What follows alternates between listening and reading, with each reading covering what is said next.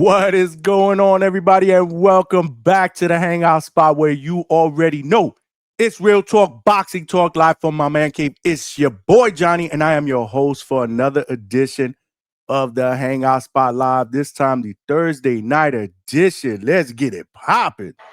Let's get ready to rumble! Yeah.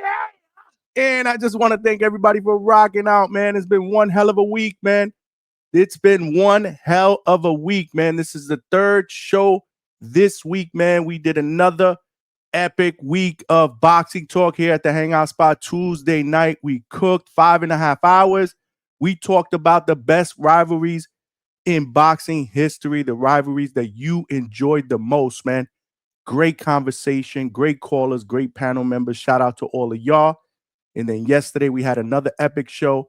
It all began with undefeated flyweight prospect, man, from Canada, our guy, Miguel Estrada, the pretty boy assassin. He's 3-0 with 2 wins via knockout. He trains at Freddie Roach's Wild Card Gym. And it was a great interview, man. We got a chance to meet a 19-year-old that could potentially be a star in the sport, man. So if you didn't check out that interview, make sure you check it out. And then after that, man, we opened up the phone lines, man. And we talked about future rivalries, man. Future rivalries. Guys that you want to see in the ring and could potentially lead to the next great rivalry in boxing. Shout out to the panel members. We had my man Claymore Rain in the building, man. We had callers. We had a crash out between Claymore and Treese. That shit was fucking popping yesterday, man. Yeah, man, but today we got another epic show, man, because it's fight night, man. We got boxing this weekend, man.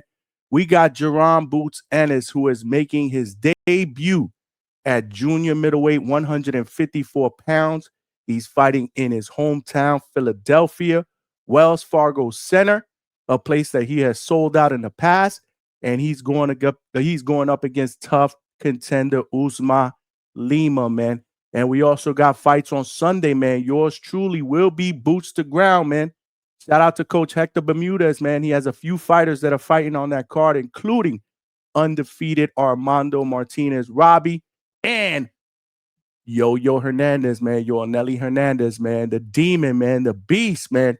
He's going to be fighting on that card as well, man. It's going to be dope, man. It's going to be a great weekend of boxing, and we want to talk about it, man. We're going to open up the phone lines in just a little bit. We're going to talk about it. What do you guys think, man? What are you expecting from Boots Ennis this weekend, man? What are you expecting from Boots Ennis is the question that I want to ask everybody. Because let's not get it twisted, man. Let's not get it twisted, man. This first fight at 154 needs to be a spectacular performance by Boots. I'm sorry. This guy Lima was picked for one reason and one reason only, for Boots to look good in his debut fight at 154 so it could lead to bigger and better fights in the division. And that's the reason why I put that poll up, man. If he takes care of business, which everybody expects him to do, and this is no disrespect to Lima, he's a good fighter, but Boots is regarded as one of those guys that could be a potential superstar in the sport. But there's a lot of questions. There's still a lot of questions, man. Competition being one of them. But let's not get it twisted, man. He is a gifted fighter. He's a gifted fighter. He split 147, man, before we had a chance to see him go in there and squabble with my man Brian Norman Jr. I still think that fight happens. We talked about that yesterday. I said I believe that those two will fight at some point down the road, and that can be a great rivalry, man. There's just a lot of storylines behind it. We know both guys want that fight. I definitely know the Normans want that fight. Brian Norman Sr. has made it clear that that's the fight that they wanted, but Boots went up to 154. So for the time being, it's not going to happen, but I still think that it happens at some point down the road. But Boots has a lot to prove, man. Boots has a lot to prove. He is coming off a spectacular performance against Stanionis, man. He cooked Stanionis, I ain't going to lie. But a guy like Stanionis, stylistically, I believe is made for a guy like Boots, man. Now we're going to see what's going to happen because 154 is a division that we say is shark infested. Can he be the biggest shark in the sea, man? We got some big names up there.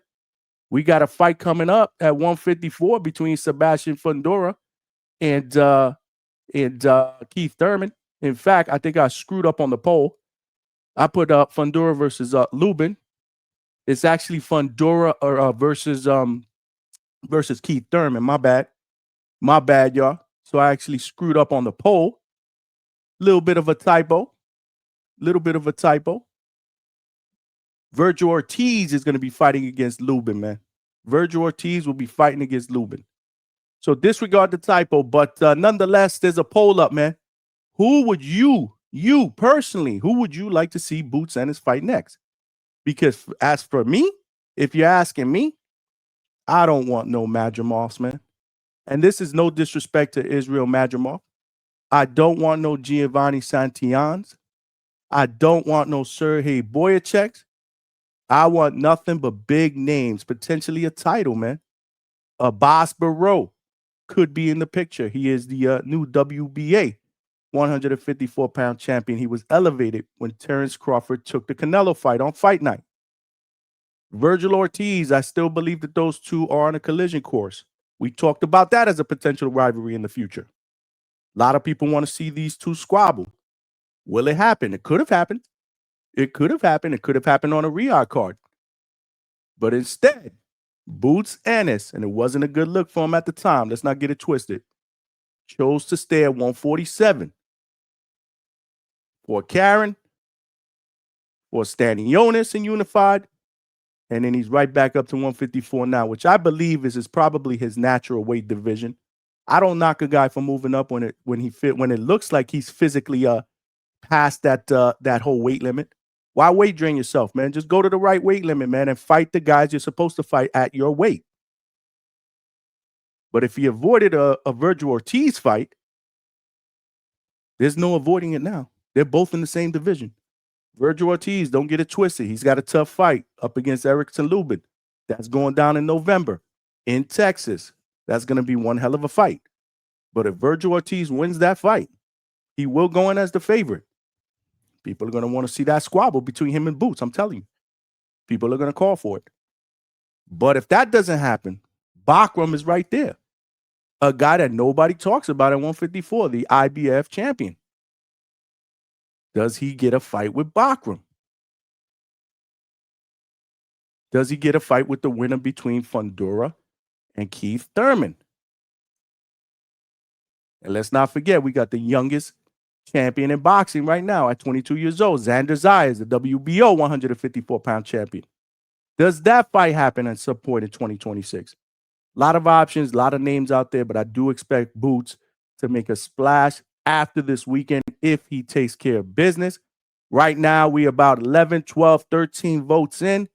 58% believe that Virgil Ortiz is that guy.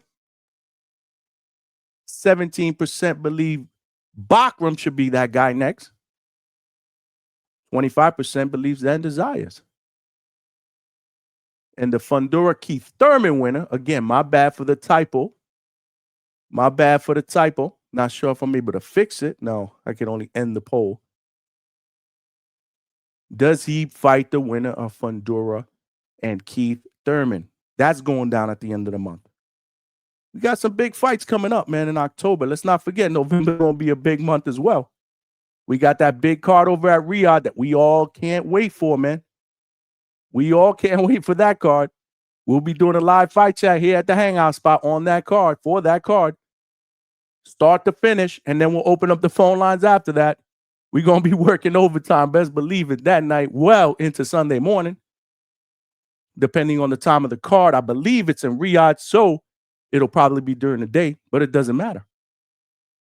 If the main event finishes about 6, 7 o'clock on Saturday night, we might be taking phone calls to 1, 2 o'clock in the morning, man. That's how we do it up here, y'all. Don't get it twisted, man. We here to work, man. We here to work at the Hangout spot. And shout out to all of y'all that are already in the chat. Y'all cooking. Make sure y'all smash that like button. Y'all know the deal. Y'all know the ground rules, man. If you're watching this live on YouTube, smash that like button and help us get this channel out into the homepage / algorithm of other hardcore boxing fans so they know we rock out weeknights, 9 p.m. Eastern Standard Time, Sunday nights, 8 p.m. Eastern Standard Time. And let's not forget, we're doing live fight chats and post-fight reactions where we open it up and we get live reactions, man. We cooking here. We cooking. We cooking. The Hangout Spot's also doing that work, boots to ground. We will be at the arena, Seminole Hard Rock in Hollywood, Florida, man. We'll be boots to ground this Sunday, man. So support a brother, man. We looking to get some great content this Sunday, boots to ground, man. Boots to ground. So again, man, help us get this channel out into other people. All it takes is smashing that like button, sharing the channel. It's free. If you're watching this live on X, please retweet, share. We are trying to grow the DHS family over at X, man. Follow me over there. We are building something special. Come on over here, subscribe, join the party here on YouTube. Same thing on Facebook. Salute to all of y'all on Facebook. Salute to y'all with both hands. Smash that like button and then come on over here. If you haven't subscribed to the Hangout Spot, do so. It's free and there are power in numbers. And if you've subscribed already, you know the deal. Tell a friend and tell a friend, man. Y'all got friends, y'all got wives, girlfriends, cousins. Tell them to hook a brother up, man. There are power in numbers. We're trying to get to that next goal of 3,000 subscribers. We are growing at a rapid pace. We've only been doing boxing content for a little bit over 17 months. Think about what the next 17 months are going to look like, man. We are growing. We're already getting all these banging interviews. Great content. We got to continue to grow the brand, man. There are power in numbers, man. And it's free to subscribe. So tell a friend to tell a friend because subscribers become family members here at DHS. You know how we do it up. Last but not least, y'all know the deal. The most important ground rule is the chat, the best boxing podcast chat on YouTube. Y'all got to cook. If y'all want to cook each other, that's okay too, man. Do a little bit of trolling. Let's have a good time. But at the end of the day, we family. Y'all knowledgeable. Get involved in the chat, man. Get involved in the chat. We will open up the phone lines. We'll probably have some panel members. You know the deal. You never, ever know who's going to pop up here at the Hangout Spot. It could be a trainer. It could be a fighter. It could be another content creator that's cooking. You never know who's going to pop up here at the Hangout Spot, man. So definitely cook in the chat. But if you do want a question in a comment, read, make sure you do it via Super Chat because our chats be cooking. It also provides your boy with a little bit of a donation. We putting in that work. Support the late night grind here at the Hangout Spot for the third shift and the overnight workers. Shout out to y'all. Salute to y'all. Salute. Let's go, champ.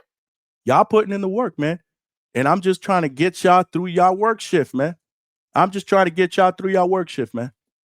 yeah, man, every penny counts, man. If you want to send a donation, again, Super Chat's the best way to do it.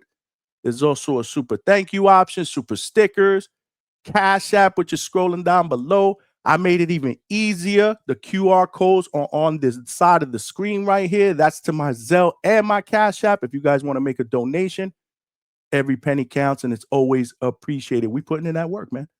We not afraid to put those hours in, man. What we did 5.5 hours yesterday, 5.5 hours the night before, a total of 5.5 hours on Friday. Not to mention we were live at the gym, Granite City Boxing. Shout out to the Normans for having me at the gym. Great time with the WBO welterweight champion, Brian Norman Jr. Great sparring session. And then in the evening, we were at the hotel. We cooked, man. This is what we do, man. We not afraid to put those hours in, man. So hook a brother up, man. You know, hook a brother up. Every penny counts. We do have a 10 Super Chat goal up. Help a brother get there. It could be a Super Chat of any denomination. $1, $20, $10. I don't care. Every penny counts, man. Help a brother get there, man. Help a brother get there. Shout out to AB for sending me a Super Chat. A Cash App yesterday. Didn't shout you out. Didn't see it till after the show was over. So shout out to UAB. Appreciate you. But yeah, man, we about to cook, man. Not sure if you guys saw the press conference, the final press conference between Boots Ennis and Uisma Lima. If not, we'll play a little bit of that in just a moment. But let's see who's on the check-in, man. Let's see who's on the check-in. We got our X rolling. Shout out to everybody on X. Shout out to all my family members, the DHS family members on YouTube. Shout out to Alberto. Let's go. What's good, Alberto? Always the first person to check in and the last person to check out, man. I appreciate you, brother. I appreciate you. One of my moderators, man. Alberto said Johnny Treese was on one last night. Alberto, you ain't kidding, man. Treese came on last night. And, man, he got under Claymore Rain's skin, man. Shout out to Claymore Rain, man. The first crash out at the Hangout Spot for Claymore, man. That shit was epic, man. Him and Treese went back and forth, man.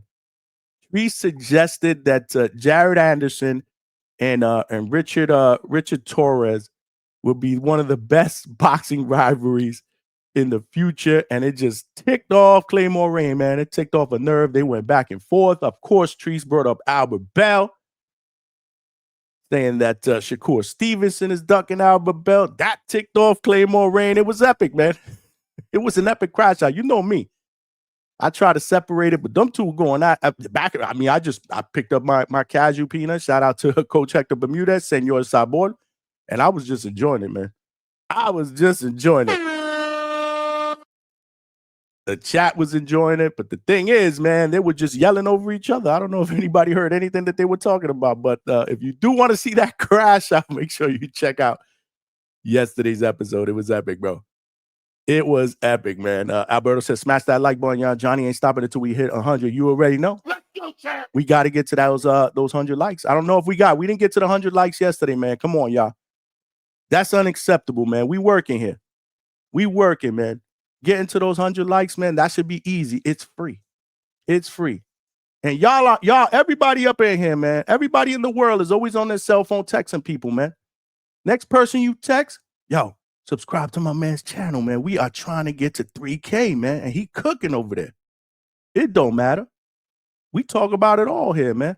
Let's see where we at right now. Currently, we are at 2,662 subscribers. We only got 2 subscribers last night. That was nasty work. That's bullshit. Shut your damn mouth. Come on, y'all. We gotta get some more subscribers, man. Let's get it cooking, man. The goal is to get to 3K before that epic November 22nd card. Before we hit live and we go live for that fight chat, I want to have that 3,000, man. And we will raffle off something that night, man.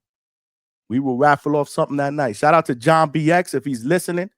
He won the hoodie raffle on our live fight chat, the Canelo Crawford live fight chat that we did. That shit was epic. He won the hoodie raffle. He should have his hoodie already. I sent it out earlier this week on Monday, I believe. If he doesn't have it yet, he should have it by tomorrow. But if anybody wants to get their own hoodie or their t-shirts, man, the link is pinned to the chat, my millions.co page. Show a brother some support. We got t-shirts, we got hoodies, all different colors, all different sizes, men cuts, women cuts, reasonably priced. Help a brother out, man. Support the movement, man. Get that hoodie, get that shirt. For those of y'all in the Northeast, I heard it's getting chilly. Get yourself a nice hoodie, good material, man. Rock out, take a picture, put it on IG and tag your boy, man. And let everybody know where it's going down. Michelangelo is in the building. What up, Johnny? What up, champ? Let's go, champ. Appreciate you. Ness gave me a 24-hour. Ness gave me a 24-hour pack up. That's bullshit.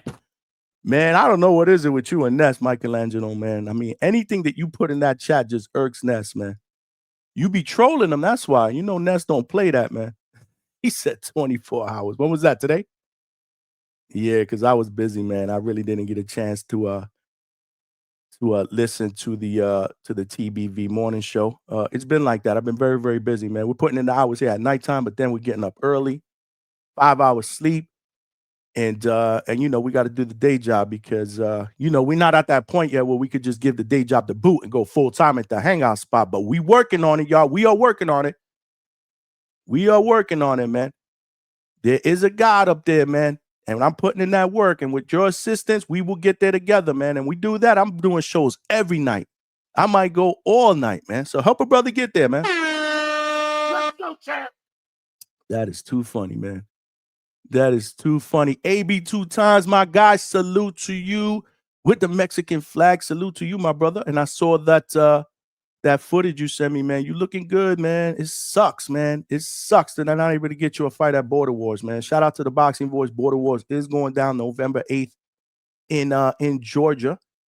Yours truly will be boots to ground. We will be hitting up Border Wars. So shout out to the TBV community. Always showing me love. Shout out to Ness. Shout out to all the fighters. It's gonna be a lot of fucking community fights, man. But one fight that I was looking forward to seeing was AB 2 times and Justin Yancey, and that got canceled. Shout out to Justin Yancey. I know he's suffering through a little bit of an injury. Hope all is well, man. Get well soon. AB, keep working. Everything happens for a reason, man. Just think about that, man. One door closes, sometimes a bigger and better door opens, man. So just keep an open mind, my brother. Nectar of the Gods, what's good? Let's go, champ. Boots need to fight Virgil, Mel, Charlo, Fundora, or Murtaziev next and win if he want any respect from me. Shout out to you, man. Shout out to you. I feel the same way. Let's not get it twisted, y'all. If you take a poll amongst boxing fans all over, who do they believe has the potential to be the next boxing superstar? There's going to be a lot of people that are going to say Boots Ennis, man. And I'm not hating on Boots, man. You know, he's a very, very skillful fighter. So if you want to be that next superstar, if you want people to believe you're that next superstar, if you're saying you're that next superstar, then you got to give us superstar performances against other great fighters. That's just the way it works. Don't get me wrong.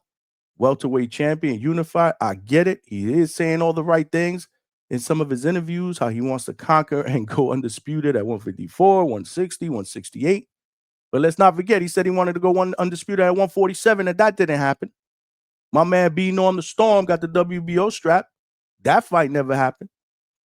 So Boots has said that before. Now it's time to put some hustle behind the muscle, man. Talk is cheap, man. There's a skill set there that people see, but people want to see it against the best the divisions have to offer, regardless of what division you're in. The big names, man. The big names. We got to keep that same energy. I mean, I say it about other fighters. Why wouldn't I say it about Boots? And I'm not hating on Boots. Like I said, I don't hate no fighter. Y'all know the deal, man. We don't hate fighters here at the Hangout spot. We don't hate fighters. We support the fighters. And of course, at the end of the day, we'll have our favorites. We got to make our picks. But it doesn't mean that you got to hate on another fighter and shit on another fighter. I think that's corny. I think that's corny, man. I said that before and I'll say it again. I think that shit is corny. But a lot of fight fans do it. Fighters do it. Fighters shit on other fighters that they fighting, which makes absolutely no sense to me. You shitting on a fighter that you're fighting, and then when you beat him, you want credit? Come on, man. Come on. Y'all got to do better. Alberto said Bachram is a high risk, low reward. No one is fighting him. Not only is no one fighting him, but no one's talking about him. Who's calling him out? Roger that. Salute to you, the Hangout spot. Salute to Roger, who also got his lady to subscribe. Appreciate you. If Roger could do it, y'all could do it. Y'all all got girlfriends. Y'all all got friends, man. Let's go, man. Help a brother out, man. We still don't have any subscribers, man. We've been on for about 23 minutes, man. That's unacceptable. It's free, y'all. Help a brother out. Roger that. Hope you're all right, man. I know, the Yankee meltdown, man. I know you rock with the Yankees hardcore. Hope you're all right, man, because they've been getting cooked in the media, bro. If you are one of those diehard Yankee fans, bro, I'm a Yankee fan, but I'm not a diehard like that, man. I'm more of a casual, bro. But if you one of those emotionally invested Yankee fans, y'all ready to jump off a bridge head first into the Hudson, bro. Don't look at social media. They getting cooked. They getting cooked from pillar to post on social media, bro. And they deserve it. I ain't gonna lie. They win 8 straight games to end the season. Could have had a chance to win the division if Toronto would have lost on the last day. It looks like they went into the postseason with momentum. They were hot. And then this happens, bro. Another team 2 years in a row gets to celebrate eliminating their asses and going to the next round on their home turf. That's bullshit. Shut your damn mouth. That's disgusting. That's just disgusting, bro. That is disgusting. Boxing Nerd 101, what's good, my brother? Let's go, champ. He said Xander's eyes is 23. Okay, he just turned 23. Okay, my bad. We got my little nephew in the building, Javi. Make sure y'all show him some love. What up, little Javi? Appreciate you rocking out, nephew. Appreciate you rocking out. Joaquin, Arizona, DHS. You already know how we do, brother. Let's go, champ. Appreciate you for rocking out, man. Appreciate you rocking out, my brother. Yeah, Zayas won't have that belt for long. Nectar of the Gods said Xander won't have that belt for long, bro. That's bullshit. Damn, you hating on man Xander? Why? Why not? Y'all gonna start with he's the weakest champion at 154? Y'all gonna start with that shit? What about a Boss Barrow, man? Y'all don't think Xander's better than a Boss Barrow? And this is no disrespect, man. I'm just saying, man. I actually think that he's a much skillful fighter than a Bosbaro. I wanted to see that fight next. Who knows? Maybe it happens. Maybe it doesn't. Maybe it's Boots and a Bosbaro for the WBA strap next. Y'all crazy, bro. I love y'all though. El Consejero, my favorite fan from Washington. What's good, champ? What is good, man? What is good? Seattle still in the postseason. Did they advance? I don't think they advanced, right? They're playing tonight, right? Is this the last game?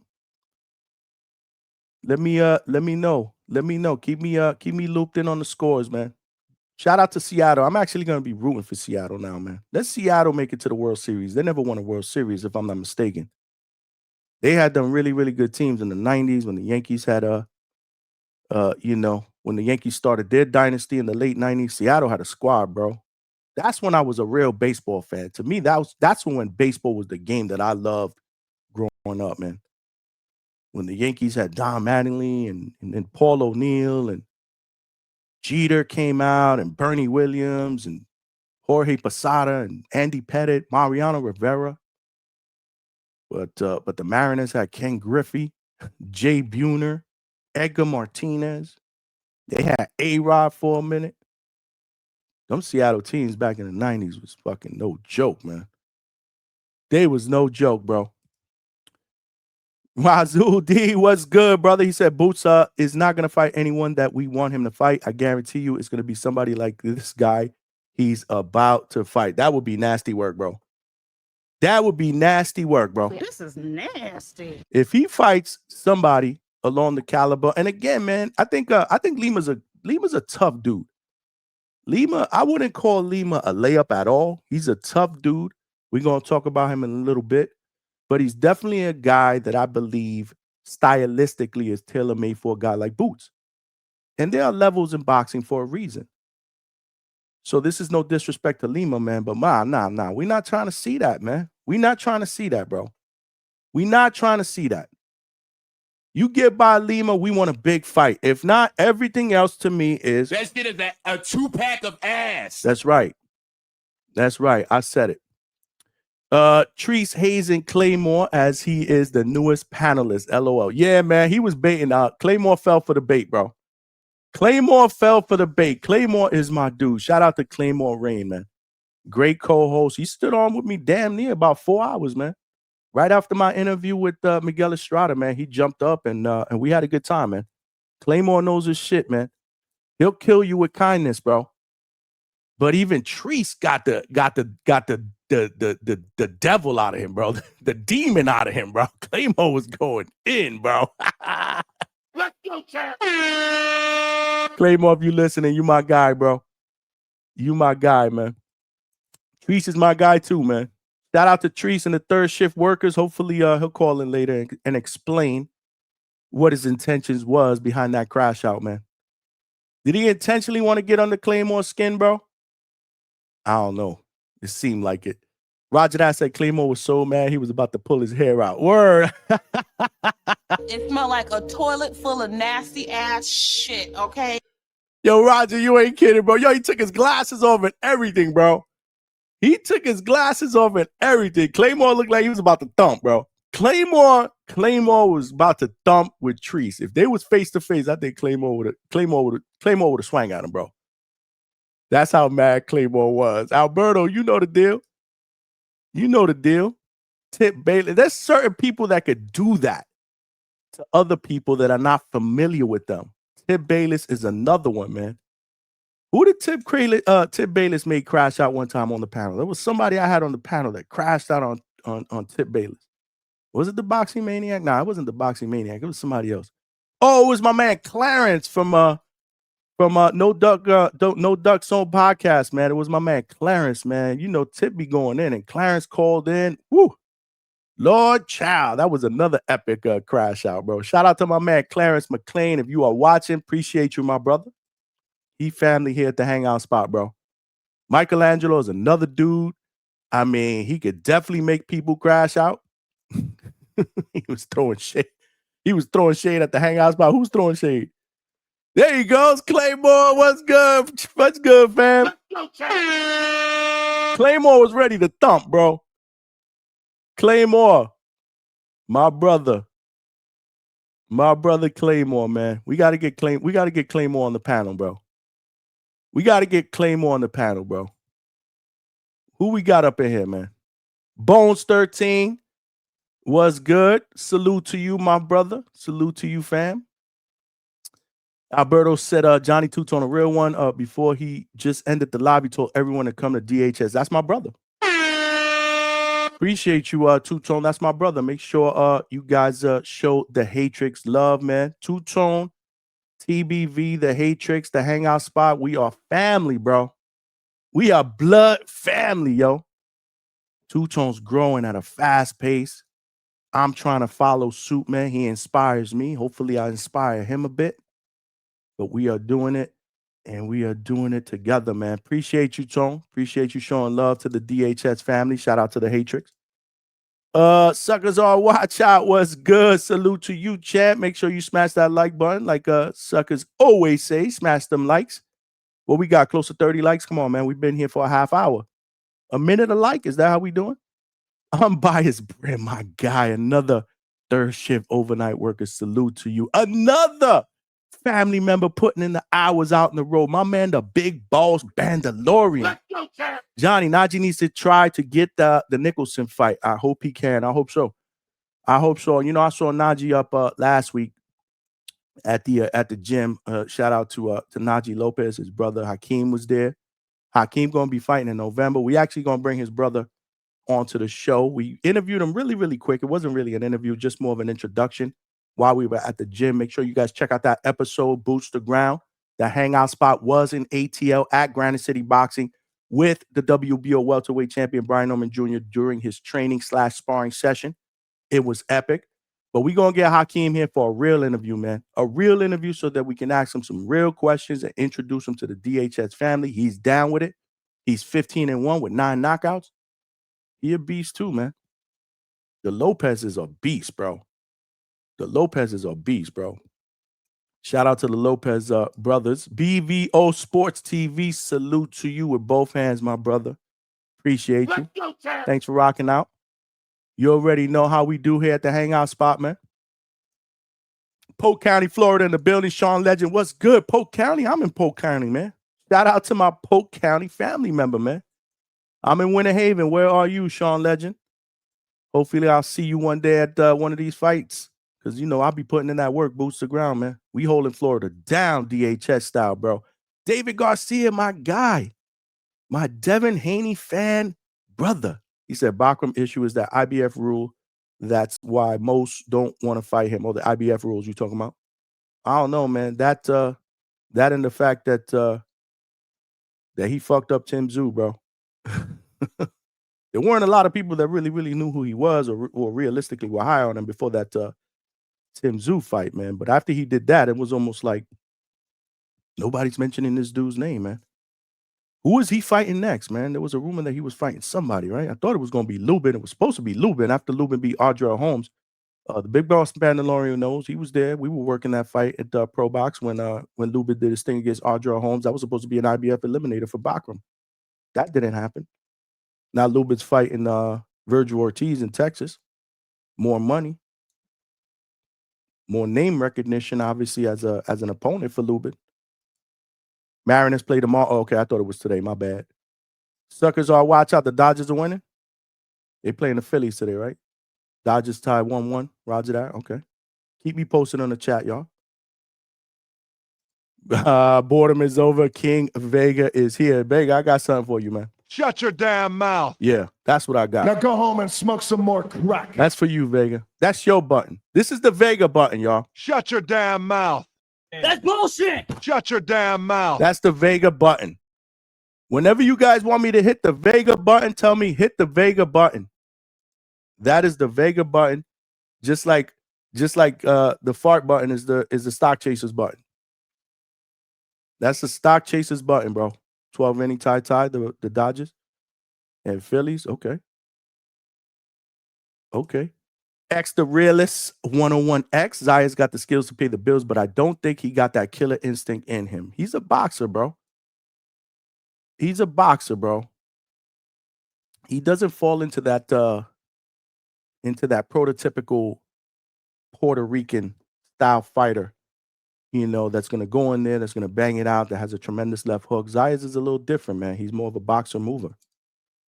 Shout out to my guy, Xander Zayas. We are looking to get him in for an interview as well, but that is proven to be a little bit tougher than I thought, but we will reach out to his manager again. We will try to get that for you, man. But I've interviewed him a bunch of times live. Red Sox too. Boston Red Sox too. They out on the beach in Cancun with the Yankees and the Mets, bro. They out in the beach in Cancun. The Yankees, Mets, Red Sox, they all out there chilling, watching these twos play baseball while they're on vacation. That shit is a 2-pack of ass. Yeah, for sure. Ray, what's good, Ray? As he said, I tried to calm Claymore down, but Treese got him. There was no calming him down, bro. After a while, I just stopped, bro, and I just started eating my casuals, man. I just started eating my casuals. There was no chill, bro. There was no chill. Claymore says, salute at the hangout spot. He was getting on my last follicle family. Let's go, champ. Let's go, champ. You think? Oh shit. Claymore. Let me get Claymore up in here. Claymore, if you ain't busy, I need you to come up here, bro. Let me get Claymore up here, man. Let's see if we can get Claymore up here, man. Shout out to all of y'all, man, in the chat, man. Smash that like button, man. If you're watching this live on YouTube, smash that like button. We got to get this channel out into the algorithm and homepage of other boxing fans. They gots to know that we rock out weeknights, 9 p.m. Eastern Standard Time. And it's free. It will also lead to more subscribers, man. More subscribers, man. Give me 1 second, man. Let me let's see if we can get if he ain't busy. I don't know what he's doing. He might be working, bro. I know Claymore be putting in them hours, man. I think he works overnight. Or do you or are you on call? Something like that. I heard you mention something like that when you were on the panel. Check your IG. DM Claymore. If you ain't busy, jump on. But yeah, let's get right to it, y'all. Let's get right to it. So yeah. Let's get right to it, man. Jaron Boots Ennis, Uisma Lima. Who do y'all got, man? That's the biggest fight of the weekend, obviously. It's going down this Saturday, October 11th. Wells Fargo Center, Philadelphia, Pennsylvania. Yeah. Boots, another homecoming. Obviously, another home fight for Boots. So obviously, the Wells Fargo Center will be packed to the rafters, sold out. And, you know, he's the star of the show. But he's making his junior middleweight debut at 154 against Angola's Uisma Lima, who is 14-1 with 10 wins by knockout. This fight will be televised on DAZN, and I believe the card starts at 8 p.m. Eastern Standard Time. And the main event is supposed to be scheduled around 10:45, 11 o'clock. So we'll probably be over by midnight. Not sure what I'm doing on Saturday. Might be out with the wife, but if we're not, we may do a fight chat for the main event because I'm not really crazy about the entire card. Or if not, then maybe we'll open up the phone lines and do immediate post-fight reactions if it's warranted. If it's something that put everybody to sleep, then there's no reason for us to go live and talk about it. But this one is for an interim title, if I'm not mistaken, a WBA interim title, which is what I'm looking at here. Boots is 28 years old. He's a switch hitter with an 88% knockout rate. He is 34-0 with 30 wins via night. And he's most recently a unified champion at welterweight. He just beat Stanionis to unify, and this is his first fight at 154. Again, a guy with high boxing IQ. He can hit to the body, gives you different angles. There's a lot to like about Boots Ennis, man. But we got to see him in there against some big names, bro. We got to see him in there against some big names. Uisma Lima is called a Monstro. He fights out of Portugal, but he's from Angola. He has a 71% knockout rate. Looking at his box rec. And I think the biggest name fight that he lost to Aaron McKenna. But he's a tough dude, man. I did a little bit of film study. He's tough. He's awkward. Pressure fighter. He's got good power. But the biggest thing about Lima is the lack of experience, man. But he's durable and he's hungry, man. Those are the things that I took out of some film study, man. He's gonna come forward. So I believe, again, another opponent that Boots should be able to handle, but he's got to be careful, man. He's got to be careful because Lima can punch. Lima can punch, man. So yeah, but I think he'll struggle against Ennis's speed, man, and movement, precision. You know, and Ennis has got to use his jab, right? Target the body. And be careful, man. Be careful not to get clipped. Be careful not to get overconfident, man. I will say his last performance he cooked, man, against Stanionis, bro. I expect that same type of performance, man.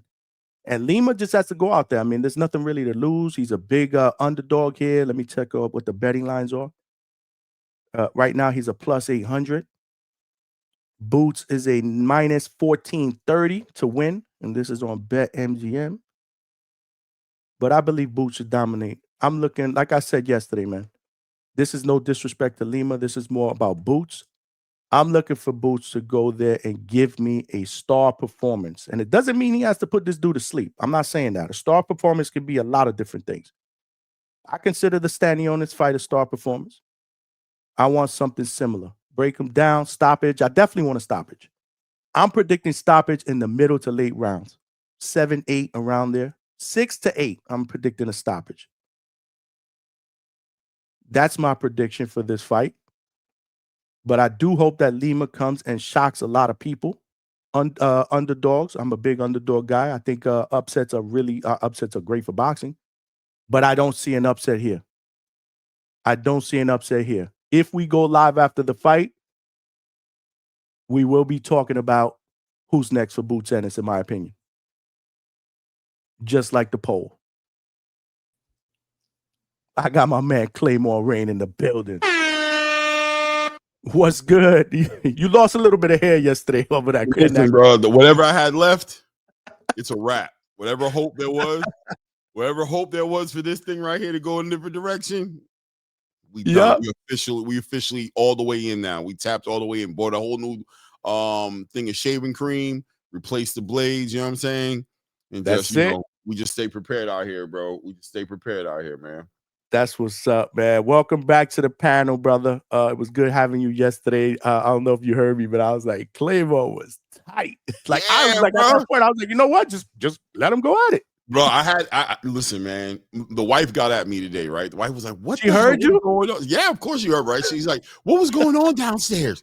You were going off. You were like weirdo." And I'm like, "Yeah, man. Somebody was playing with my face card up on this channel, bro." But I mean, shout out to Toledo Trice, by the way. Salute to Toledo Trice. You know what I'm saying? But you know, passionate for your fighters, whatever have you. But yeah, I don't know. Long night. You know what I mean? It was towards the end of the night. We were talking about some rivalries, and I couldn't believe he brought up Jared Anderson, bro. And I couldn't. And the one fight streak thing had me going. You know what I mean? So it just I got it. But Treese is harmless, man. He's a good dude, and I think part of me thinks that was intentional. He wanted to hit a nerve. I think. I don't know. Because then at the end, I don't know if you remember, he said, "I still rock with you, Clay. You still no, we good. That's what I'm saying." Treese came in later, you know what I'm saying? It was like, yo, the Ohio fighters got to get some respect, though. I felt where he was coming from, you know what I'm saying? Towards the end, I felt where he was coming from. But yeah, I definitely I was in my feelings last night for sure. Like, all good. All good. You got initiated. Yeah, you got initiated. You got initiated here at DHS, brother. Yeah, I mean, in all reality, I'm not really used to being attacked per se necessarily, right? I've had people disagree with me aggressively, you know what I'm saying? But I think for me, if the argument is a good argument, I'm with it. But I just felt like it was so far-fetched. I felt like it was just like, you're playing with me, right? Not these two guys. Are you serious? He's like, yeah. And then, I don't know, the Shakur thing, this guy being ranked number 15. I'm like, what are we talking about? How's he talking this guy? We trying to speak it into existence. Albert Bell's a good dude. Like I said, he that's my guy. You know, he comes on here all the time, and I want nothing but the best for him, man. And he's had some misfortunes. Like I said, for about a year and change, he was the number one contender for that WBO strap down at 130, and it was like he kept it was like, what's going on here? Yeah, You know, and we had some conversations about that. I forget specifically what he said about the, you know, the WBO and mandating, and then you know, I got to go back and look at some of the old shows and interviews that we did. But yeah, man, we just want to see him get a break, man, against anybody, against anybody. But yeah, before I turn it over to you, CJ Rich is getting us started early. BS and boxing and BS. Make sure y'all follow my man CJ on YouTube. Let's go, champ. He's checking in with the first super chat of the night.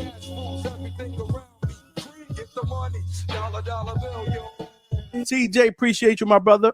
He said love from the LGC community. No tutti frutti. Let's go, champ. Appreciate you, my brother. That is the first super chat of the night. We got a goal of 10. We need 9 more. Appreciate you, CJ. Appreciate you, my brother. And David Garcia is dropping by with a 5-piece. Good. He said, David Garcia said for the Kleenex for November tears. Okay, so he's a Devin Haney guy. So he's telling me that the $5 is for me to buy Kleenex after I cry in November. David, I won't cry. Trust me. This is boxing. Yeah, 100%. we love Brian Norman, but we respect the hell out of Devin Haney, bro. We don't throw shade at him at all. I think it's gonna be a tremendous fight, bro. May the best man win, but hell no, I don't think that's gonna happen, bro. I may have to give you your $5 back so I could buy you some Kleenex. How about that? How about that, Clay? Should we do that? No give backs. Ain't no give backs. No give backs. Okay. You got to go buy your own Kleenex. You heard it from Clay. You know what I'm saying? And, we're gonna remind you. We're gonna remind you. Yep, because we're gonna be doing live fight chat for that. It's gonna be crazy. It's gonna be epic. Here at the Hangout spot. But this weekend, man, we got Boots, man. Yeah, man. So I want to get your thoughts on that showdown, man. Man, I'm going into the fight optimistic, man. You know me, Mr. Optimism, man. And I want to see things, man. I want to see Boots show me things. I don't want, you know, I think Boots is damned if he do, damned if he don't. So listen, man, for the fans of Boots that are out there who are looking to see, the thing with me is I believe Boots is going to make these fights happen eventually, right? But I think the elephant in the room is that Boots is subscribed to some sort of program or strategy or approach that Eddie Hearn and Matchroom has convinced him is the best way to approach it, and that's what he's decided to do. We saw Boots Ennis and Boozy Ennis commit to Steven Espinosa's game plan, right? When he was confronted with a potential opportunity to go fight Terrence Crawford over at Black Prime, Boozy was like, listen, man, I'm all in, man. Just run it by Steven Espinosa. That's how they operate. They once they put you as a promoter or as their manager, whatever have you, they allow you to move to your own pace. And I think we're watching in real time Eddie Hearn and shout out to the flyer or the thumbnail, the master plan, right? That's what they're calling it, right? So there's a plan in place right now that most of the boxing space is confused with or at a minimum in disagreement with. But Eddie Hearn is basically telling Boots, don't listen to them, tune them out, follow me. I have the blueprint. I'm going to get you to the promised land. Will Eddie Hearn get him there? Time will tell. But at the end of the day, Boots is in there with a 154-pounder. He's debuting at 154 against a puncher. I think we can officially say that Lima is a puncher. He's pretty foundationally sound. You know what I mean? Keeps his hands up. Got a decent jab, you know what I'm saying? A hard left hand. He stands right there in front of Boots, right? He's going to stand in front. Boots is not going to have to look for this guy. This guy's going to be right there in front of him. And in all honesty, stylistically, this is the kind of fight that Boots looks good on, right? Has like a knockout of the year candidate performance, you know what I mean, that he can have. Me personally, I told you yesterday, I'm looking for those adjustments, man. I'm looking at, when I watch this fight with Boots and Lima this weekend, I'm looking to see, does this guy I just saw fight, Uisma Lima, beat Virgil Ortiz? Does he beat Bakram? Does he beat Xander Zayas? Does he beat Sebastian Fundora, right? Does he compete at the highest level at 154? If he gets hit too much in this fight, I don't know if I'm going to be that impressed with what he's doing. And also, I'm be interested in seeing how he deals with some real punching power, because I don't remember the last guy he got in the ring with that's probably going to be punching on the level of Lima. Maybe Villa? Was it Villa, maybe? I mean, Stanionis went into that fight. We thought that he had something possibly, but he showed us nothing. Yeah, he was just outclassed, dude. yeah, Boots hasn't been hit hard enough to be discouraged at either stepping forward or even making adjustments into the next fight, because we see him go into the next fight the same exact way.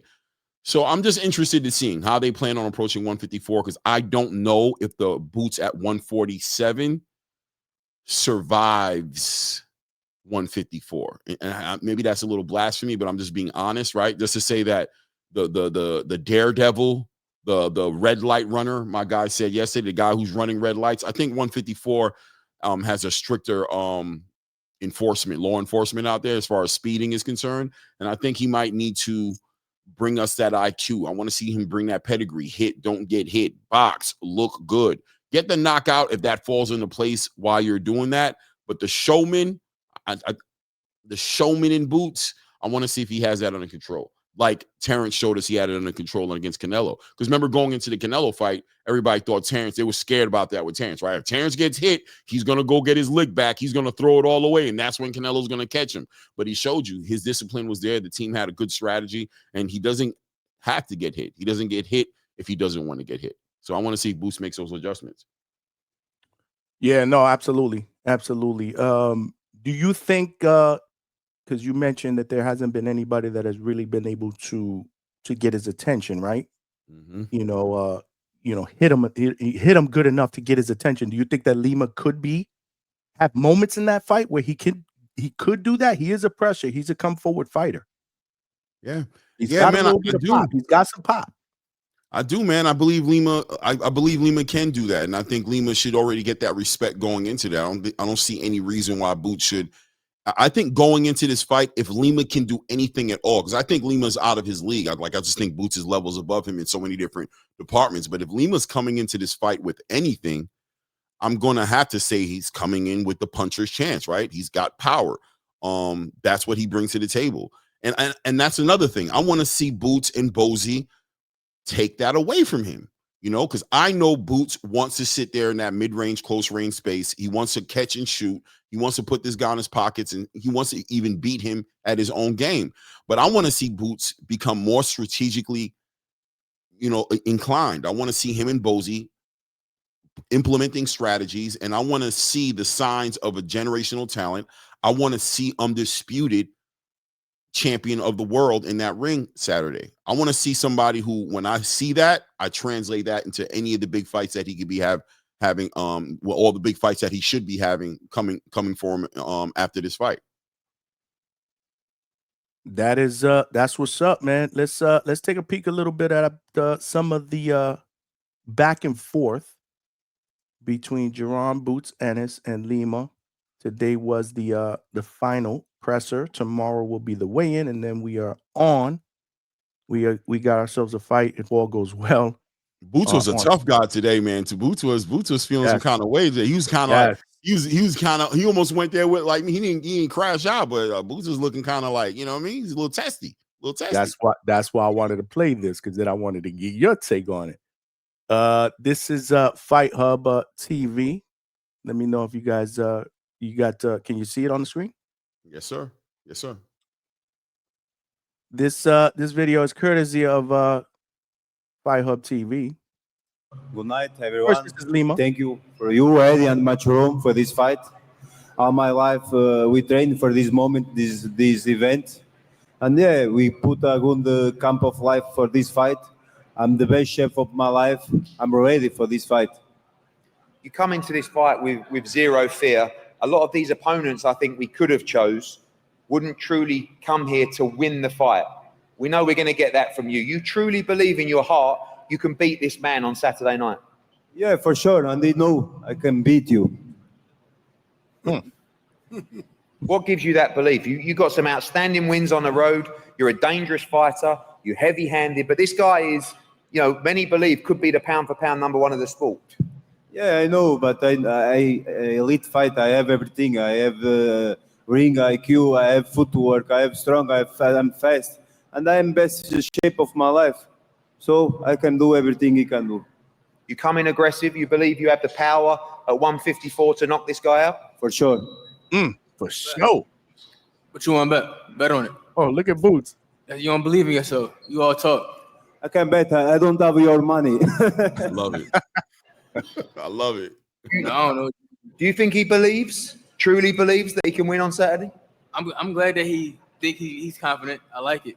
I like the confidence, but he talking too much. You know, he gonna get exactly what he gonna look what he looking for. You know, it's gonna be an early night, and I'm gonna have some fun, and we're gonna show out. You know, I'm not playing. I'm not here to play games. That's the difference between this kind of fight. You know he's gonna be right there for you. For sure. I know what he bringing to the table. You know, like I said, whatever he bring, I'm gonna be ready. And it's that time. Is that word key, levels?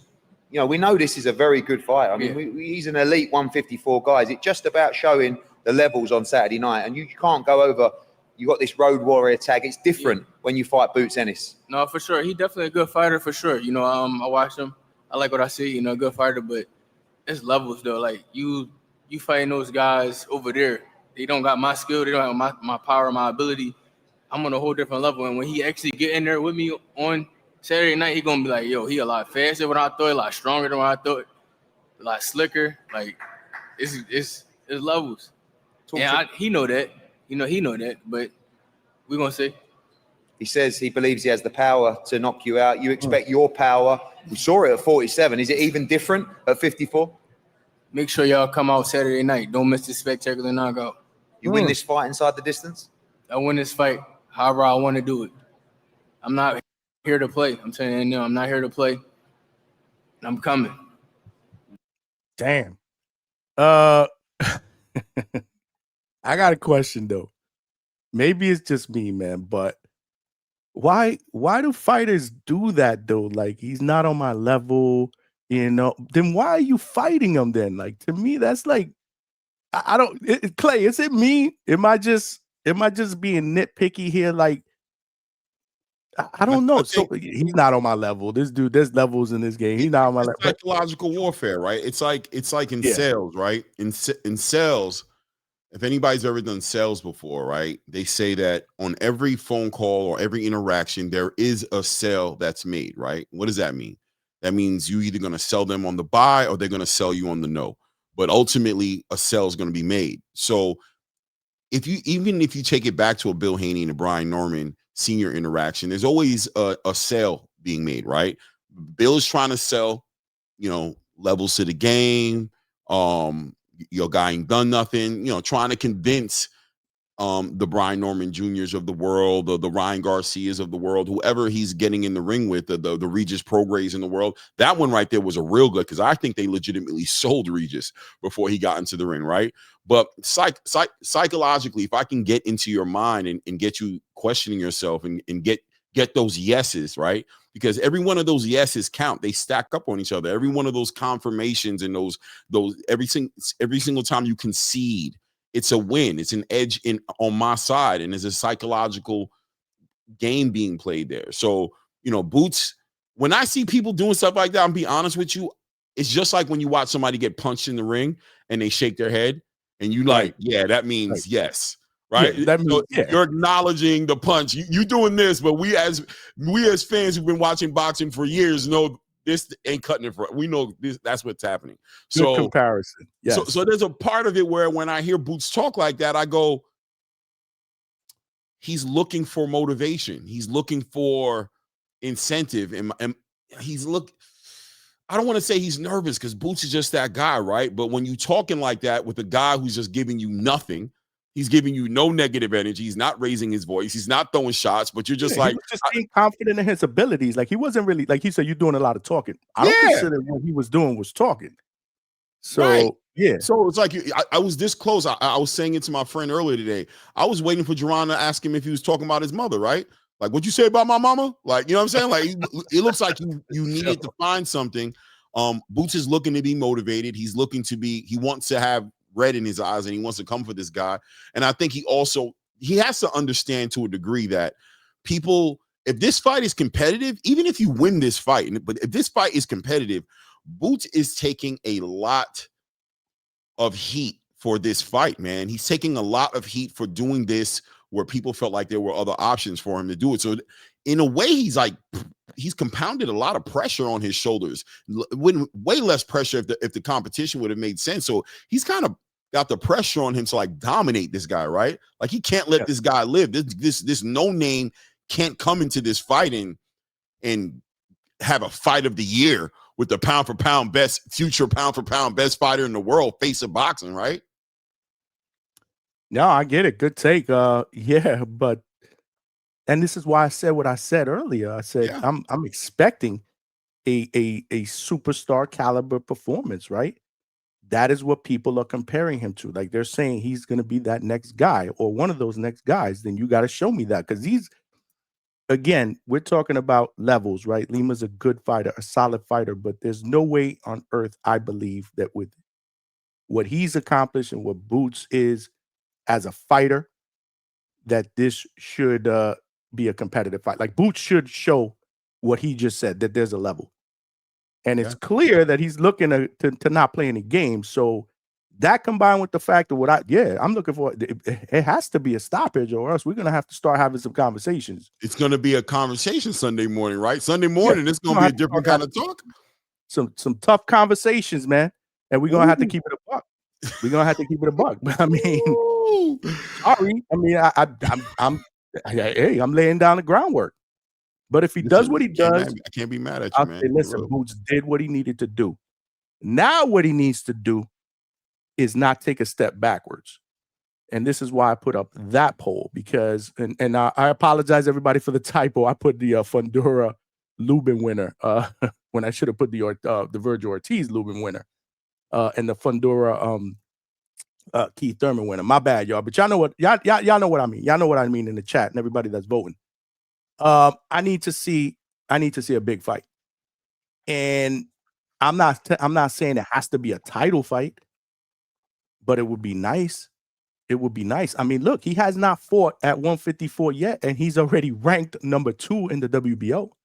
He's number 1. He's high ranked too, right? Like he's got rankings in the WBA. He's like number 1, right, or something. He's number 1 in the WBA. He's number 1 in the WBC. This dude hasn't even fought one fight at super welter. He's number 1 in the WBC, number 1 in the WBA, number 2 in the WBO. He's in the lineal ranking somewhere, probably. Let me see, is he? Maybe not sure, but he's ranked in the top 6 in the IBF. I mean, yeah, why not?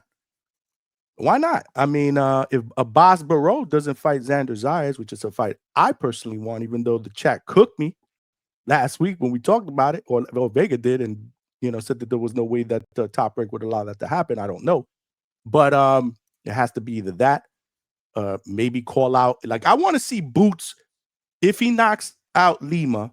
Like he says, I want to see Boots call out somebody. Bakram. I want the winner of Fundora and Thurman. Next, I will wait for them. Or I want the winner of Virgil. I want Virgil Ortiz, because everybody's talking shit that I ducked him to stay at 147 when I could have moved up to 154 and fought him on that Riyadh card. Well, now I want him next. So Virgil Ortiz, I'm looking at the camera. If you take care of business with Lubin, I want some shit like that, Clay. I don't think it happens, because that's not who he is, but that's some shit that I want. You feel me? Right. I agree with you 100%, man. I think, and heavy is the head. I mean, that wears a crown. Jaron convinced the boxing space that he wanted to be the best fighter in the world, that he wanted to fight the best. He wanted to unify. He wanted to be a champion. He wanted to unify divisions, become undisputed. He wanted to be a legacy-driven fighter.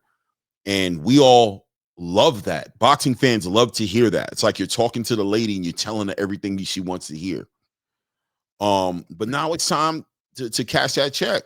And you've been acting, you haven't been, as transparent with that as much as you've talked a lot. Every interview you say the right things, man. I ain't ducking none of those guys. I want all those guys, this and that. But then we see you in the ring with an Uisma Lima, and it does resonate some confusion in the space. And in what you're seeing, I believe, including you and myself to a degree. I'm being a little bit more patient. I know things take time. I personally don't have a problem with Jaron Boots Ennis doing a quote unquote tune-up, right? I don't have a problem with him approaching this journey he's going to be on with some intelligence, with some strategy. If he's playing chess, let him play chess. If he, if you need to tune up, you need to tune up. Do I think you need to tune up? No, I don't think you need to tune up. But if you're the most important part of this equation. What I believe is when it's all said and done, he fights everybody. That's what I believe ends up happening.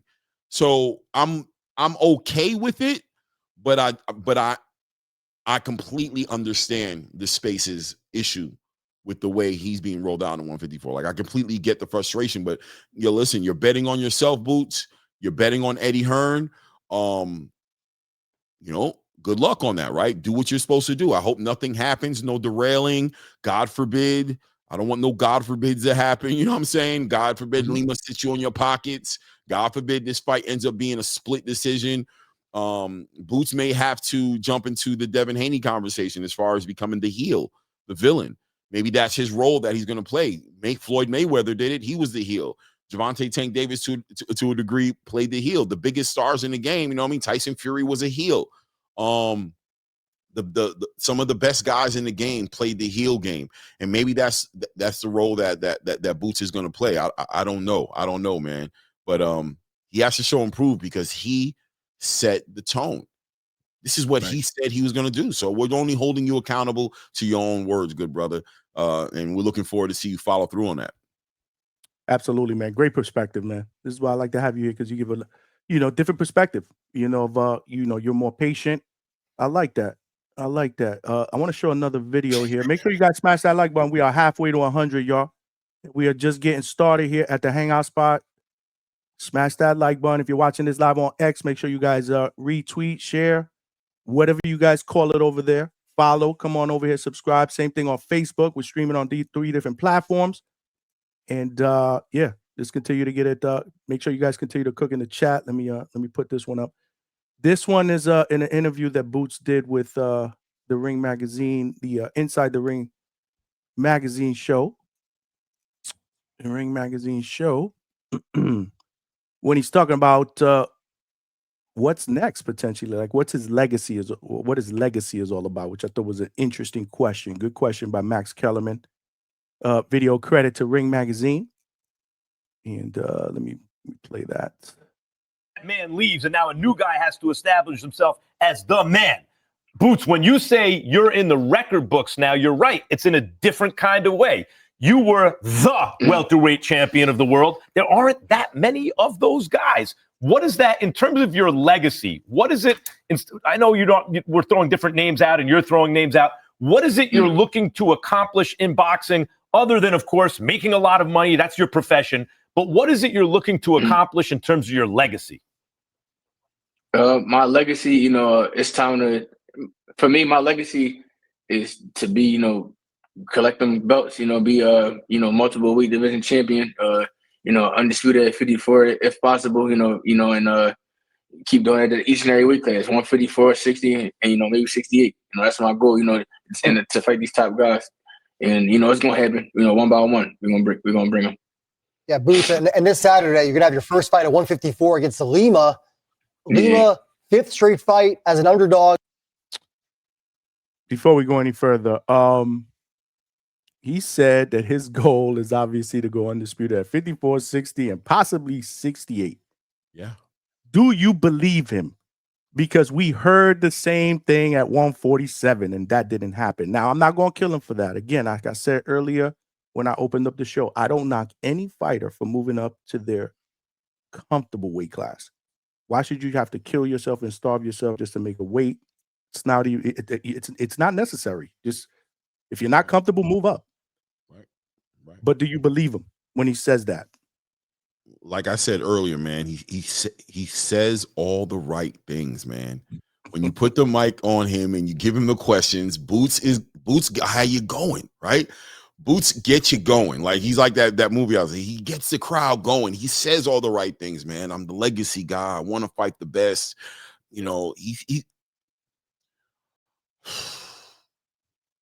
I believe Boots. You believe him, okay? I believe him on what he wants to believe do. Him. I believe him. I just don't know if he has completely taken into consideration what it's going to take. Correct. To do all of that. And I think he's having, and Eddie Hearn as well. Eddie, if you're watching, I'm sure you watch the replay. I'm sure Eddie watches the show. I'm not sure if you've embraced what needs to be done in order for these fights to happen. Boots is a high risk, low reward fighter. You have to fix the reward part of the conversation for it to make sense. So what Boots wants to do and what he's willing to do is at a crossroads right now. And the fan base is lost all kinds of patience with him. So he conceded a large portion of his bag to make that fight happen with Stanionis to become unified and a lineal champion at 147. He shouldn't have to keep doing that. Eddie Hearn, you signed Boots Ennis to a new deal. He's shown that commitment to you. Eddie Hearn, it's time for you to reciprocate that commitment. And you either have the money to make these fights happen or you enlist the help of Turki Al-Sheikh. But there's no more excuses. I don't want to hear about people pricing themselves out anymore. We know people want the biggest bag, the biggest paydays to fight Jaron Boots Ennis. But if you truly believe in this fighter you have, then you need to move accordingly. Because I believe Jaron's not turning down fights, but I do believe you guys are lowballing fighters a little bit. And that may be getting in your way on making these fights happen. Could be. Absolutely could be. But when he said that and I heard that, I was like, that's what I'm talking about, because it falls in line with what I said. If you win and you win, in spectacular fashion, go out there and get your first world title at 54. Let's get this thing popping. If you intend on wanting to unify or go undisputed or whatever it is, right? But yeah, I saw that and I wanted to ask you. I wanted to ask the chat. Right. Do you guys think that that's a believable answer, or is it just Boots saying all the right things? I mean, fighters are going to say stuff like that, but the fact that he said 168 is kind of that threw me off a little bit. I didn't see it going that throw far. me off. I could see 154, 160, but somebody, I believe, who put a picture up there? Who was I watching earlier? I think it was it Two-Tone? Two-Tone, I don't know. Two-Tone I think it was Two-Tone. Two-Tone, I logged into a show real quick, but then I had some stuff to do, so I really didn't get to see the whole thing. Anyway, I think he put up a picture of Boots Ennis recently or whatever, and he was like, look, he looked like he's starving himself to make 154. They're all cutting weight, though. Let's keep it real, Johnny. They're all cutting weight. If you're not a heavyweight, you're probably, you're probably not fighting around your walk around weight, right? Like, you're all cutting weight. So it is what it is when it comes to that. But I just want to add one more thing to the whole Boots situation, just to say that I could see him having a fight at 168 for sure. Unifying, becoming undisputed. You know what I'm saying? Well, I don't know about that. You know what I mean? But once again, I don't question Boots' heart. I think he's got the heart of a. I think he's a fighter, but I do think he's had a very, very, very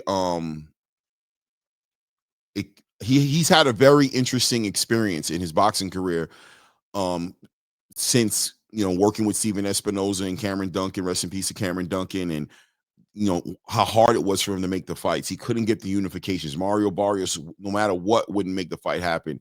Brian Norman came to the table, but even Brian Norman kind of, made it a little difficult as far as clearly asking for money that was outside of Eddie Hearn's budget, right?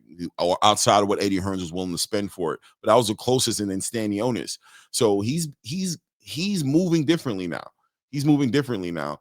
And we just got to see how that plays out. But I don't question Jaron Boots Ennis' heart. Once the paperwork is all said and done and the contracts are done, what I think we're going to expect from Jaron Boots Ennis is a real fight. And he's probably favored to win most of these fights, right? It is what it is. He'll go on as the favorite. Absolutely. But yeah, this is definitely a guy that I believe he should cook if all goes well. This guy was picked, in my opinion, for a reason, so that he can ease him into the 154-pound division and make him look good while doing it, and then get it cracking, So we'll see. Obviously, everybody has a plan, and sometimes it works out, and sometimes it doesn't work out, right? It's on Eddie, man. But it's good. It's good. I mean, I like the fight. I'm looking forward to it. Not really thrilled about the card in general. The other fight that I was looking forward to got pulled off the card. That was Khalil Cole. Yeah, and Hart, that got pulled off the card. I think the Tamir Smalls fight should be decent. Tamir Smalls and Amir Smalls is right. So that's Jose Roman. Is that the guy that beat Hackett? yeah, that's the guy who beat Jalil Roman? in Puerto Rico. Yeah, Well, Jade Roman. he beat Jalil, but I don't know. I didn't feel like he did, but yeah, he did. Yeah. But that's what I'm saying. He got the decision, but yeah, it could be questionable. Speaking of Jalil Hackett, we're looking at getting him on the show hopefully next week. We are working on that. Make sure you guys smash that like button, y'all. And I want to see Zaquin Moses. I like Zaquin. For sure. The young super feather prospect. He'll be on the card. Guido Vianello will be on the card. That's gonna be a decent fight as well. Bayer, decent fight. Listen, I say that, Clay, and then all of a sudden on fight night, I'm like, yeah, we got ourselves a great card. So I'm one of those, man. I love boxing, but as it gets closer, I get more hyped up. Regardless of whether it's something that I'm not really hyped up about a week or two before, but once it gets to fight night, I'm hyped up about it. And then we got Sunday. So I'll be boots to ground in the Seminole Hard Rock in Hollywood. Coach Hector Bermudez got a few of his fighters, including undefeated middleweight Yo-Yo Hernandez. Yo-Yo's fighting Sunday? Yo-Yo's fighting Sunday, man. Is this a televised card? Shit, man. I got to find out. I'm not sure. What is Yo-Yo missing? What's he missing to get an opponent on the big stage? But they won't make a fight with him. Like, I don't understand. Like, is he just another high risk, high reward guy? Like, I mean, that Tyrone Davis fight in the undercard of what was that? The undercard of Plant in Resendiz, right? Right. Yeah, that was in the undercard of Plant Resendiz. I don't know, man. Hopefully this fight, we need to see him on a big stage. I agree. We need to see him on a big stage. Armando Martinez Robbie, who's undefeated, 16-0. That's another dude, that lightweight that Coach Bermudez is very, very high on. He's on that card. Lorenzo Medina, the undefeated heavyweight from Miami, is there. My guy Aaron Aponte from KO Fitness Gym in Miami. So it's going to be a good, solid. A lot of young guys too. I love to watch the prospects. So I will be at the Seminole Hard Rock on Sunday. So a lot of good boxing, man. A lot of good boxing. I'm actually going to let's take some calls, Clay. Yeah, let's do it, man. Let's take some calls, man. I'm going to put the link in the chat. Guys, if you guys want to call in, let's talk a little bit about what your expectations are for Boots in this fight. Who are you picking? How does he win if you're picking him to win? Do you think that Lima shocks the world and spoils the 154-pound debut for Boots? And if you do believe that Boots will beat him and stop him and look spectacular, who do you feel is next? We are taking calls, but I'm not going to have 5-6 panel members. So if we got a lot of people. Yeah. And you guys ain't getting under my skin today. I promise you. I'm built for this. Nah, I don't normally like to have 5 or 6 people like that. A couple of people on, but if we got a lot of callers, then I got to start rotating people out. So first one, you're good. I want you here with me today, but I mean, we'll have to play it by cue, depending on how many callers we get, guys. So, and I believe, hold on a second. I believe that there are a few people that are not calling in right now because they're watching the Giants beating the Eagles. Is that really happening right now? That's what somebody put in the chat. The Giants are beating was saying. Angela was saying that a little earlier. Lord have mercy. This is why I hate football. A lot. Yeah, I mean, how is it that the Giants, man, with a rookie quarterback in the Jets? Don't get me started with my Jets. Don't get me started with my Jets. I crashed out Sunday night, man. I crashed out. You didn't crash out, bro. That wasn't a crash out. Probably closer to what I did was a crash out. You just more so like having. No, that was different levels. Yeah, yours was a lot higher level. Yours was a 3.5 on the Richter scale. I was going in, bro. I definitely had to take the glasses off. They were fogging up, and they were definitely. And I needed to get those things off my face. They were starting to fog up in the corners. You don't know what it is to have glasses. You don't wear glasses. Don't let you wear glasses. So I was definitely. I wear them to read and stuff like that for work and stuff like that. But yeah. I had to get those things off my face so I can get. I couldn't see the screen. I'm like, okay, son, take these off my face. What?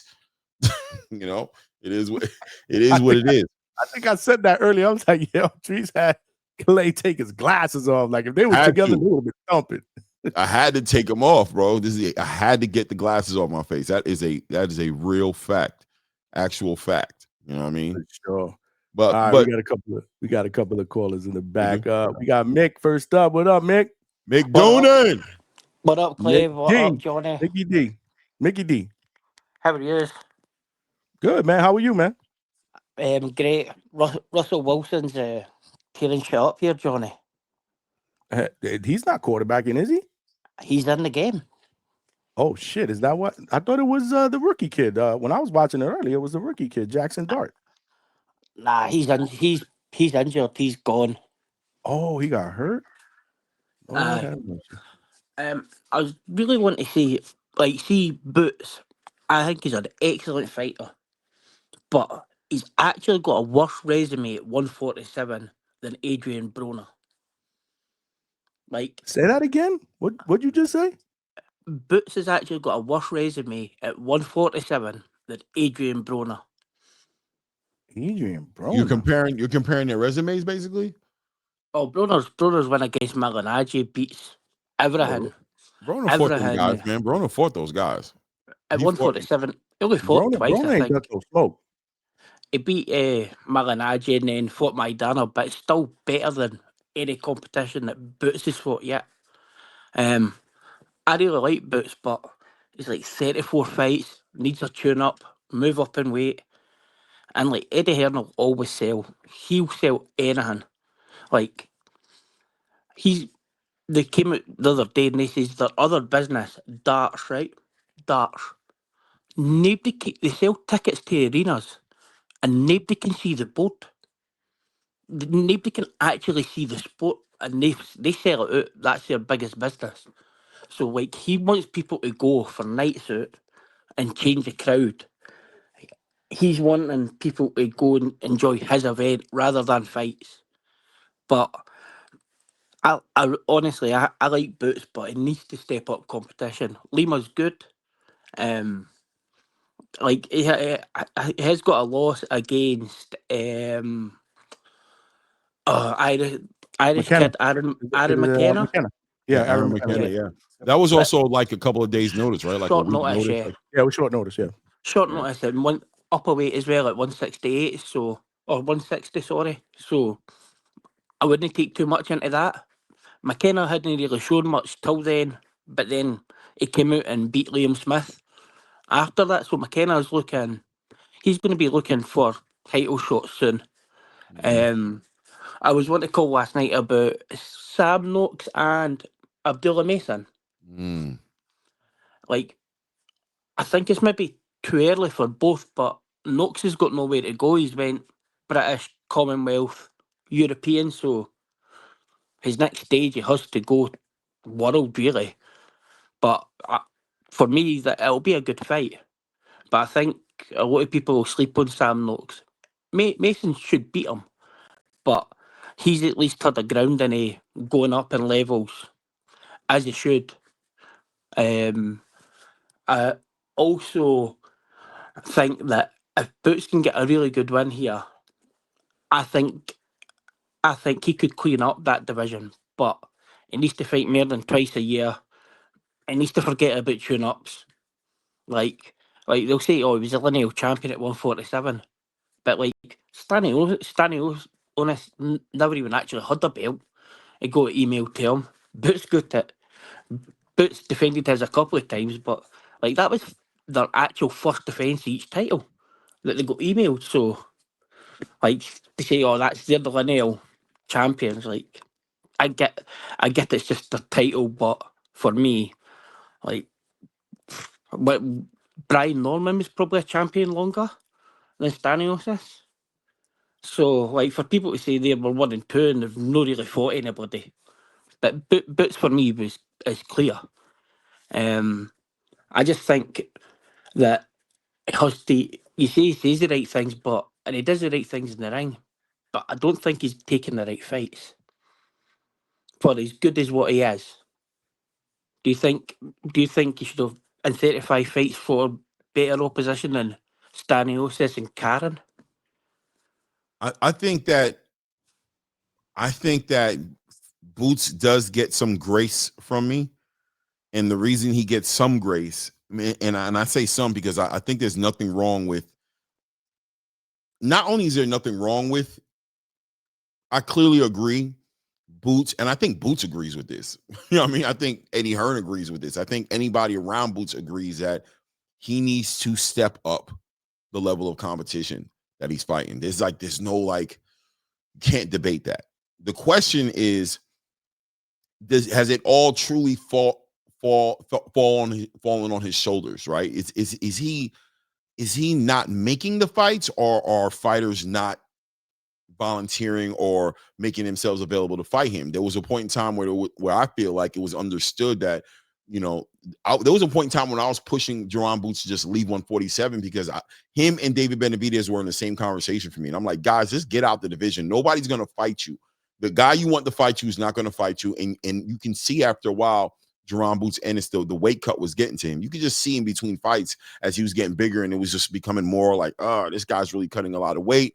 If he's not going to get the legacy, if he's not going to get the fights that he needs, then it's time to move. So I kind of give him grace at 147. But at 154, with Eddie Hearns, with this new deal with Rock Nation and this new partnership with Riyadh, yeah, he doesn't get as much grace as he did at 147. At 154, I'm expecting powerful power moves to be made. I think there's an understanding at this point, especially for Eddie Hearn. Shout out to Eddie Hearn. I think he's doing a great job. I think he's probably one of the best promoters in the game. But at this point, there should be an understanding of what it's going to take to make those fights happen with Boots. And if you've re-signed him for a multiple fight deal, I'm assuming you've kind of accepted the fact that this is what it's going to be, and you plan on doing that. So what he did at 147, I don't put on his shoulders. I know he didn't have the best resume at 147. He did what he could in an environment that was not trying to, in an environment that was not embracing him, right? At 147 just was not embracing him. But at 154, it is going to be a different conversation. And he's going to be held accountable a lot more in this division than he was at 147. Preach. For So sure. my question on that is, do you fear that he's going to go the same kind of route as like a Boo Boo, and like when Eddie Hearn puts him up for fights and doesn't fight these opponents like Boo Boo did, and then comes to a stage where nobody wants to buy tickets to go and see him fight, or they can't get a fight? Boo Boo's situation is he's unranked. He can shout out 500 people if he wants, but he's not got a promoter. He's unranked, and why should a ranked fighter fight him? You have to pay up for that. But is the same going to happen with Boots? The same situation where Eddie Hearn can only take him so far, and he doesn't want to. He doesn't make the fights. It may not be for Boots not wanting them, but maybe wanting the more money to take the fights as such. That's my fear with him. I mean, that I think that is definitely a fear with Jaron Boots Ennis, and that's why I'm putting so much pressure on Eddie Hearns, man, because it's just like he's not an easy. It's not easy to make fights with Boots with the big names. They know what they're getting in the ring with. The space can question Boots. People can say Boots is a hype job. Listen, if he was a hype job, he would have made a lot of fights by now. He's not a hype job. He's really an issue for anybody he gets in the ring with. Absolutely. And you can tell by the response. And whenever it's time for him to make a fight, you can tell whenever money comes up, and whenever money comes up in the conversation, it's because there's risk reward conversations happening. You know what I'm saying? Like whenever a fighter, a contract sent to a fighter, and he says that's not enough money, what he's letting you know is you're not paying me enough to get in the ring with that animal. You need to pay me some money. And it's on Eddie. So Eddie has to be honest with himself. Either he has the money to do this, which I think I'm really curious about this deal that he has and how it's structured, because I know it's not just for boxing. Matchroom represents a whole bunch of other sports, darts and things of that nature.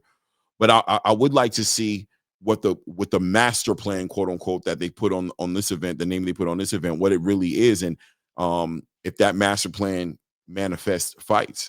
Does it push out fights that Boots needs and clearly us as fans want to see? So on the back of that, his DAZN deal's finishing next year, Eddie Hearns.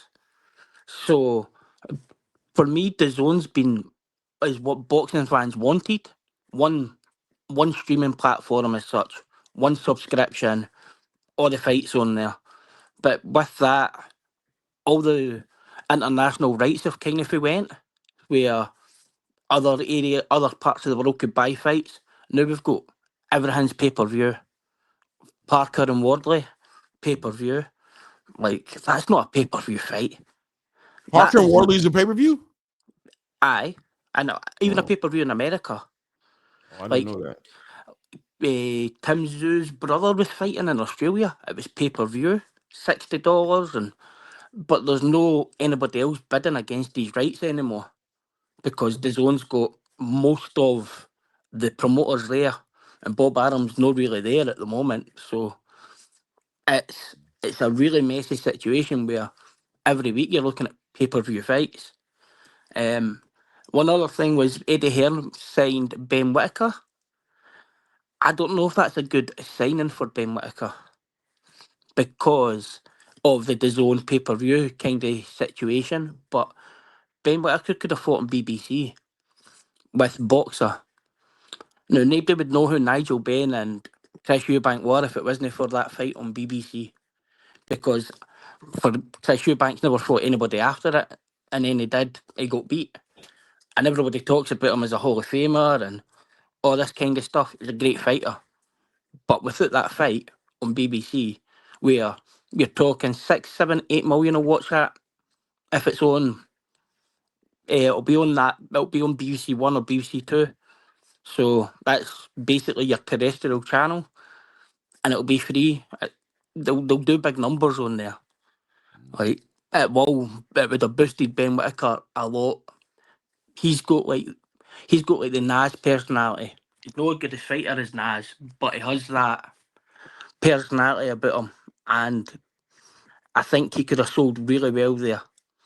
Whereas on his own pay-per-views, man, the general public will not catch that a lot.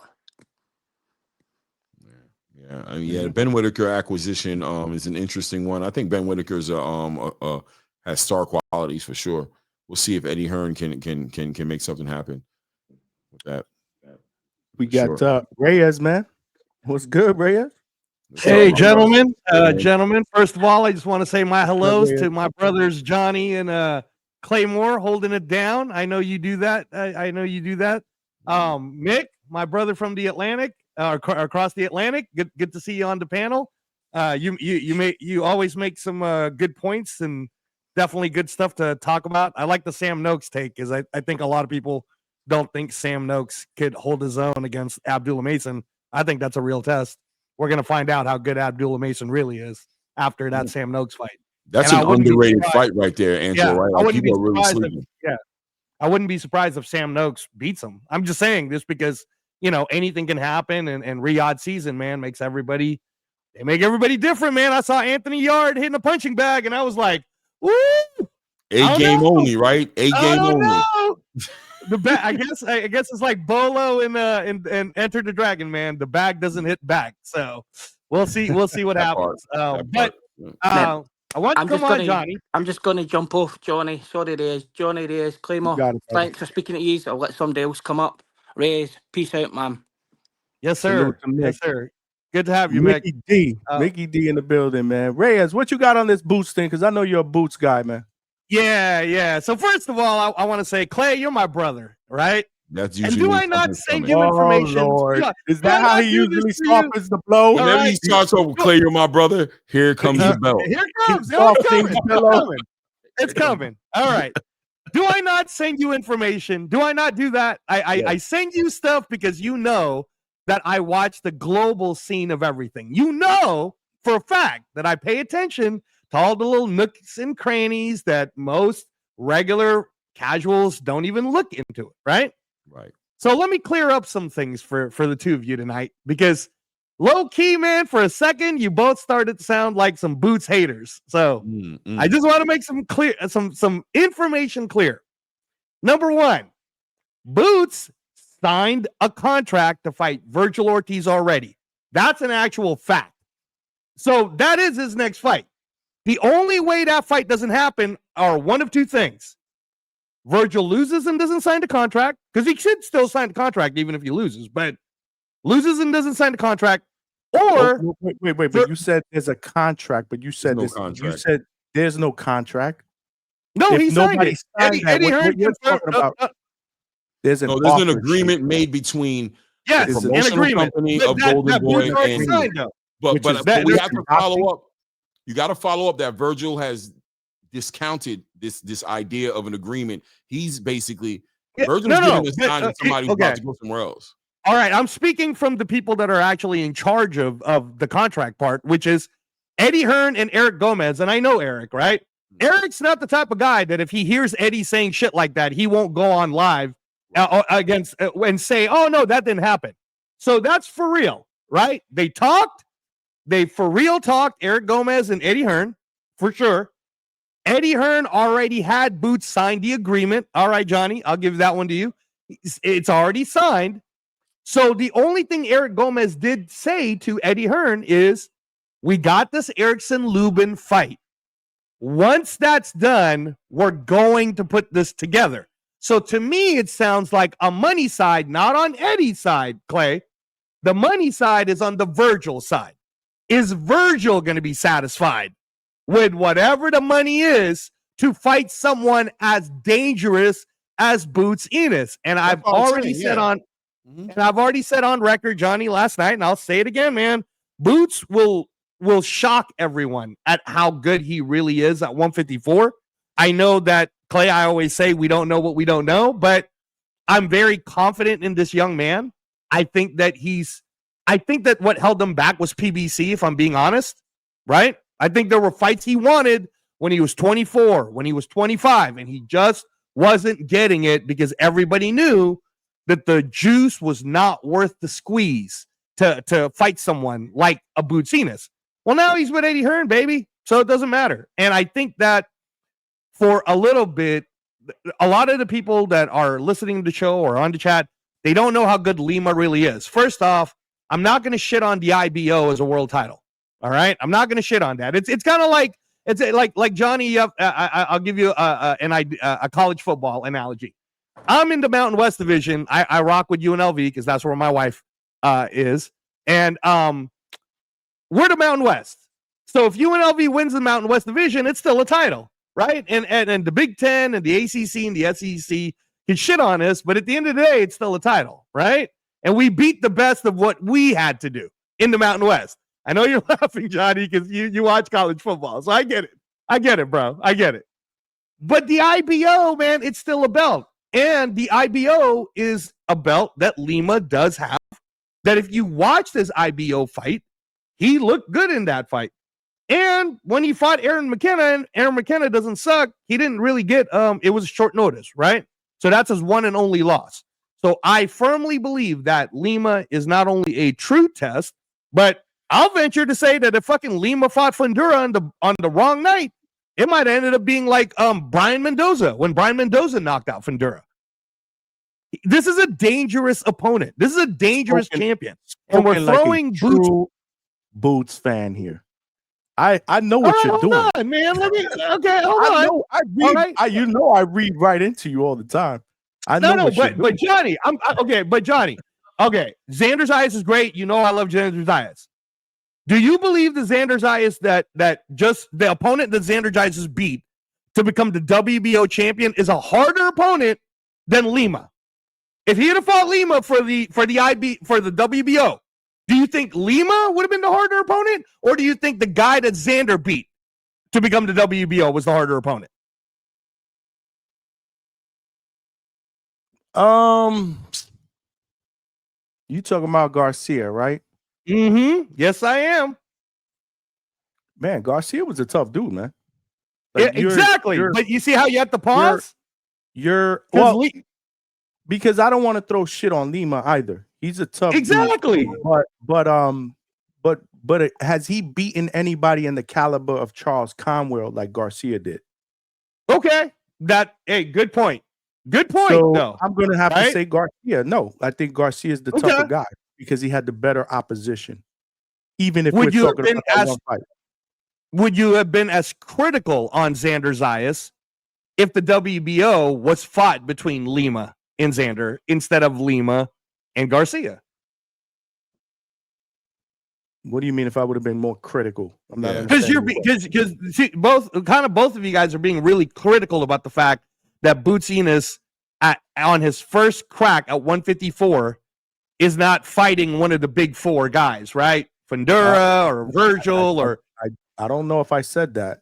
I said after this one, I said this to me. This was clear. This was an introduction to 154. Right. I wouldn't call it a layup, but I also wouldn't. And I don't knock going into a new weight division and facing a champion. I don't knock him for taking this fight. Okay, this is a fight that's just tough enough for people to be able, like you, to buy in and say, "Wow, this is a true test." Meanwhile, he was picked for a reason so that he can shine in this fight and then obviously open up bigger and better doors for him at 154. What I'm saying is, after this win, because I'm picking him to win in knockout fashion or stoppage. That's what I'm picking. After this, we have to see a Virgil, a Bakram, a Zayas, even a Barao. We have to see someone along that line, because if you look at the rankings right now, the dude has never fought a single fight at 154, and he is ranked number 1 in 2 of the sanctioning bodies. No, well, that's a sanctioning thing. I mean, we could have a whole discussion. We could have an entire discussion on sanctioning. And if we're being real about it, I mean, I'll bring up Crawford. They put Crawford as the number 1 for the WBO. Completely took Pacheco, who won the Eliminator, out as the number 1, and Crawford never fought at 168. So how did he? You know what I'm saying? That's a sanctioning thing. That's not what we're talking about. We're talking about that. I'm just using that, as a barometer of how people see who Boots is as a fighter. I understand. I understand that I'm not necessarily maybe even talking to you and Clay, more so than I want to talk to the mass public who watches the Hangout spot, right? I want to make sure that they give not only grace but credit when Boots beats a guy who is the current IBO champion. And I realize what you're asking for, Johnny. You want to see Boots hit a home run. For me, bro, I just want to see Boots up on the plate, and if he hits a single, a double, a triple, doesn't matter to me, because I already know that he signed an agreement to go fight Virgil Ortiz. So that's where I'm coming from. I already know that. And you'd be totally confident in his abilities to beat a guy like Virgil Ortiz if he hits a single. 100%. I don't even think it'll be close. I don't even think it'll be close. I think that he will 100% show. Look, man, I love Virgil Ortiz. I do, but styles make fights. And I think that a lot of people do not give. I mean, Clay, bro, I can feel it in your voice. You know how good Boots is. You know how he is. Listen, let me tell you. Let me give you a little background. My son, right? He's 18 years old right now. Jaron Boots Ennis is his favorite fighter, right? There you go. Years. I introduced Jaron Boots Ennis to him. I've been a fan of Jaron Boots Ennis forever. Listen, Jaron Boots Ennis would not be catching the heat he's getting if people didn't know what he can do. This is where the issue is for fans. Me personally, I said this earlier, I have more grace for Jaron Boots Ennis than most people, because I know that there's a reason behind why he hasn't been in the big fights. I know it's been difficult for him to get these fights made. He just got on with somebody like Eddie Hearn, who's willing to put the actual energy and resources behind him that he needs in order to make fights. There's grace there for me for Jaron Boots Ennis. Him fighting Lima, I said it earlier, I have no problem with him fighting a quote-unquote tune-up. If that's what people want to look at it as, it's okay with me. He's not a fight that people are asking Boots to fight, because Boots is in a category of fighter now to where there are fights people want to see him in. Not many fighters in the space have that kind of pressure on them. Virgil Ortiz, in my personal opinion, doesn't have that kind of pressure on him. They want to see him fight Boots. They're not really on his neck like that. They acknowledge a lot. They put it on Boots because Boots is getting the tag of a future pound for pound king. He's getting the head, like I said, heavy is ahead. But the scrutiny, it comes with the game, because the kind of fighter you are. It just comes with it, and it's just part of it. And he has to deal with that. But also, Eddie Hearns and Boots have to understand that the boxing space is been observing Boots for a long time. And if Boots is going to be over there with Eddie Hearn, with the UK promoter, he's not here with Top Rank, he's not here with Golden Boy, he's not here with the PBC, then Eddie Hearn needs to understand that the magnifying glass is going to be on you even more, because this is a American boxer who can save American boxing. Some people might look at it as far as the energy, the new superstar of boxing. We want you to move him accordingly. So his next fight, if it is Virgil, that's what's up. Even though I'm telling you, I'm not as convinced as you are that it will be Virgil next. I think it should be Virgil next. I'm not as convinced, but I can see it happening. But I got my reasons as to why I'm not as convinced that it'll be the next fight. But regardless, whatever the next fight is going to be, which is the most important thing I think most people are hanging their hat on, it needs to be a fight of significance, whether it's for a belt. It has to be a significant fight, more likely at least a belt. And listen, it comes with the game. We just watched Jaron Boots Ennis do an interview with Ring Magazine. What did that man say? He wants to become undisputed at 160, 154, 160, and 168. Oh, music to our ears as boxing fans. I love a fighter like that. But what do you think that does to the boxing space, the fans? It triggers them. You're gaslighting them. They're going to hold you to those words. If you go into your next fight now and go fight Charles Conwell, they're going to be like, bro, what is this? I thought you said you were trying, you know what I'm saying? But that's what you did. You've set the tone. You've told us what it is you plan on doing. Don't be upset if you're not doing that exactly, that the space holds you accountable. No, I understand, and let me get Vega in here. Vega, it's 34 to 17. New York is ahead. 34 to 17, bro. With 9 minutes left. This is 9 minutes left. The fucking Giants are winning, bro. Man, Can't win a fucking football game. Jackson Dart, baby. My TV broke, man. Even a broken clock is right twice. I didn't. Hey, man, or twice in 3 weeks. You know what I'm saying? Vegas, should I do another jet rant? Hey, listen, man. There's room here. Hey, don't feel Nah, like you we have good. to be committed. We good. No. Listen. We good. Listen. Divorce is, we've never had more divorce in this country more than ever.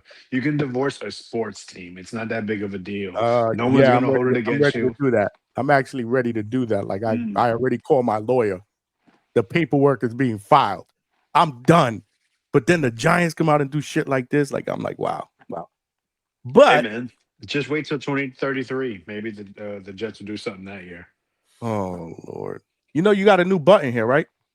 You got your own button at the Hangout spot? Vega? I refuse to engage. You know you got your own button, right? Shut your damn mouth. That's the Vega button, y'all. That is the Vega button, man. Smash that like button. Speaking of buttons, but Vega, what you got? Boots Vega in the building. What you got, man? I know you've been waiting for a minute. No, not really, man. Boxing is just not that important to me tonight. You know, it is the Jackson Tebow era. Rub it in. Yeah, you always say I want to do a football show, but now I want to talk football. Now it's a problem. Yeah, Johnny, you did promise us a football show. You did. Yeah. I'm just what was playing, that, man? I'm just joking, man. Hey, listen, I just want to say, when Boots wins on Saturday, there's only one fight to make, and that's with Albert Bell, man. That was great podcasting yesterday. Hey, that's great, Vega. Right on fucking cue, man. That's what I'm talking about, man. Right on cue, man. I gotta say, shout out to the Toledo, Ohio. Salute Albert Bell. I enjoyed that back at Claymore. I loved how no matter what the topic was about, I mean, they could have been talking about newborn kittens. You were gonna go right back to the. He went right back to it. He went right back to it. I wasn't gonna let that slide, man. I wasn't. Priest came back. He came back at the end because Claymore went right back to it. That was crazy. Man, I was not supposed to be listening in the morning this morning, and I had to. That was great podcasting last night. What a great episode. Thank you, man. Oh man, let me tell you, I enjoyed that so much. But I was upset a little bit. I think Treese, y'all jump trees when he had, I think is a great suggestion. I think you guys are looking too much within now and not thinking ahead. Absolutely, Richard Torres and Jared Anderson is a rivalry that we can still get. Don't forget, Jared Anderson was ahead of Richard Torres. He was being pushed first. He was the guy that was basically on the cups of being fighting for possibly some version of a world title. He was definitely good. He was already headlining. He headlined in Toledo. I think he headlined in New York. He had like 3 headline shows already. And Richard Torres was, he turned pro, I think, a bit after. He was still a prospect.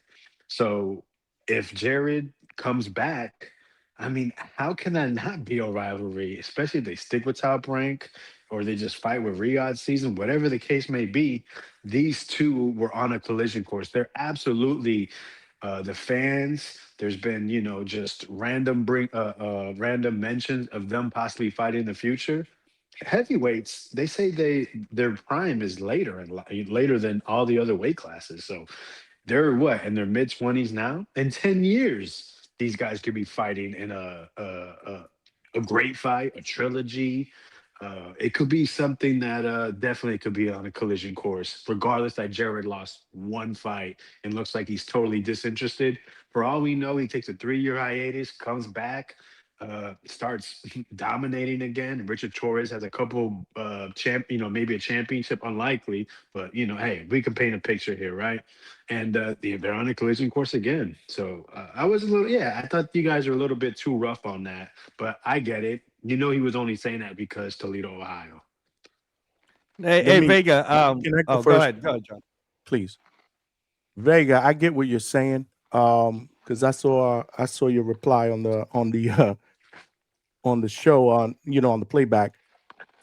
My biggest thing, and I'm sure Clay has his own reasons, but my biggest thing was, does Jared Anderson, is he even interested in having a rivalry? That's what we question. You know what I'm saying? Like, his desire to want to be a great fighter. You just said it based on his last performance. I mean, he looked like he didn't even want to be there. You know what I'm saying? So this is the reason why when you bring that up, that's more of a fan thing, right? That's what Toledo wants, but let's be realistic. We don't even know if Jared Anderson is going to be around long enough. Like you said, okay, these type of rivalries don't happen overnight. Well, let's say hypothetically let's say 5 years down the road, these two are in a collision course, right? They're, both, two of the best heavyweights out there, and then they clash and they become we don't even know if this dude's going to be fighting in 5 years, bro. He has not expressed that desire to be the next great American heavyweight. So that's the reason. That's my reasoning why I was like, nah, bro. That I don't see.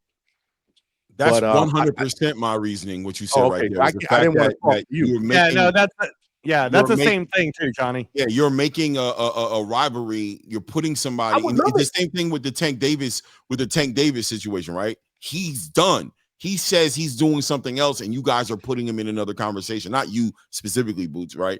Boots Vega.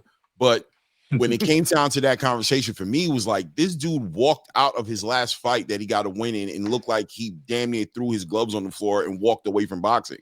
Now, I'm completely willing to accept and receive him back into the fold if he expresses interest in the space. I had a lot of hopes for Jared Anderson. I think he's young, athletic. I like the camp he was with, but that man hasn't shown me the signs of somebody who wants to be in boxing. So in a realistic way, I have a hard time putting him in a conversation of something great as a great rivalry or the future of any sport that I love when he's approaching the sport with no type of passion.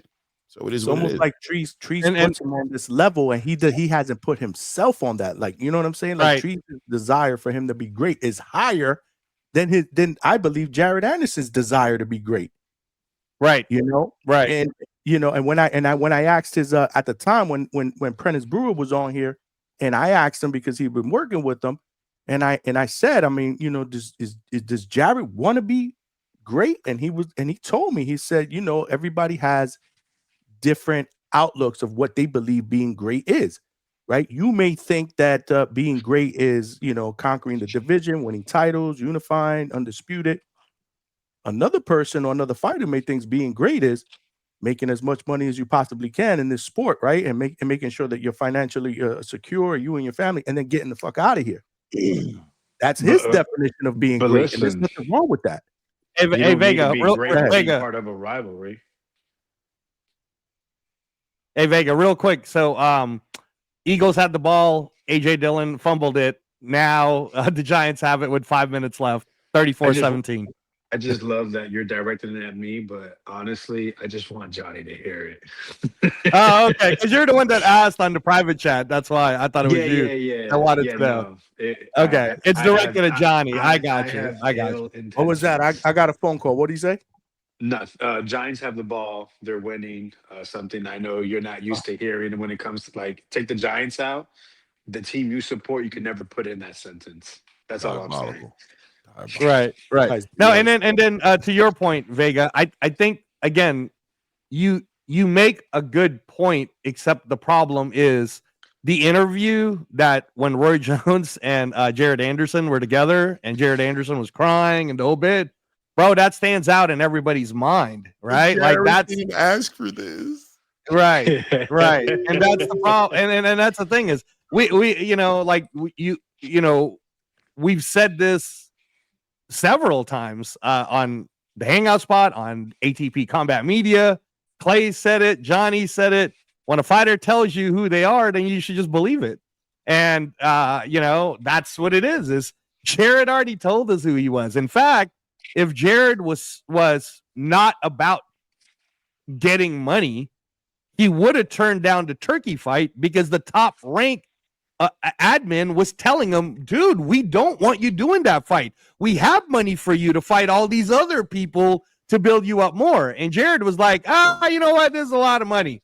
And Jared Anderson, I believe on the Roy Jones interview, had already said his plan was to retire by 2027 because his brother's getting out of prison. So, I mean, sorry, Vega. Like Toledo Trice really didn't. That was a bad starter, and then he went ahead and attacked Clay, and then the whole show happened. So yeah, that wasn't cool. There were certain words he said that didn't need to be said. I'm just saying it wasn't a bad suggestion, and I felt like y'all jumped him, and that's probably why he started swinging. And unfortunately, chose one person to swing at. I think it was. I thought it was a fair suggestion, and that's sometimes our words. People give them power, and I think you never know. That can something maybe that can get to someone's ears, to someone else's ears, and help motivate Jared Anderson. Maybe, and that's a bag possibly in the future, which is what he's after. I'm sure now that he's been sitting out, opportunities are evaporating. That can change somebody. So I wouldn't give up on Jared, even though it seems like he may have, how do I word it? I wouldn't say giving up on himself, but definitely shutting out a lot of good chances to come back. Because boxing heavyweight division has always reigned supreme. And what's number one when it comes to heavyweights? U.S. boxers. That helped move division the most. Yeah, I think right now, it's very similar to Gervonta Tank Davis. I think that the brother's just checked out. I think he's checked out of the space he needs to be in mentally to compete at the highest level. I think, Roy was super disappointing clearly as well, just by watching him, just to say that when they talk about this game being like 70% mental, 30%, like skills and physical, this is what part they're talking about. No matter how much talent you've seen somebody, if they've mentally checked out, they're nothing. They're nothing, because if they're not going to step into that ring and put the work, if they're not going to work outside the ring, if they're not going to bring that inside the ring, if they're not going to manifest that, because everybody else has got dreams too. Richard Torres has dreams. Joshua Edwards, I think his name is. I hope I'm saying his name right. Has dreams. Everybody has dreams, bro. And you're not going to come in there with I don't give a F attitude. I don't care how this goes, and then fight against somebody who's like, this is everything that I've worked for to get to this point, and just beat those guys. So, I mean, it is what it is. Shout out to Toledo Trice again. He did come on the panel a little spicy off rip. You know what I mean? I think that's what kind of had me ready for him. I was on guard because he came on already on rip. But I wasn't tripping that bad. but I definitely was passionate about how crazy it was. I thought that you were bringing that up. You know what I mean? There was some passion there for sure. No, it was great podcasting. I really appreciated it. I mean, I was watching that at 6 in the morning, and yeah, I was at work and I couldn't hold back my laughter. I was entertained. Awesome. That's what it is. That's what it's all about, man. I appreciate it. Okay. That's what it's all about, Now your man. take on Boots? Yeah. My take on Boots. Yeah. Your Boots Vega. Boots is a living goat. He doesn't need to undispute. He's undisputed in my heart. No. Shut your damn mouth. No, listen. I'm with you, brother, Johnny. Man, I need an A+ performance. I think with this guy being the option for whatever reasoning they have, a test run, a tune-up, a walkthrough. I want to see a walkthrough. I want to see him walk over. I want to see him step through this guy. Lima is not gonna. He's not gonna get any credit for whatever happens with this Lima fight. No matter what, you're gonna have these guys in these chats. Shout out to a couple of my haters, man. Y'all really, when y'all type my name and y'all talk shit, it makes me feel so much better about myself. So honestly, y'all giving me, I feel so much better. Like I'm about to go to sleep with a smile. Thank you so much. But anyways. Yeah, Booch is in a tough position. He has to look amazing, and that's the truth. And it's because of all the BS him, his dad, and Eddie Hearn say. Stop! You can't be talking about you're this, you're that. You'll beat this guy. You're you're gonna be the face of the sport, and then you're fighting guys named Uisma Lima who have never had a big fight, never been world champion. This He's guy's the gonna IBO need- world champion, Vega. He's the IBO world champ. That's a minor title. So I hear you though. It sounds nice. Shout out to the IBO station here in the Miami area. But yeah, it's not gonna do anything for you. So what are you supposed to do when a guy doesn't belong in the ring? You're supposed to squash him. So that's what we want to see. That's what I want to see. Listen, it doesn't have to be first, second, third, fourth, fifth round. But I mean, we going decision and you don't knock this guy down 4 or 5 times. It's not gonna. It's unfair. Honestly, you know how unfair it is. I went over to Grok right on Twitter, on X, and I put I asked for potential odds with Boots versus anyone at 154. He was favored in every single fight. Every single fight. That means the bet the AI, the betting sites think Boots is the best at 154 without even having one fight. It reminds me of Shakur. Shakur's the same way. You put him against anybody, and it's gonna be unfair odds, except for one guy who's probably never gonna fight a real, quote unquote, a real boxing match again, Tank Davis. There's no one, or he moves up like 17 weight classes, right? I mean, that's really what it is. There's only one person I could find for Boots to be an underdog. Actually, two. That was Canelo and Bud. Like that's it. And those are two guys that are at the top level, right? I mean, the top of the top. So yeah, it's interesting when it comes to him. It's unfortunate, but when you talk like that and then you have belief, you're gonna get the haters, and then you're gonna get these high expectations. So it was never a good. That was honestly, it's never a good selection of an opponent. I think he could beat most of these guys at 154, but obviously they don't believe it, and it shows. Okay. Yeah, hold on. The only thing I would have added, Johnny, is that Vega, and you do make a really good point. It's not Boots' fault if Fundura doesn't want to fight him. It's not his fault if Xander doesn't want to fight him. It's not his fault if, Yoenis Tejas, who chose to fight Abbas Baru instead of fighting him. It's not Boots' fault, man. It's not. Look, if you're the boogeyman and no one wants to fight you, no one wants to dance with you, how is that somehow your fault? It's not your fault. So Boots, I'm gonna look at you like Goodwill Hunting, bro. It's not your fault, Boots. It's not your fault. We get it. So wait. When I got a those guest guys here turn him though. down? Go ahead. I got a guest here that I want to bring in, and I don't want to do 5. We have to drop one of you guys. And you can come back. Yeah, I'm done. Appreciate y'all. All right, I apologize, Vega. You could come back a little bit later, but I don't want to do the 5 or 6 because I got my guy, Coach Brian Norman Sr. in the building. What's good, Coach? Senior. Hey, don't drop my man who was just talking all that about Boots. Do not drop him because I got to kill you with some facts, my brother. Uh-oh. Tell me you still on Vega, here. you Tell should me. told me you wanted Vega. I would have dropped her. He's I didn't summoning. want like 5 He's people. summoning That was Vega. That was Vega talking. That was Vega That was talking. Vega. That was Vega. Get him yeah. back. Get him back. I need his ass back. Bring that ass here, boy. Come on back. Come back, Vega. Come back in. Somebody else got to drop. But I'm going to cook your ass. I'll break my rule for the coach, man. Because Bring your ass back, Vega. Coach, where you at, man? I'm at the gym. You at? Oh shit! Why you No, at the no, gym? no, I no, mean, no. I'm just why pulling you up to the gym. I'm just pulling. You finna see? I'm just pulling up to the gym because I'm finna go across the street to Planet Fitness to get my workout on. I told you I've been working, man. I'll get ready for that Bill Handy fight that he don't know he got yet. You feel me? Ain't that the gym? Hey, ain't that the gym? Ain't that the gym? Ain't that the gym, man? So That's the gym, right? this is what I'm talking about. What fight are you preparing for, Coach? For that Bill Haney fight that he don't know he got yet. That's all. Oh. No. I got, they be trying me, man. So, sometimes I work out in the basement.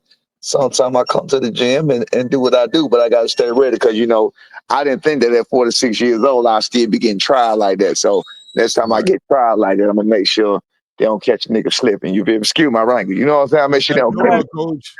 That's Granite? You at Granite? Yeah, you such it. Oh, you want to know what it look like on the outside? Hold on, light don't come on. The light coming on slowly but surely, man. They coming on. They got to warm up. They got to warm up like me, man. They coming on in a minute. But yeah, I'm at Granite City. I'm at Granite City, but Planet Fitness across the street. So I'm finna go over there and get my run on and everything. Yeah. Granite City. Yeah. Granite City. Hey, Granite City. Yeah, that's Granite City. Yep. That's the second home of the hangout spot over there. Yeah, Granite City, man. Well, let me tell you something, Vega, you back? Wait, okay. First of all, let me cook him over. Let me cook him off some facts. It don't matter because I got to go because I can't do too much talking about this. Let me cook him on some facts real quick, bruh. You sound crazy as hell saying that. Do you understand that Devin Haney and Brian Norman fight contract literally just got signed about a month ago, maybe 4 weeks ago? But I told you, contracts don't work that way. Stop thinking y'all know the business. Stop listening to these people blowing smoke up your ass. If you heard Eddie Hearn and you heard everything else, he said it was me, Oscar De La Hoya, maybe the Eric Gomez, whoever the hell, and DAZN and somebody else in a room. And they made this agreement for Virgil fight. Understand this, and it's going to go with the same thing you talking about. It ain't Boots' fault. That's a fucking lie. The fighter is literally. He's talking to he's talking you're talking to me, Coach. To Angelo. You're The guy you want to talk to is on the fighter. It wasn't Vegas. The fighter Actually, is this is the guy you want to talk to. The guy. Okay, good. You talking to me, Coach? The fighter is literally. He's literally the boss. Literally. Let me tell you something. If they brought us, who they brought us? Who the fuck they brought? They brought us somebody who was like, hell no, absolutely not. They bring you a fight. You can say absolutely not. I'm on record as saying I was like, I wasn't believing it. I was tripped out when I saw Boots talking for real about that fight. You don't have to accept those fights. You listen to me. As such a high demand and such high priority as he is to Matchroom right now, he can demand whomever he wants. There's no way you can point me to show me where he tried to fight Fundora. There's no way you can point me. Nowhere. I don't know where you got that from. There's no way you could point me. There's no way you could point me where he tried to fight. Who else you just say? Xander. There's nowhere you can point me. Nowhere. Trust me, I know this. I do my research on this. I know you know. I know you know. You know There's more no than way you all can of point us. me. So hear me out about the what you call it. Virgil and his daddy was like, "What y'all talking about? You can't make a decision without me." That's the honest to God truth. You got to think about how they trying to punk people. You can't put me on your program. You can't put me on your timeline. You feel what I'm saying? That's a disrespectful thing. Like that's why I'm telling you about paying and what you got to pay for this and pay for that. Like that ain't what we was planning to do. So we gonna do what you want us to do. You got to pay for that. You feel what I'm saying? Because that wasn't in our plans, but you feel what I'm saying? We can do it for the right amount of money. That's what business come in at. Virgil and his father came out and said, what are they talking about? How they talking about we fighting in the we ain't agreed to nothing. Ain't no contracts. There are no contracts. The agreement assigned, verbal agreement is made. Virgil still ain't made a verbal agreement. Understand the timing, my brother. The timing was just so they can spoon feed you the Lima fight. You heard Jaleel Hackett just say yesterday. Jaleel Hackett was on Coach Malachi show, True Sports Media. Shout out to Coach Malachi. He said that he tried to fight Lima. Jaleel Hackett with 10 fights, 9 fights, tried to fight Lima. He couldn't get him. Eddie used Lima and took him to Boots. He couldn't get him. Do you know that Lima, I don't believe there's no record of Lima having an amateur record. He started fighting at 18 years old. I watched Lima box. He came. Look, I like him. I saw his interviews. I hope to God he gets signed. I hope to God he does enough to whatever. But I highly doubt it. He don't know how to punch. He don't know how to move. Like, it's pretty fucking bad. It's pretty bad. I was just watching his highlights. I was watching your show, Johnny, and I heard somebody talking, and I clicked on. I happened to click off, and I saw, that's right before I walked up here, came up here. I saw Uisma Lima highlights. They on YouTube now. They got highlights. The highlights are terrible. Like, he can't punch. He does not know how to punch. He can't punch at all. You feel what I'm saying? But bottom line is, I'm just telling you, it's a whole lot of smoke and mirrors. You know, I'm gonna be the fact checker when it comes to all that. Claymore Rain. My God, salute. What's up? But I gotta get you too. I ain't heard you say nothing lately. Hold on, hear me out. Get me.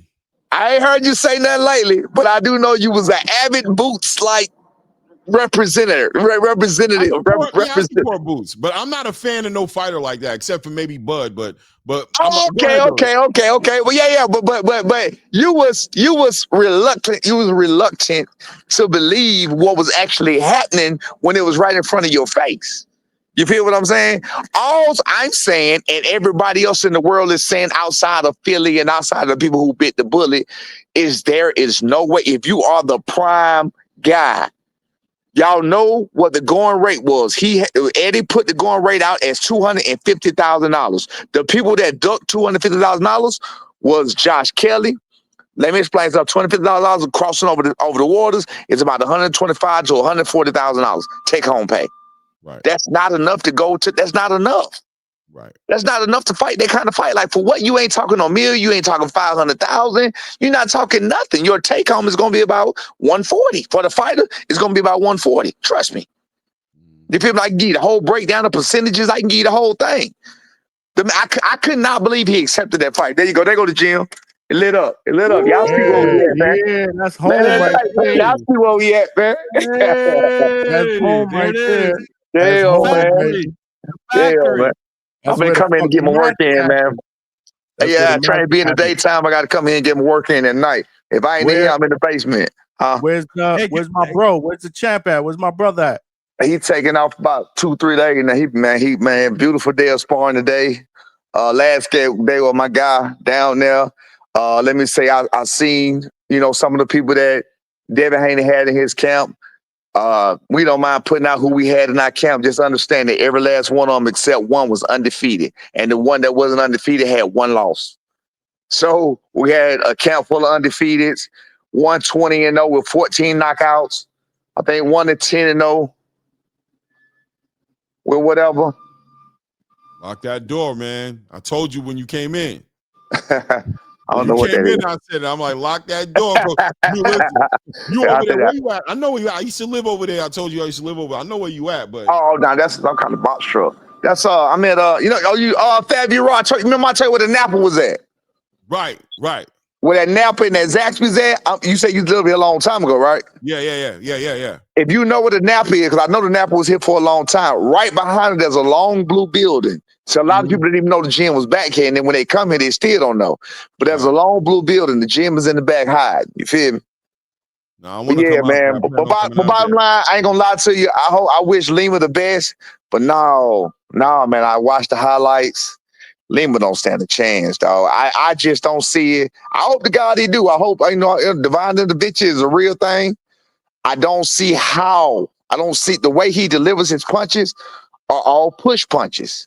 The way he beat those guys, even in the highlights, it's not like he caught somebody and cold clocked them.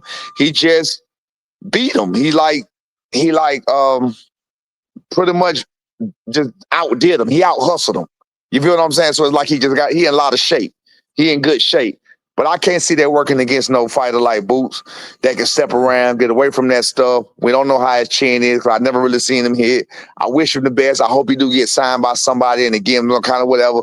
But with no amateur record, no amateur pedigree, picking up boxing at 18 years old, and now you just 14-1. Man, that's a major uphill battle, but I'm glad he got this opportunity. But I got to get my workout on. I'm going to holler at y'all, man, all right? Oh, Coach. You didn't let me ask you a question, Coach. Come on. Talk to me. Talk to me. What's up? And I always appreciate, what we love about you is your truth, right? Absolutely. I mean, and we understand that it's coming from your opinion and all the things that you see. So can I ask you this? Because I know there's obviously a lot of people that are deep in the whole when Norman and Boots were supposed to fight. And I'm not asking you about that. What I am asking you though is, do you believe, and this is why when I came on to kind of get Johnny and Clay a little bit, is I don't want, for me, myself, I don't want this narrative where it seems like Boots is being protected in any way. So I'm going to ask you straight. Do you believe Boots, the fighter that he is, the talent that he has, the coach that he has, and his dad, Boots Ennis, do you believe that Boots is somehow being quote unquote protected by Eddie? I think his dad is the one doing it. And I'm gonna tell you why. I'm gonna tell you why. I'm gonna tell you why, and I'm gonna tell you where I got that from. His daddy, when we first became champion, I called his daddy when this was in July. So it was a rumble about, Brian was the champ. Brian was about to be elevated. Boots was elevated to IBF and, staying on, the whole Barrios. So people was doing their talk with the welterweight division. So they was automatically putting Boots and Brian Norman together and blah, blah, blah. So I called Bosey and I told him, I said, look, bro, I just want y'all to know, man, you know what I'm saying? It is what it is or whatever. We respect y'all. All respect to you. If they offer us the fight, we'll take the fight. You know what I'm saying? Blah, blah, blah. Boots, Boots' words exactly. Man, don't worry about that, man. We're gonna do this. You got the belt, you just got the belt, man. Make you some money, man. Take that belt, go get you some fights in, make you some money. He said, you go get some belts go get a belt on your side, we'll get a belt on our side, and we got to fight, we'll fight the undisputed, and we can all eat together. That's what Bosey told me exactly. That's what Bosey told me. Swear to God, hand on everything I love. That's what Bosey told me. When the offer was offered to us the first time, and Boots knew about it, Bosey didn't know about it. You can go back and look at my interviews. I said the same as that thing back then. I can't repeat a lie. So the offer came to us, and I was like, damn, I called Bosey because they offered $750. I called Bosey, and I was like, hey, Bosey, man, they gave us the offer. Like I said, man, we'll accept the fight, man, but the money got to come up a little bit, man, but we look forward to working with y'all. Bosey was like, what? Confused. Didn't know what I was talking about. I never said anything different. Go look at my old interview. He was confused. He was like, what you talking about? He was like, no, man, don't worry about that, man. They don't know what they're talking about, man. I said, well, I'm telling you what they're doing. Your team is reaching out. They offer $750,000. So I'm telling you man, no, they can't fight without me. They can't do it without me. This is what Bosey said to me. They can't do it without me. I said, so you ain't doing it? No, I don't know about what they're talking about. I said, so they must be out just look, listen. I said, so they must be out just trying to make y'all a fight or find y'all a fight or something. He said, yeah, they're doing something like that, but yeah, they can't make no fight without me. I said, okay, so we good. He said, we good. Swear to God. That was on a Sunday. Tuesday come. Boots do the interview saying they turned it down. That again, never changed. That's how the whole situation started. Bosey flipped on me. I texted him about it. Bosey worded it a certain way because you got to remember, me and my son came out when he was that turning out shit, and we blew up on that. Bosey came out and texted me a certain way, saying, "No, I said," and like, try, nigga, you, that's some bullshit. That's how Bosey did it. Fast forward, look at what you said. Do I think he's being protected? Fast forward to right now. He's trying to make as much money as possible. You got to understand it. He had two sons that came up through the ranks. When his two sons stepped up, they lost. Go look for yourself. Farah Ennis, Derek Ennis. Bro. His two sons came up. Bro. When they came up, they lost. So you want to get Bro. your fighter as far as you can before you even take those type of competitions. You understand what I'm saying? I do not think it's Eddie Hearn. I think it's Bowsy. That's what I think. Bro. I think it's both. I think and that's just my opinion based on what I just told you. I think it's Bowsy doing it. I think Bowsy convinced Boots because just like you talking, I hear what y'all hear. Tough guy. We all know he good. We all know he talented. He talk real tough. He talk this. He won all these fights. Again, I asked myself, how could you, with a straight face, come and say you accept this fight? I would have been like, this is trash. I'm not going for this. I didn't re-sign with you to get no fights like this. I re-signed with you to get. Listen, hold on. Not to mention, Turkey Al-Sheikh himself said he can't find anybody to fight. What's his name? Bakram. Now, you know they had the Virgil Ortiz situation. He said, I can't find anybody to fight Bakram. So if he said that, you don't think when they called about anybody else, you don't think he offered Boots Ennis Bakram? You don't think that? That's just common sense. You feel what I'm saying? But it is what it is. Was somebody trying to say something? That was Coach Walker, man. Marcus Walker. Oh, what up, Coach? What up, bro? Hey, you know I'm blind. Hey, look, Marcus. I told you I'm blind. I be looking at this motherfucker. I don't know who. Where the hell your glasses at, man? I just got some more made too. They just at the house, man. I'm blind as hell. I said, I remember, and I was on here, Johnny. I said before, and I'm not even in that class of talking about anything with my son, and he's just starting out. But I said before that the machine that was behind Boots Ennis, when they were talking about fighting, when Terrence Crawford still undefeated, was undefeated at that point in time, and when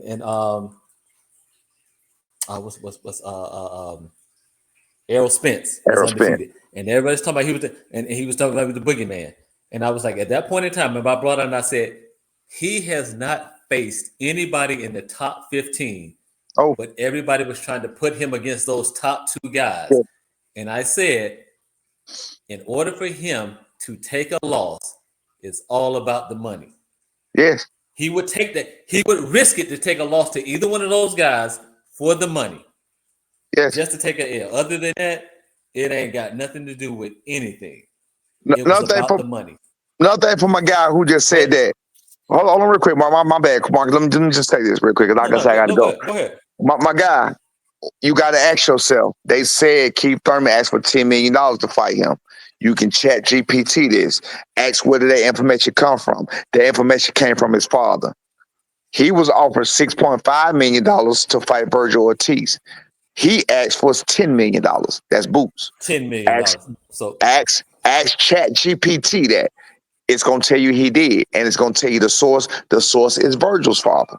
You understand? So how you can't believe one father without believing the other father. You feel what I'm saying? So if you're going to believe one father, believe the other. If you don't believe now one of them, you don't believe now one of them, and it's all bullshit. Take your pick. You feel what I'm saying? But that's what's out there. That's what's said. It said that he was offered 2 fights with Virgil Ortiz, and you can chat GPT, Google, whatever you want. One of them was for $8 million. One was for $6.5 million. We know that if you want the fights, and if you want the fights for the money, if money is a problem, you go to Turkey Al-Sheikh because he making what money is not the problem. We was able to make this fight with Devin Haney because he looked at the Boots negotiation. He said, not a problem. Swear to God, threw a bag at us. Never, no negotiation. No negotiation needed. That's it. Not a problem. Hey, Coach, That's it. Coach, I know you got to go, but let me ask you this then: do you believe that you're very strong in your belief that Boots will just destroy Lima? So do you believe that after this, because Eddie Hearn has been saying that he spoke to Eric Gomez and he spoke to DAZN, and there is that meeting, and then Boots did sign that agreement, do you believe that there will be any reason for why Boots versus Virgil Ortiz won't happen next? If Virgil wins, if Virgil beats Lubin. He might have gotten a call. My bad. My bad. My bad. I got a phone call. Can you hear me? Yeah. See, I told you. Now you said, do I believe? You said, do I believe what now? Do you believe that after Boots beats Lima And if Virgil Ortiz beats Lubin, because Boots had already signed an agreement that Eddie Hearn's talking about when it comes to DAZN and Eric Gomez and everybody else, do you believe that the Virgil Ortiz versus Boots Ennis fight will actually happen after? Nope. I think it's gonna be too much red tape, and this may not have nothing to do with Boots. It may not have nothing to do. It's too many inconsistencies, too many egos in the pot, too much money. You got to talk about. It's going to be something. Well, I don't believe it's going to happen. Turkey said that they asked for 2. Right, and after the tune-up, they come back. Yeah. Right, two tune-ups, and he asked for 2 tune-ups. This is only the first one, so I won't believe it in that because they asked for 2 off the rip to fight the same guy. My man, who I'm talking to, what's your name? Oh, Reyes. Yeah, Reyes. Check this out, Reyes. Also, you got to remember, this is a WBA eliminator that they somehow made up. So it's a WBA eliminator that somehow made up to try to get him a path to a real world title. And the plan is to fight for the winner to fight Abus, the one that would just beat Tellis.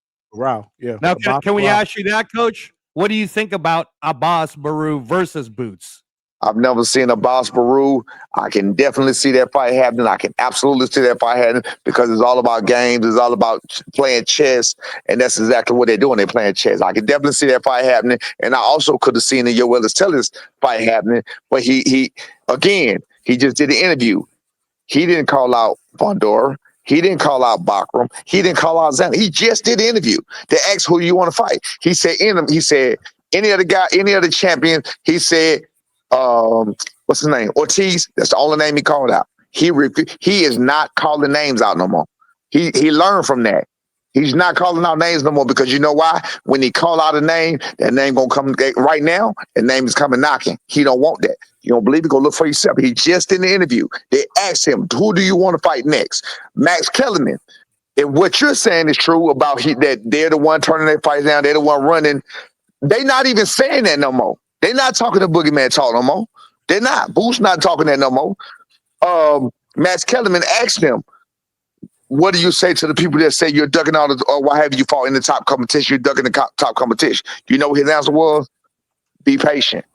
I saw that. I wanted to play that, Coach. He literally said, be patient. You hear me sitting here talking. I'll be damned if you tell me why we ducking top conversation. My answer is going to be, nigga, fuck you ain't about to, they don't want to fight me. My answer is going to be, we trying to fight them. They running. Tell them to come on. He not doing that. He said, be patient. He said, be patient. We're going to take them down one by one. That's not how you defend yourself. That's not how you defend yourself. He did say that. I was going to play that later on. I mean, how do you, again, we're back on the same thing. People making excuses for him. People talking for him. When you go to what he says, it never adds up to anything. This doesn't add. Look, the move to 154. The move to 154. Only people are saying he moved because nobody would fight him. Nobody at 47 would fight him. You literally never heard him say that. Never. You can't find a clip where he said it. You can't find a clip where he said it. People are saying that. He moved because y'all wouldn't fight him. He tried to this. He never said it. I want to tap in real quick to say this, right? Hold on. Boots. Why? Go ahead. I'm saying, why did he want Devin Haney at a catch weight? If you're going to 154, but you want a dude that never even fought at 147 to meet you at a goddamn weight to fight him, why?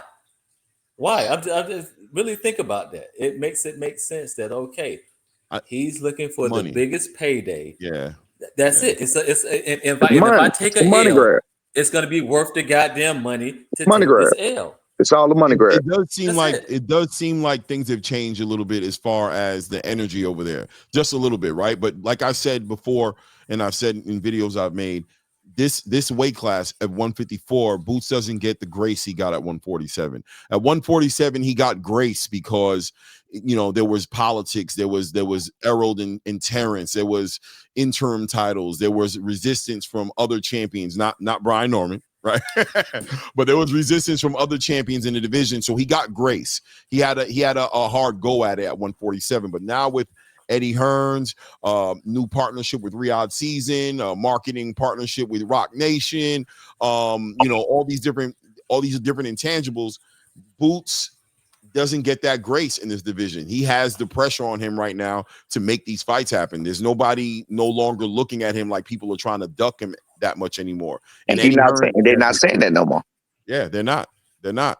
You can see it, and that's what I've been saying, and I've been transparent to say that. So some people are pushing back at me a little bit because of course I was supporting him in a certain way. They don't like it when you just keep it 100. Yeah, they want it. Listen, they want something. I appreciate you having an open mind. They want something to be true. So tell them, look, listen to me. I'm ignorant. I'm ignorant at this moment. Can you point me in? And I'm ignorant at this moment to that fact too. I want somebody, Chad, anywhere else, point me in the direction where I can find him saying the champions were ducking him at 147. That's why he moved to 154. Find me where I can find him saying he wanted a specific individual that's not Virgil Ortiz, that he know ain't gonna have him for whatever reason or other. I don't know if they scared of each other. I don't know why they keep crossing paths and playing hopscotch over each other. I don't know what they got going on. You feel what I'm saying? In fact, hell, Virgil got a tough ass fight. Virgil got a tough ass fight. He may not win this fight. Facts. We got to remember. We said that yesterday, Coach. We were saying that yesterday. Yeah, he got a tough ass fight. He may not win this fight. I mean, Virgil Ortiz. Let's we got to think about this for a minute. Serhii Boychuk. Do y'all remember him before he fought Virgil Ortiz? Do we remember who he was? I mean, I do. I watched we knew who Serhii was. So, I mean, he was. Who did he fight? Who did he fight besides Brandon Adams that he got the loss to?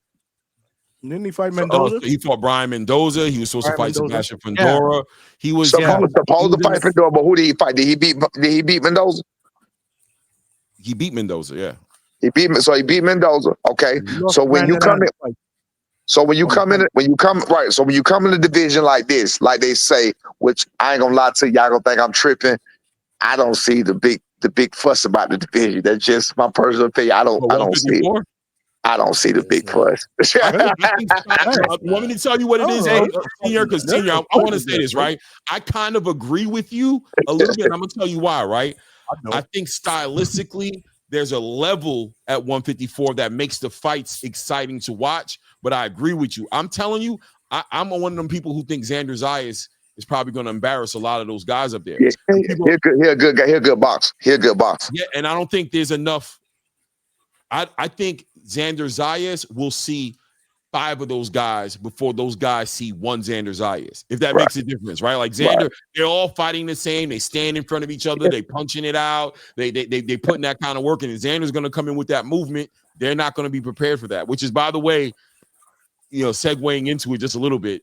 This is the test that we think Brian Norman Jr. has in front of him. Brian Norman Jr. hasn't been in front of the movers like that. He's been in front of the Derek Cuevas. He's been in front of the Giovanni Santelians, the Jin Sasakis, and that this is going to be a change of pace a little bit. And Brian's going to. I'm interested in seeing this fight on the high level. Yeah, we welcome it. We welcome the test. And that's what champions do. They welcome the test. Let me ask this. This is my point.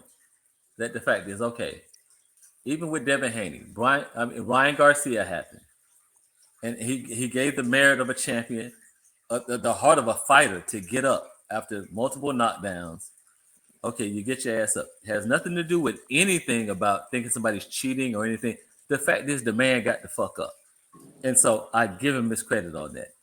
You find out everything. You take a year off. And then you come back. And this is your time, like, okay, the dude cheated here. And this is why I got knocked down. This is why, and then you run from Ramirez. And then people are still talking when you're getting ready to fight Brian Norman Jr. That the fact is, I think more than anything, mentally you're not there because you did not show that you were over what happened with Ryan. You go against a guy that you have all the metrics, the speed, the size, presumably the power, the footwork, and all this shit, over the age, over this guy, and you ran from him. Not only that, and I'm just saying, this is how I think. You had a Hall of Famer that you went to Big Bear, and you went and got Shane Mosley, and you train with him. After that fight, what did Shane Mosley say? He said he did I not don't even know know what what he the was hell was doing. going on. Okay, so that Speak on it. lets me know, and then after that, you're not even favored in this fight against Brian Norman Jr. The fuck are we talking about? You're the underdog. With all this shit they talking about, footwork and all this other bullshit, you're the underdog. This is guy that don't have what you have. You know why? Because everybody sees mentally of who you are or your heart. It's either your mind or your heart. And that's it. And that's things what coaches cannot teach in boxing. I cannot teach you mind and I cannot teach you heart. Period. Sure. And you Sure. you had a Hall of Famer in your corner that said, I don't know what the fuck he was doing. That ain't what we train. I was in New York, ain't right, for that event, right? I was in New York, and Right. you know, I had dinner with people and stuff like that, right? And people from the camp, everybody would have sworn 12 Bibles that Devin Haney was going to knock Jose Ramirez out. Everybody in the camp was like, "This dude is about to tear Ish up. He is back." The camp was. He wasn't. He threw it all away. He threw it all away in the fight. He threw it all away. I was in shock. He wasn't suspended. So Ryan was. Right. I So how do completely you understand step where in Shane that? Mosley was coming from when he said How he do didn't you- know what, because it was just like, where was this game plan at? What part of the strategy was this? I'm here though, like Shane Mosley's like, I'm here the whole camp. I'm picking out the where did sparring partners. When did you guys come up with this? Big Bear, that's all it's about. When did you come up with it? altitude, getting your wind Got right. it. I got the answer. Eddie Hearn just did an interview about Devin Haney. And you know what he said? He said that Bill Haney is the one. He said Bill Haney is worried about him getting hit. Bill Haney is worried about his punch resistance. He said Bill Haney is worried about his punch resistance. He said Bill hates for him to get hit. Go look at the interview. Watch this. That's what he Watch said. this. I can say this. It goes back to like Mike Tyson when he fought Holyfield. Instead of me getting my ass knocked out again, I'd rather bite your fucking ear to leave doubt in people's head. If he didn't bite him, I can't afford to just lose again. I just can't afford to just lose. And he can't And I afford to also get think knocked the fuck out. I can believe the PTSD from Bill Haney, and I'm gonna speak on it for myself. In this very ring, when my son hits people, the weakest link break, right? When my son used to hit people through the years, or several times through the years, the weakest link broke. He'll punch him with a good shot, then you hear and he'll go down to the ground because his hand hurt. I had PTSD from that. You understand me? I had PTSD from that. You feel me? So Hey, I Coach, did not. So, yeah. Coach, this is Reyes again. I want to ask you this question. With all of in this particular subject, from what Coach Cam's saying and everything else, do you believe that there's an actual chance, because of the possible PTSD that's happening in Haney's mind, that as we get closer to the fight, all of a sudden Haney will pull out? No. Yeah. He can't. What He would you can't. ask that? No, He this can't. fight He is can't. happening. Devin ain't no pussy. Yeah, no, he ain't no pussy at all. Yeah, you go back and watch the Ryan fight. It was one thing I noticed in the Ryan fight. Y'all can go back and watch it yourself. One thing I noticed in the Ryan fight is he got and that's natural. That was me when I was fighting, vertigo or not. Like on natural instincts, you don't stay down. Again, you can say I got stopped whatever times you want to say I got stopped. I was on my fucking feet. Even when I didn't know where the fuck I was at. Hey, look, even when I didn't know where the fuck I was at, I was on my feet. I bet you that. You feel what I'm saying? Look here. So Let me hold on. I'm sitting here telling y'all right now, y'all can look at my face. If this nigga get hurt, I can't see your face. Go ahead. he will stop. Put your damn glasses on. Stop. I'm just. I say that fight will stop. He will not get knocked out. He'll fake an injury. He'll do whatever. He will not. His daddy will not. Either he gonna get on that bike or run. Either he gonna run, or they'll start the fight and fake an injury. His daddy will not let him lay on that canvas, and let that be it, because it derails so much of what they built into it. It's not gonna. They will not let him get. If he does, it's gonna be a great shot by Brian Norman. That's why I said when I saw them on the boxing voice, and I said, hey, and I said something to Bill, and I was like, I got 10 grand on it, Bill. Yeah. And my thing is, like, anybody else that want to question me on something, I ain't taking nothing less than $1,000 on the bet. Right, on the right. win for Brian Norman Jr. I ain't taking, and anybody else that want it, and you can goddamn, and I'll give it to Johnny. We can put it in the goddamn whatever. $1,000 on everything on the win. That's it. And if you think your dude feet is just that good, for the $1,000 that I put up, I'm trying to if he tell get you. his ass knocked out. I'm trying to tell you. I'm just waiting. But I I'm just told waiting Bill on I the got day. 10 grand on it. Can I ask got a question? 10 grand on it, Yeah. Bill Haney. What senior have you considered on a, if you can put it on a scale from 1 to 10, what are the chances, do you believe, in your heart of hearts, that Devin Haney stands in the paint with Junior and tries to show out? How do you feel about it? I know exactly what he gonna do. But we spoke B, about that. yeah, Okay. I know exactly what to do. I know exactly what he gonna do. But this is what you gotta understand. I've seen B get in the ring with people too many times. He ain't gonna be able to. I was just talking to somebody else about that today.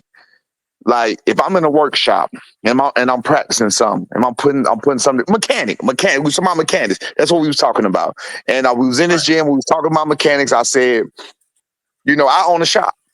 True, I own a shop. So I said, my mechanic, I own the shop. We put engines, transmission. We do the whole thing.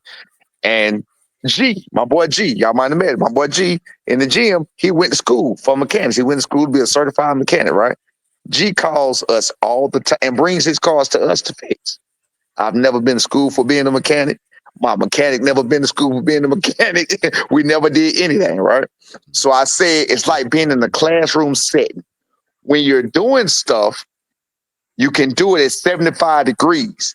But let's say you change the setting and you put that same thing, even if it's flipping burgers, and you make it 600 degrees. He's not gonna stand there and fight. You still do. You're not gonna stand there. It's too hot. It's gonna be too hot. He's not gonna stand there and fight. Nigga, He's going to try. you wouldn't fucking fight. He's going to try. Now you say scale of 1 to 10. Do I think he's going to try? I think it's a 10. At some point he tried. I think that's a 10. Coach, do I think he's gonna be able to do it? I think it's a 10. He ain't gonna be able to do it. Hey, Coach, even the fact Mick. is that you, go ahead. Oh, sorry, Coach Marcus. Mick had a question, Johnny, on the super chat. It's hard to get to the super chats, man. I don't want to. Oh no, it's a question from Mick. Yeah. Mick with the 5 pounder. He said, Mr. Norman, if you win versus Haney, will you target Crocker for unification? Well, of course, we can't go looking outside of Haney. We ain't stupid enough to do that right now. But I seriously doubt we looking for a damn Crocker. I don't see it either. I seriously doubt we looking for a Crocker right now. That's all I got to say. You know what I'm saying? Yeah, we not thinking about no Crockers. No Crockers are on the menu. I understand it. I hear it. Hey, look, that may make sense. I don't want y'all coming back later and say they ain't thinking about no Crockers. Just understand right now, ain't nobody thinking about no Crockers. All right, that's it. Yeah, ain't nobody thinking about no Crockers. I'm gonna throw a question at you, Coach, that you're not gonna answer. You're gonna do the media trained answer on. I already know, but I'm gonna ask it because that's what I'm supposed to do. Right. What's going on with Top Rank, man? Where we landed with Top Rank? I don't know. I don't know the answer. But I know I ain't no fucking media, nothing. I don't know. And here's the thing: at this particular time, it don't matter for us. Exactly. And we got a long time for that because you got to think when we do what we do here. After that, there's no telling what doors open up from that point on. You feel what I'm saying? So we good. Can we get that ring ambassador out the way after this fight? Can we just get that done? Man, listen, man. I got my takes. I can't answer that question. That's Brian Norman Jr. after that. Gotcha. Okay, that means Brian Norman Jr. is about to be a ring ambassador. Thanks, Coach. We understand. I really can't answer the question. That's Brian Norman Jr. I can't answer that question. I'm serious. I got you. No, I know. I told you already. I was going to ask you a couple of questions, and I expected some good media trained. But they're not. They were real deal honest answers. Fuck. Fuck a media training. I don't care nothing about media training. You know that. I say the wrong shit all the time. That's why I get clipped all the time. Come on now. You getting better. It sounds like you're getting a little better though. I don't know. I feel like you're getting a little better. You getting a little better. Nah, if I get better, if I ever get better, it's not for media purposes. If I get better, it's because Brian Norman Jr. got a problem with something I said, and I respect it. I respect this as being his career, and he don't want me to say certain things. So if I do get better, it ain't got nothing to do with the media because I don't give a fuck about what the media say or think. It got something to do with my son, and my son might have told me something, and I might think, he might not want me to say that. Other than that, or if it's not that, I think, I don't want to like what you just said about ring situation. I don't want to top rank. I don't want to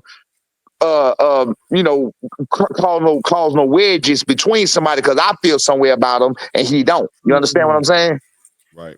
So that happens. That happens. I feel a certain way about people that my son don't feel that way at all. But I feel a certain way about certain people because I don't take like vengeance. But you talking about vengeance is mine. Vengeance is mine. I'm a very vengeful motherfucker. You feel what I'm saying? I'm a Taurus. I'm a Taurus. If you know a Taurus, I'm very, very vengeful. You understand what I'm saying? So with that being said, I don't care who it is. I'm talking about so vengeful to the point that I'm looking at. I'm gonna say this out loud. I ain't even said it to my son. That I look at certain situations. I've told my son not to do certain interviews before because they didn't interview him before. I've literally told him that. And that's it. All right, don't come knocking now. Don't come asking shit now. You wouldn't come interview him before. Fuck you. Stay where you at. You feel what I'm saying? So now I don't believe in that. He shook Tim Bradley's hand after that Satian fight, trying to explain. I was 22 years old. I had no clue. Y'all go back and watch the end of that fight. The end of the Satian fight, you're gonna see this Satian, Giovanni Satian. You see Brian Norman Jr. over there talking to Tim Bradley. He's shaking his hand. He having a whole conversation.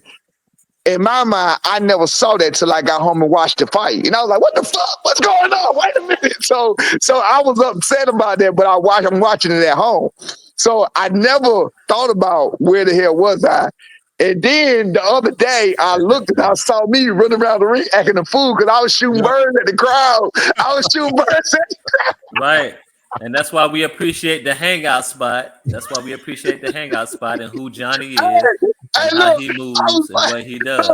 Hey, look, I said, what the fuck was I doing? He was over there talking to him because I don't remember. I was over there acting that asshole. Let me say this, and not even for my brother, for Brian, not even my brother. I'm just telling you, like, I've been around certain fighters in the game, deep in the game, and I'm trying to tell you, that young man, Brian Norman Jr., I'm trying to tell you, the first thing that I noticed about him after a couple of months was like his eyes. His eyes told me everything that I needed to see. And it wasn't the power, it wasn't the footwork. And I was just like, okay, his eyes is the gateway to the soul. Everybody say that. You believe when broads tell you that stuff and everything? I'm trying to tell you. And I was like, it's different. It's fucking different. Hey, and that's all I can say. It's fucking different. Hey, listen, today, and this happens a lot. I told y'all about the eyes situation. I've said something about the eyes before too. But today, to be exact, I joke a lot. Y'all see me, I play. When I was coming up and times was rough, tough, and I had, I raised 4 kids by myself, all that joking shit, you ain't really got time, but you got to get on your ground, right? So I was a very serious person coming up because you just got to do what you got to do, get shit done, it is what it is. So it could be genetics, it could be who I was then, whatever. But now I play a lot. I play a lot, laugh a lot. Anytime you see me, I'm joking, I'm cracking shit, I'm doing everything. Today, we in the gym, B getting his hands wrapped. I'm cracking on him, I'm laughing at he about to spar. He about to spar today. I'm cracking on him. I'm laughing at him. He is looking just as serious. He ain't break a nothing. You understand what I'm saying? So I got this. What I'm talking about today. I got to think. I'm like, man, you know what?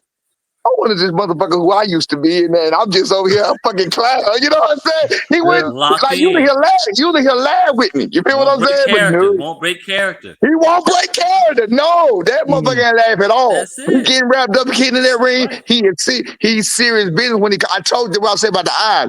He's serious business when it comes to getting in that motherfucking ring. You think that? It's not until who He was that? talking Was that that one shit. of y'all? That when I no, that was somebody the other day. That said when he look at me, they say he like a little kid.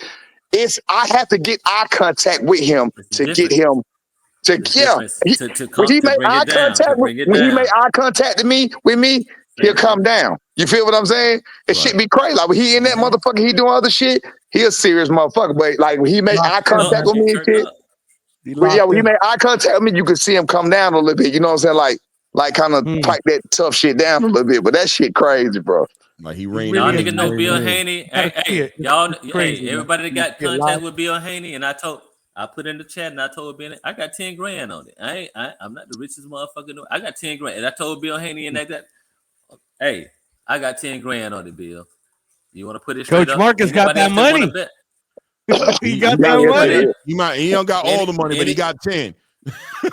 Shit, I'm with him too. I'm with him too. I got 10 grand on it. I got 10 grand on it. Hey, Coach Norman. So, this is Reyes again. Can I ask you this one? This is more a question for you. Yeah. Because I can even see it when you were just talking about Brian Norman Jr. right now. I can see it in your eyes. I know that as a father, and we've talked before on the Hangout spot, and I asked you more personal questions about your career and everything else. I know that as a father, you're very proud of what he's doing and how he's growing. And you talked to us about how your life back then was really for what's happening for your son now. Right, that's why it happened. And my question is, when you're training him and as you have trained him, do you find it difficult to separate being his dad and also being his coach? Just mentally? No. And the reason why is because we came up in this. That's the reason why. He was 7 years old when he started this. They're like, we can do and we can break this right now to this day. Marcus, I don't know if you heard some of the discussion.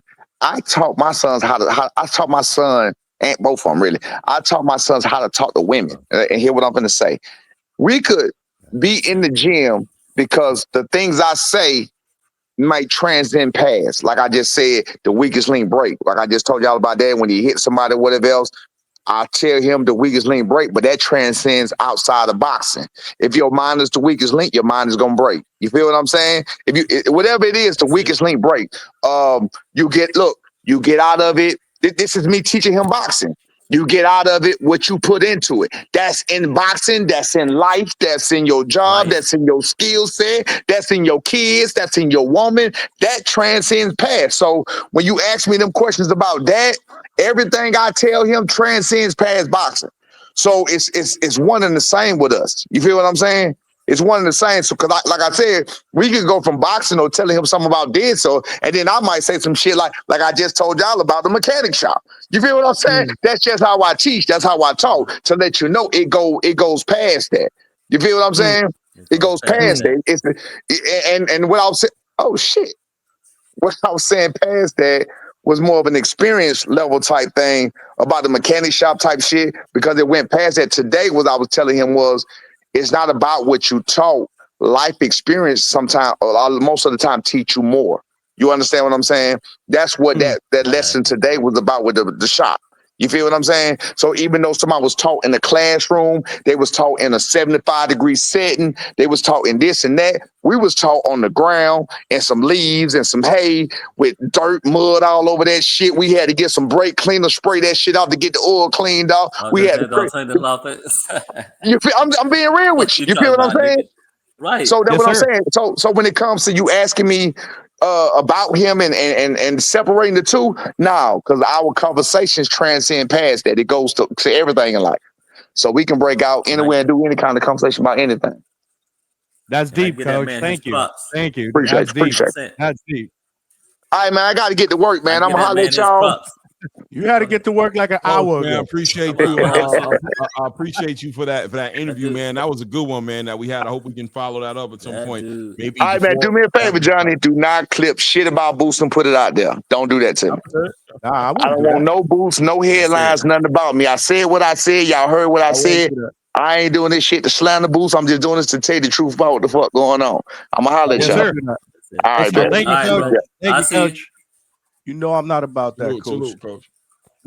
We appreciate Coach Brian Norman Sr., man. Appreciate y'all cooking in the chat. Hold on, let me catch up with some super chats, man.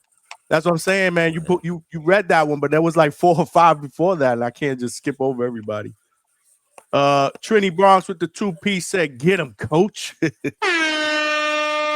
Appreciate you, Trini. He came back with another 2-piece. He said, "Brian Norman Stormtroopers versus Haney fanboys." Okay. Appreciate you, Trini. Thanks for the donation. Jerry Soriano, my guy, what's good, man? Your lender for life with the 2-piece, man.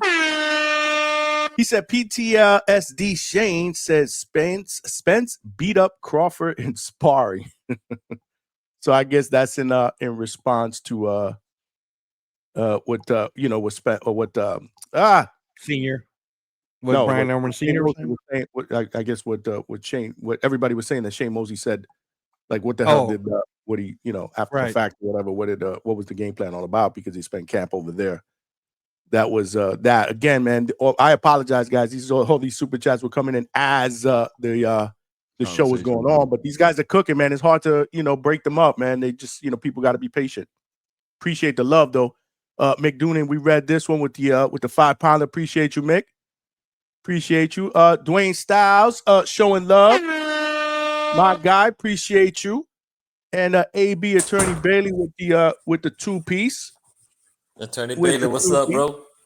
Straight cash, homie. He said, shout out to King KO. All right. What's up? We cooking in the chat, man. We just had Brian Norman Sr. We're not clipping any of that stuff, man. Brian Norman Sr. just keeps it a buck. And by the way, Johnny, can I just compliment you on the fact that I think that's also a reason why so many fighters have an open door policy when it comes to you interviewing them, because they believe they can trust you. And I think that's a very not only a compliment to you, but it is really difficult to keep that type of relationship in an industry like boxing. So give yourself a clap, Johnny, because that's pretty awesome that you're not willing to get clickbait. I heard. Watch this. Now watch this. Not what I'm all about, brother. I heard on the other platform about my son being in camp with Brian Norman Jr. and Johnny was there, and I know Johnny didn't say anything. We didn't post anything. But it got out, and then it they came saw up about. They saw him. I mean, they saw it, but it takes other people to put it out there. Johnny didn't do it. We didn't do it. So it's just like, okay, and I respect Johnny for that. That I told Johnny that he's finding his own niche in this game from his time slot. From Johnny Carson to other people, and think Carol Burnett back in the day, that you're finding your niche in your time in this slot, that the fact is that makes it work for you. And I commend you on that and everything that you do, bro, and how you handle things. It's reputable. So yeah, you got your own slot, and it's just gonna continue to grow. It's just about to sit back and watch your shit come to fruition, brother. We talk about this shit in boxing, and I got our fighters and our sons and our other fighters and stuff. But no, sometimes we got to give the props to you and what you do, and watch how this shit just elevate for you, bro. It's I'm telling you, you're right there. You're appreciate it, man. You submitted yourself, and now when you submit yourself, that's the foundation. Now everything grows off of that. Listen, man, So I appreciate. You've already that, got man. your feet submitted. I don't do this Yes, shit for clicks. I do this shit because I love this sport, and I that's love the thing. and I'm loyal. People show me love, I'm gonna show love back. I keep it real. I treat people the way I want to be treated at the end of the day. And I know there's a lot of people that do it for clicks and drama and gossip. Nah, bro. That's not what I'm about, man. I love this shit. I love being around the fighters, the coaches. I mean, this is I'm living out a dream, man. And I'm doing it with But I- everybody in the DHS family. So I just want to give everybody a shout out. You guys, everybody in the chat. But I I, mean, and we one thing I cooking, man. always tell you, regardless how it sound, not everybody is your fucking family. Always, I'm looking at you. Understand? You can consider people family. Not everybody's your fucking family. I got you. You're gonna learn I got that. you. I got Yeah. you. No, I got you. Hey, Johnny, let me interview you for a second. Let me ask you this: you were at Coach Norman's spot. You got to see with your own eyes Brian Norman Jr.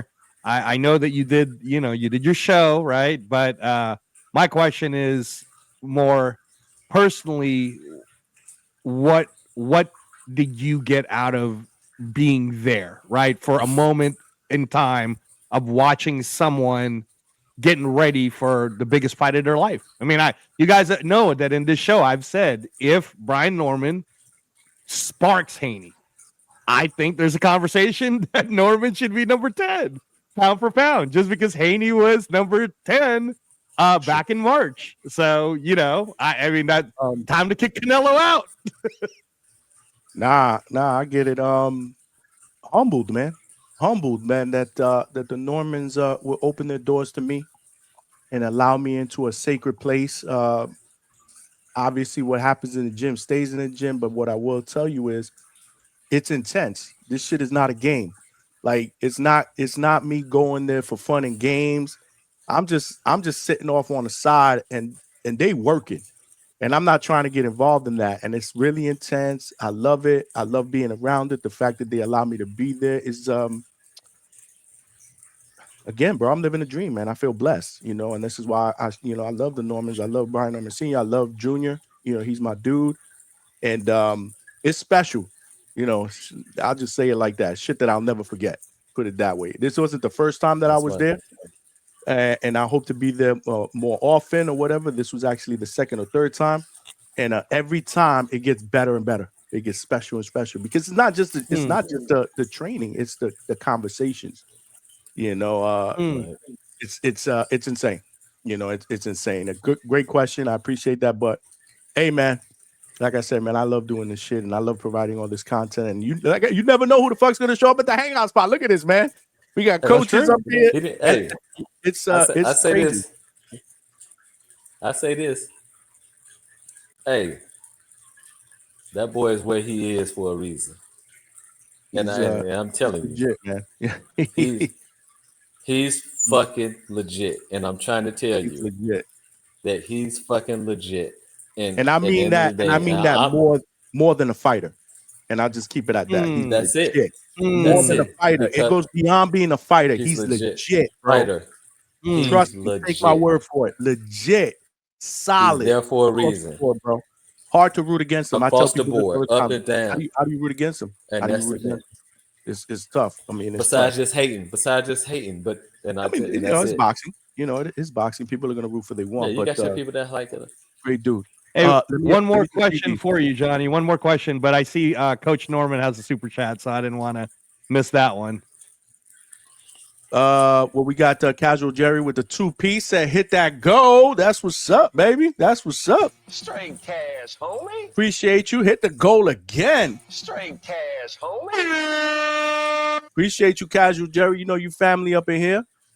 We cooking, Coach Brian Norman Sr., man. This is what I'm talking about with the 20-piece, man.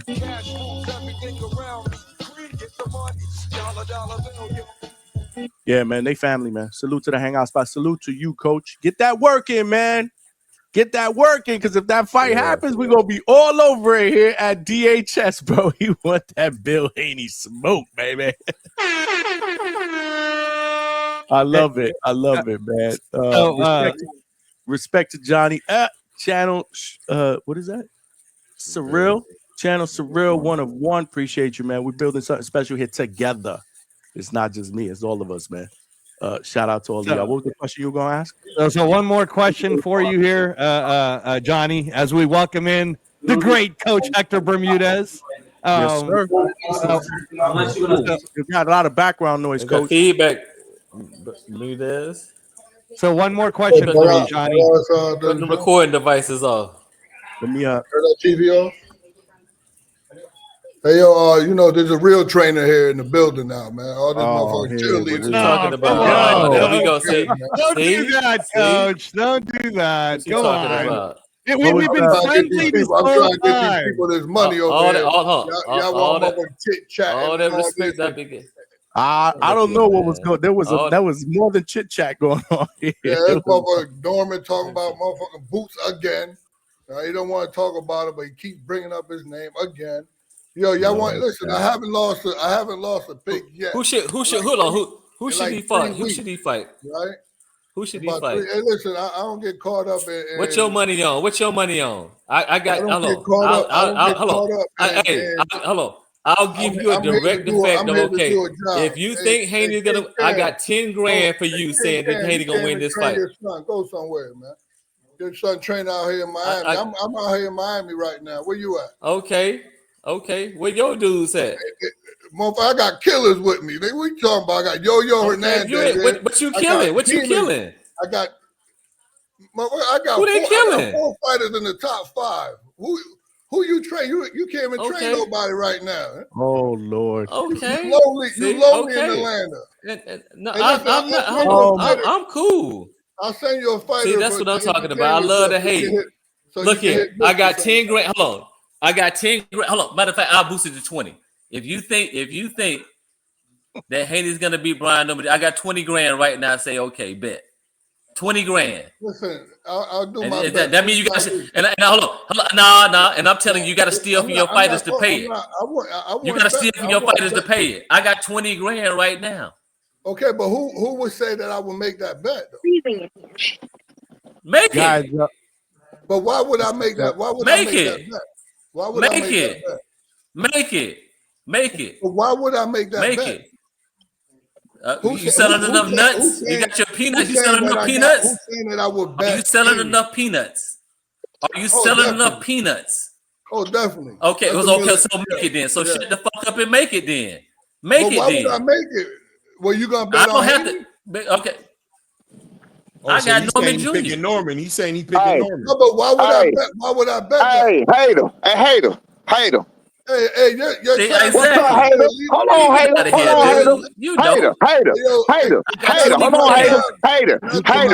Everybody, wait a minute, hater. Mute your mics. Everybody else. Wait a minute, hater.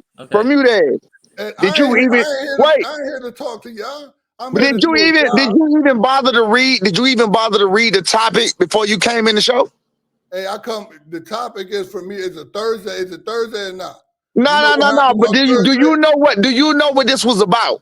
Do you know what happens on Thursdays? I know what happens on Thursday. I'm asking you, do you know what this is about? Okay, just enlighten me. What happens on Thursdays? I ain't talking about what happens on Thursday. I said, do you know what we're talking about right now? What happened on Thursdays? Yo, fake ass bet day. What the fuck? Yeah, you know. Hey, you making some money on the bets? Hey. Yeah, Bermudez. We talking about, hold on, Bermudez. Wait. Bermudez. We talking about me making money on your bets, Bermudez. You know what? I'm not even gonna say what I gotta say, bro. Just understand your hate is hard to hide. Your hate is hard to hide. You are ultimate hater. It's hard to hide. You're an ultimate hater. Check this out right here. I'm talking about the despise on your face. You can't stand it. Watch this right here. So we was talking about Jaron Ennis. Coach, I'm sorry, Johnny. What's up? Hey, man, listen, hold on, Bermudez. Hold on, let me talk to the host. Let me talk to the host. The 4-person panel, Clay and Reyes. I'm gonna put you on the back. Let me talk to the host real quick. Let me talk to the host of the show. Let me talk to the host with the most. Johnny. What's up? Did you text me and say topic is about Boots tonight, coach? If you're free, jump in. Yes. Did I tap in and talk about Boots like you asked me to do, Johnny, coach? I mean, Johnny. Yes, I wanted to get your breakdown of the fight this weekend. Bermudez, sit your hating ass down somewhere. Marcus, I'ma holler at you. Johnny, I'ma holler at you. Bermudez, get like me. Bermudez. Don't leave. Bermudez, get like me. Try. He Get has like because me. he I don't know. discredited me I don't know what Get because like I'm me. going for goddamn Hey, Norman King Jr. coaches are talking right now. Sit back. Hold on a second. Man, look at what you Brian, talking about, nigga. Hey, What you Brian, talking about? get these bets, What you man, so we talking can make some about? money, man. Hey, I get you. How many more I ain't accomplishments than losing my bet. son? Hey, Brian, if How you many more you know what accomplished than my Thursday son? Hey, How many fighters you got more accomplished than my son? One at a time. Exactly. One at a time. Want to hear y'all. Exactly. Want to hear y'all. One at a time. King Cat, calm down. Hey, How King many Cat, you calm got that's down. more I'm accomplished than hollering my at Brian, y'all. son, don't go nigga? All nowhere. right. Brian, don't go nowhere. Hey, Relax. man, just stop. What? All right, go ahead, bro. I got it. Hey, Kim Can, go somewhere, man. Hey, put him in the back Nah, room. bro. Real coaches is talking. Okay. You Okay. thought What you talking about? You ain't got one nobody. What you fight. talking about? I'm gone, man. I'm gonna holler at y'all. Hold up. Yeah. This is insane, man. I had to do that, man, because if I don't do that, they'll be here all night. Shit. Shout out to the chat, man. What we got here? What we got here? We got Trini with the 2-piece. Good looking out, my brother. He said coach was trying to invite King Cam to the Fire H. Y'all was just eating that up, man. Malcolm Flex with the $2 went from boxing to fellatio to busting nuts. Hashtag nasty, bro. That shit is crazy, bro. That's bullshit. These dudes went in, man. Jonathan Ortiz with the $2. He said, I got money on Bermuda with the eyes, bro. Y'all toxic, bro. Y'all enjoy that shit, man? These dudes just fighting with each other, man.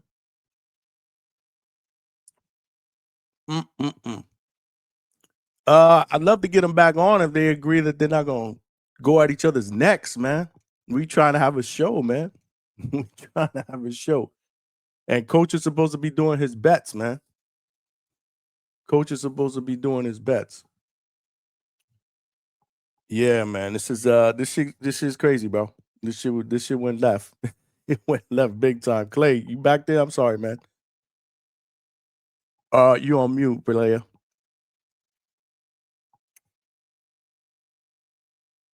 You know what I loved about that?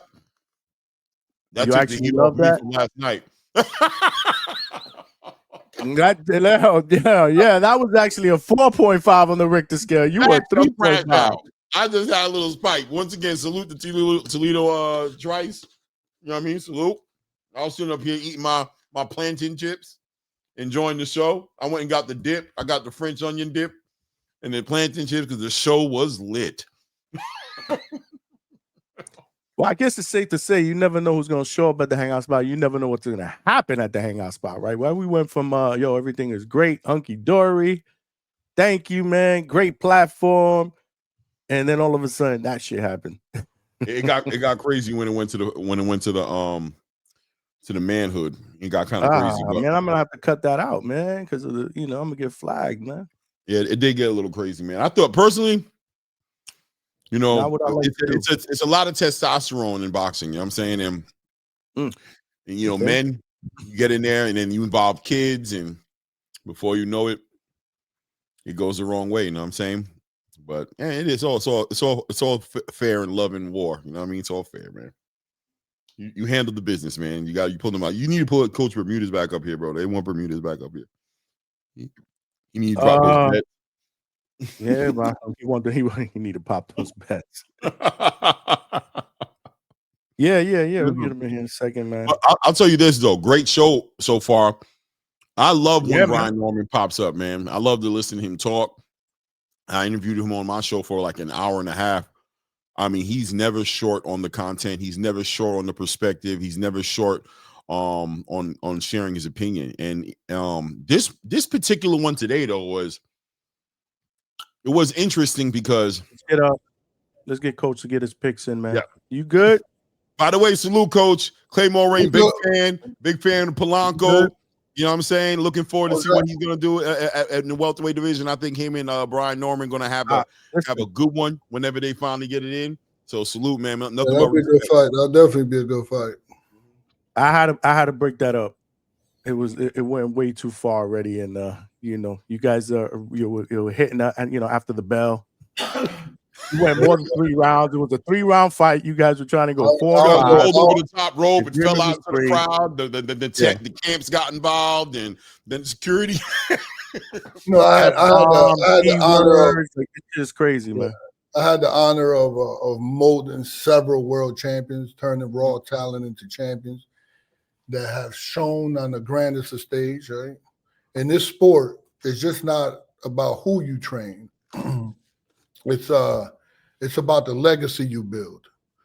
Just like a master painter creates a gallery of masterpieces, right? I've created a collection of champions who embody excellence. These guys are my world. I do this from the time I get up to the time I go to sleep. I don't do nothing else but this. Because I'm responsible. And one thing, you don't even have to know all the things about boxing that you need to, that a great trainer knows. All what a great trainer embodies is responsibility, right? Yeah, but I mean, like I said, man, you know, he got mad because you brought up his son, you know. No, I didn't bring up his son. I brought him up, and I'm just playing. I was just fucking around, really. Yeah, well, he but took it serious, man. Yeah, I don't give a fuck if he take it serious or not, but it's emotional. Let's do the picks, man. Let's do the picks, man. No, let's get this son on the table. I'll still listen. I invite him and his son to the firehouse. That personal stuff, I was just messing with him. I think his son is awesome. I think Brian Norman's son is awesome.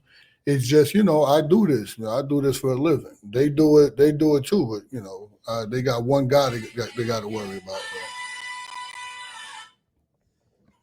Yeah, But anyway, listen, Armando Martinez, the son of a legend, right? His father, it was a beautiful feeling when I got to the airport. I landed here in Fort Lauderdale. I'm at the Hard Rock right now. One of the best feelings that I got was when they ordered us the Uber. The Uber came, and the Uber said that he said, "Oh, are you guys here for the fight?" He was like, "Yeah, this kid is fighting back here." And he's like, "Oh yeah, what's his name?" And he said that my guy said Armando Martinez. So he said, "Well, I knew back in the days, I knew a guy with the same name that was a gold medalist, Olympic gold medalist in Cuba. And his name was also Armando Martinez. And Armando kind of lit up and he was like, that was my father. Right. And that was an awesome feeling to just like to know that Armando was like, felt good about that. You know what I'm saying? He felt good about his father being known all these years and he just happened to be in the same Uber. Can I trust both of y'all on the same panel again? Y'all ain't gonna start fighting again? Yes, I was just messing with him. I don't know. Okay. I wasn't. Coach, we trying to squash this, man. Ain't nothing be squash. The nigga, he only got one. He's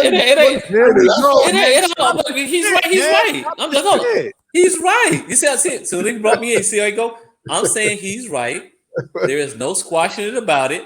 But I asked you about that 20 grand, my nigga. What you talking about? Hey, listen. What you talking about? On, man. I asked you about that 20. Hold on. And it don't matter if my son, your son. The thing is, you got to worry about getting your 20 grand off these fighters that you got there. That ain't none of yours. So what you talking about? I got 20 grand. What you talking about? I know you're a hater. I got 20 grand right now to say, okay. I thought we were gonna be cool and move on, man. Yeah, this is just No. I'm saying, hold on. I'm saying off the because I know he with both Haney. y'all's mad cool with me, man. But hold on. I'm saying I know he with Haney. For the Haney fight against Brian Norman Jr., I got $20,000 right now that says okay. I'm not worried about if my son got a fight. You got to worry about all your 15, 20 fighters that you did to get that money. I'm saying right now, I got $20,000 that says that Brian Norman Jr. wins that fight. Okay, I already know you're a hater, so okay then. Put your money where your mouth is, and they got nothing to do with how many kids you train or young men you train or what champions you do. On your Wi-Fi. Bro, I'm just saying. You just cut up for a second. I'm down. I flew down to Jacksonville today. I'm at my homeboy house. He wanted to go somewhere. I'm here with his father that has it. I'm in Jacksonville. So okay. So I'm saying you heard 20,000 though, didn't you? So as long as you hear the money, I'm saying it. I got 20,000 on Brian Norman Jr. against Devin Haney because I know you with Haney. So just accept the bet, and it ain't got nothing to do with if your fighters win 15, 20 fighters that you train. Okay, it ain't got nothing to do with that. Put your money where your mouth is because I know that's where you are, and just say, okay, cool. And we run it from there. I got 20 grand right now that says he wins. You done talking? You done? Yeah, he done.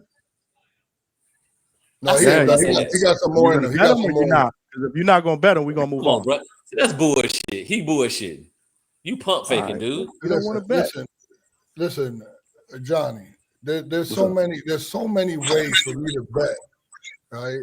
Oh my god! I could get. Oh my god, Johnny! I could take his money. Listen, for the people in the chat. Oh, don't take nothing. I'm giving it to you. I'm giving it to you. Coach, please, man. I don't want another altercation. Let each other talk.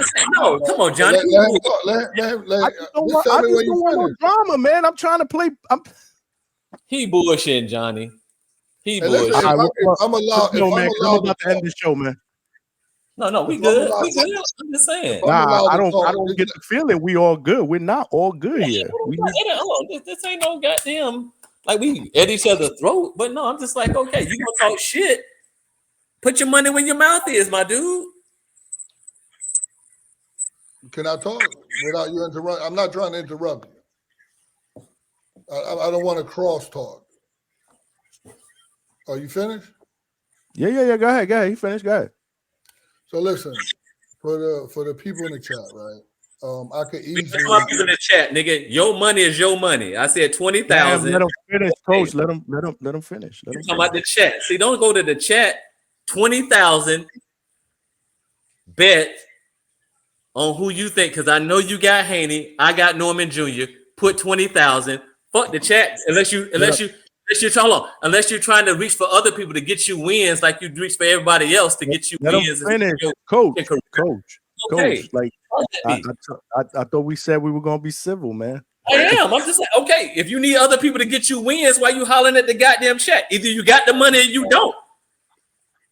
I got the money, not based on my son. Oh, we know that. All right, go ahead, Coach Bermudez. Go ahead. Well, we definitely know you don't got it off him. You only got okay, that's cool. Go, Coach Bermudez. Go ahead. What are you gonna say? So that's an easy bet that I could make for you, right? Because I could easily take your money and then parlay it off. So 20,000. You could bet 100,000. It doesn't matter who. So now who would say who? I'm telling you right now. Who would say that I'm with Haney? And so 20 grand ain't nothing.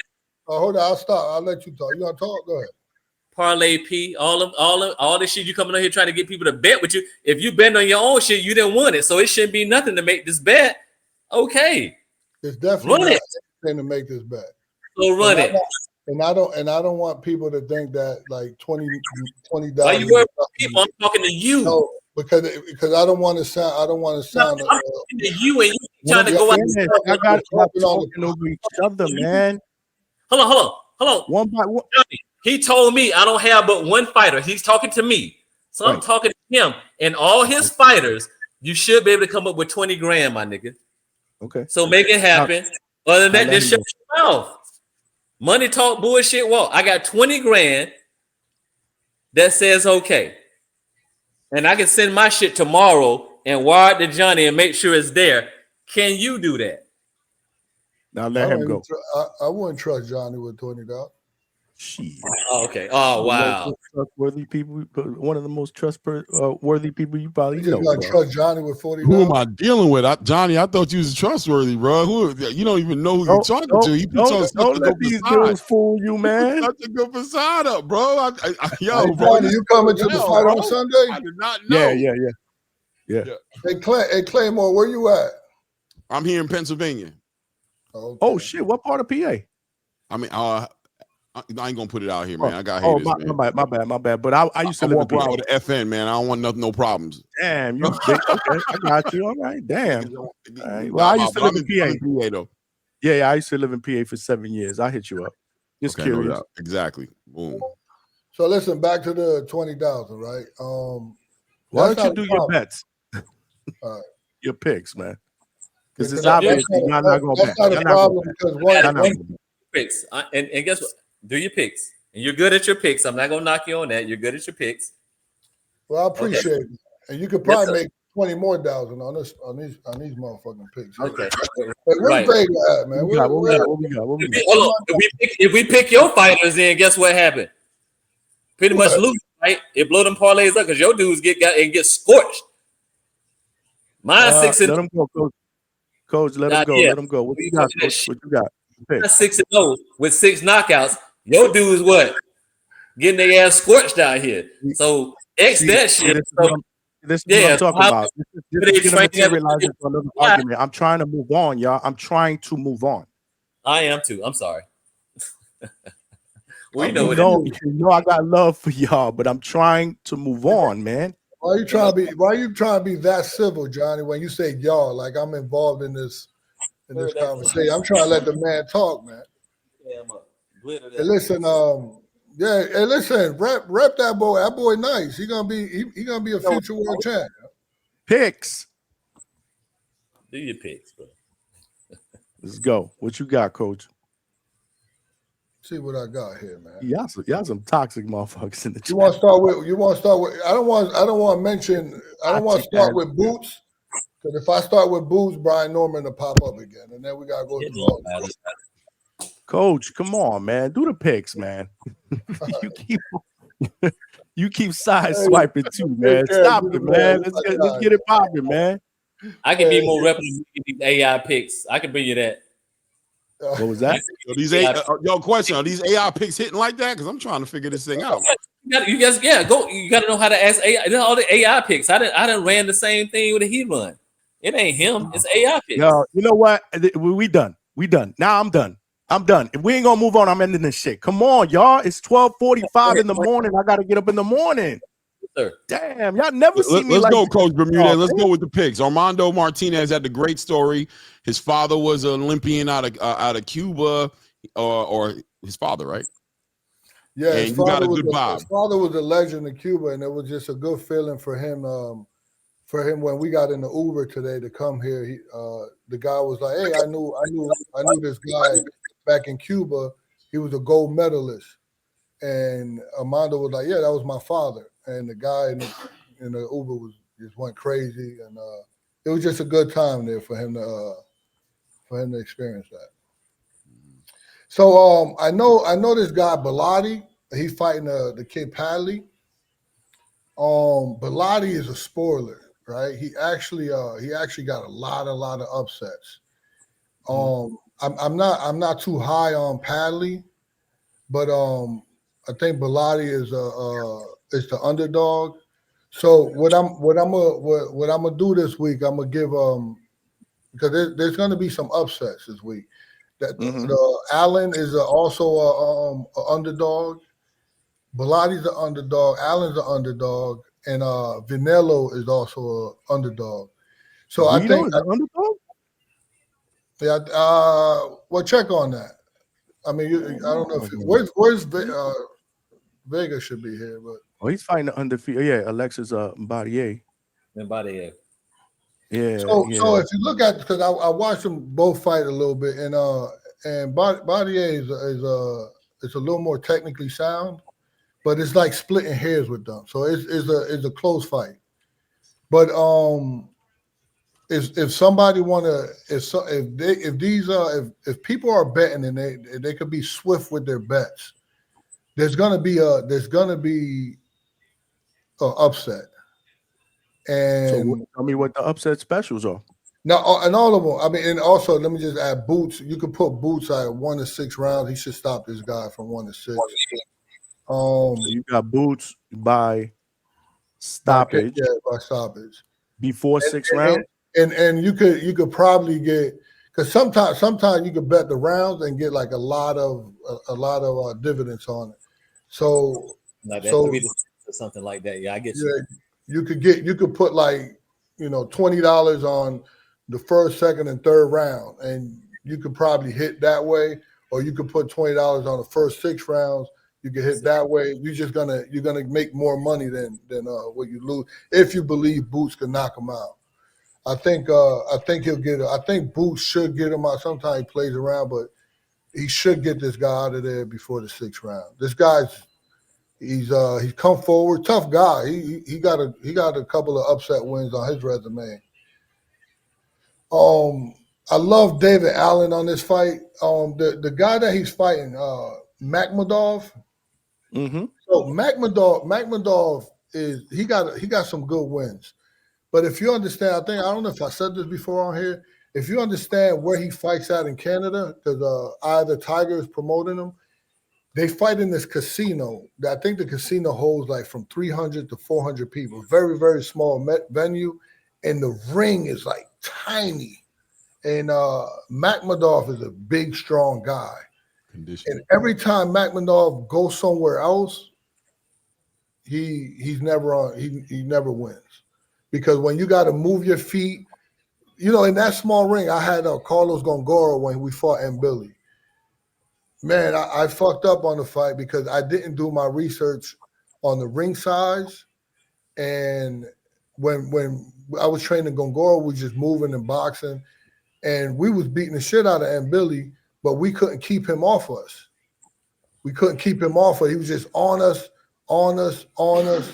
And we hurt him in the 2nd round. We almost had him out of there, but he comes back, and we almost had him out of there in the 8th. Think we dropped him. No. We lost. We lost the decision, but it's Billy in the little ring. But if the ring was much larger, then we would have easily outboxed him. So then I had another fighter named Zorrilla. That's a 140 guy for you, Danilo Zorrilla. He's fighting this weekend? No. Oh. I denied a fight against Claggett because Claggett comes forward in the same ring. I didn't want to fight in 14x14. It's not even legal. I'm telling you, you should see this ring in this casino. 14x14 is not it's not a legal ring. Exactly. So why did they put it up?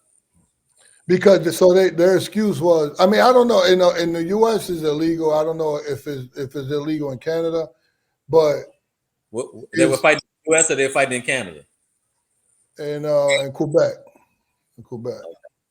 Okay. It was ridiculous. It was the ring was ridiculously small. You believe that's why Makhmudov it's a conditioning issue, like he doesn't move around. So that's my point. My point is that Makhmudov and all their fighters, they do got a Cuban. Eye of the Tiger have a Cuban. What weight was that? Which way? Well, this is the heavyweight. Makhmudov is the heavyweight. Makhmudov is a heavyweight. A 14x14 ring? Yeah, it's all right. If I'm just gonna say this, 16x16, it got to be 14x14 inside the ring. That it can't be there's no way it's bigger than 16x16 on the outside. Right. So Makhmudov does good in that ring. He don't have to chase nobody. So when he does have to use his feet, you see what happened. I don't know if it was Real season that with Ajit Caballel or with Ajit, he got stopped, but he also got stopped by was it Frank Sanchez? Did Frank Sanchez? In a bigger ring. Yeah, because he can't move around. He has a hard time with the movement, is basically what coach is saying, right? He's used to being in those little rings, and when he gets to moving and having to use his legs, you can take that gas from him real quick. If you're trained by the great Bermudez, it don't matter where the fuck you at. Get in there and get it done. Coach Cam, we gotta cut this, man. Oh, he good, yo. He good. Hey, we're going back in circles, like y'all. Oh, that's my guy. That's my guy. He's good. Cam's good. Leave him on. So you think that Dave, you picking Dave Allen for this one? Point. Because Dave Allen, I'm go ahead. It sounds like we're heading down the direction of Dave Allen, So right? I'm heading in the direction of all it's a good day to go for the underdog. So you got Dave Allen over Makmadov? Yeah, so no, but you have to be swift with it. You got to play with the bet. So you got to go. You have to know how to bet. So if because I'm telling you, there's gonna be an upset here. But Bilotti is he's a sport. So I don't know when he took the fight. I don't know if it's a late because he does that. He does that all the time. So I'll tell you what we can do is just follow your bet card. So when you bet and just post it, and we'll follow that. Dave Allen. Now we're talking about the Dave Allen card. So that Dave Allen card, I'm gonna go with the underdog, who's Dave Allen. You going Dave Allen over Makmadov? Yeah, I like that one. I'm not going to lie to you. I think Dave Allen gets him too. I like that one too. What's the other? What's the next one? I gotta. So Dave Allen money line, or are we picking rounds, or is this just a money line? Money line. Yeah. I mean, I would definitely go with money line because that's I wouldn't want to like chance it too much. It sounds like Dave wants to take him into deep waters, though. When you hear him talking, it sounds like that's his game plan to take him into deep waters. Yeah. Yeah, so that's why I'm scared about a knockout. How do you spell Bilotti? Bellotti. I think. He's on this Dave Allen card. Okay. Yeah, but I don't have my box. Well, I did have another screen up. I got a bunch of little screens up here. That's why. Right. Where's that one taking place at, Clay? I'm trying to find it right. Bilotti's going to be fighting Josh Padley, and this one's going to be in I know it's in the UK. I don't know where in the UK. Oh, it's in Sheffield Arena, Yorkshire, United Kingdom. I had this shit filtering US. That's what it was. That's why I'm like, well, why can't I Josh should win this fight, though. I mean, how are we going on this one? So you feel like Bilotti could upset Josh Padley? He's going upset.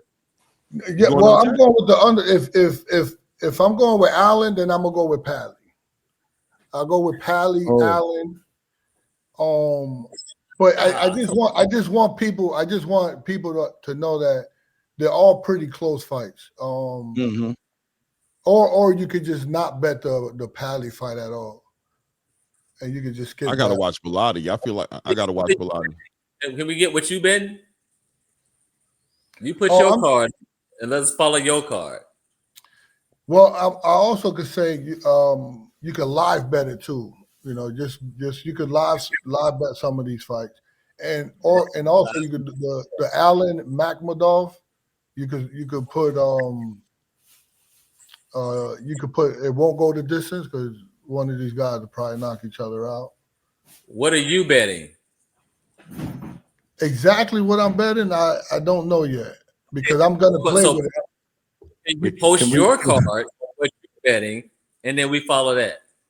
Yeah, but that'll be difficult because I don't know when how would you see it? Like post it where? On here? No, send it to me. Johnny can post what you put your card of what you betting, not what you telling us to bet. What are you betting? That's what I'm talking about. We're trying to finish that. Yeah. Right. So I'm just giving you. What are you? Well, and if it's surefire to goddamn mistake, what are you betting? So you show me what you to put your money in on. If I put $2 on this thing, if I put $20 on this thing, or $10, show me what you're betting on your card. And okay, you see the chat back here. What's up? Okay, I get it. It's a smart nigga. It's a smart black folks out here, bro. It's a smart folks. What are you betting? That are telling people what to bet, and you ain't put no money down because I feel this way. You just reneged on a couple of bets right here. Just reneged on. All right. So the Junad Boston fight and the Bilal Fawaz fight. I'm actually interested in that one. Is this the rematch fight? No, this ain't the rematch, is it? I think it is. Who you said the Wilkins? No, Junad Boston and Bilal Fawaz. Isn't this the rematch? Yeah. So I don't like betting rematches. There's always I don't like betting rematches. This was a draw the last fight. Yeah. So I don't like betting rematches. This dude got the crazy little Richard hairdo. So, okay, so let's move on to the next one. Then we've got Hamza Udin against Paul Roberts. Where you going off of? Well, this is just the card here. Because a lot of the fights is not on FanDuel. Okay, so we pretty much stopping at Josh Padley and Dave Allen and going to the Boots card. Yeah, because if you look at you look on FanDuel, yeah, you're right. My bad. Yeah, look at FanDuel and look at what bad. it is. A lot of them's not on there. Yep. Yo, Kim Right, you my guy, yo. Stop being mad, man. Love you, man. I'm not mad. I'm just asking. What? Come on, I got to get this done, man. Guys, it's 1 o'clock in the morning. I got to go to bed. I'm not even kidding. You be on here 3 in the morning every day. You talking about 1 o'clock? Not tonight. Not tonight. Y'all killed my mood, to be honest with you. I ain't even going to cap. Boxing. Why is this FanDuel always acting weird? Get a bet on FanDuel. You get your money back when you bet. Oh, FanDuel ain't good for that? You don't get your money back when you bet on FanDuel. What do you mean? FanDuel done paid me. But you pay the bet. Anywhere else I go, then I bet, I get my money back. If I bet $10 and I win $150, I get my $150 and my $10 back. You pay the bet on it. That's what I'm saying. You pay to bet. So they don't give a fuck because they making whatever you bet, they're gonna keep it. So their odds of anything else, that's why their odds are different than a lot of other sites. So people don't understand that. Like, yo. And I'm just saying, I'm just giving that out, not against you, anybody in here. I'm just saying, understand when you go to certain sites that when you bet your money, you're paying to bet. And if you win, they keep the money that you paid. So you're paying to bet. Other sites, when you go to Vegas and stuff, you get the money you bet, you get it back, including what you won. Yeah. So like, By the way, David Allen and Makhmudov is like tied up 112. That's what I thought. I was like, Dave Allen is the underdog. I'm like, nah, bro. So which card do we want to go down now? Because actually, on this Dave Allen card, a lot of these fights are actually on fee from FanDuel. somebody. We're getting back fee from somebody. It ain't me. I got my mic cost too much money for it. No, it's not you, Clay. It's either one of the coaches. Yeah, it might be you. Yeah. Yeah, it has to be. Yeah. So, Coach Bermudez. Who's So on this card right here, the Dave Allen card. Let me see. We've got Ibrahim Sulaimane and James Cherigi on this one. We got James Cherigi is a plus 700 on this one. So it's probably, you know what I mean? Yeah, I didn't do nothing. I didn't look into that. That's like kind of like evident. Yeah. You want to jump into the Boots card? Or do you still want to hang out in the Dave Well, Allen? there's a Wilkins fight that I'm going with. He's not finished with the other ones. All I have here is Boots by stoppage before 6, Padley over Bellotti, and David Allen upset over Makhmudov. That's all I have here in the upset pick. I don't know what else you said. I went to the bathroom. You have Giorgio Visioli. I don't know if I'm pronouncing his name right. What card he's fighting on? What card is he fighting on?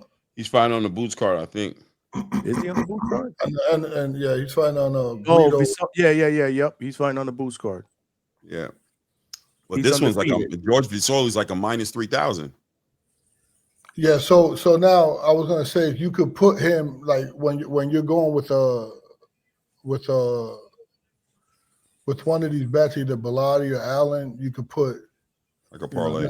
That's an easy parlay there to put him in. That's just an easy one for him. Visioli. So if you pick Giorgio Visoli right here. So that's over Wilkins, right? Yeah, over Wilkins. And we're just doing a money line for this one, right? Yeah, go money line. But what I hope people would know the parlay.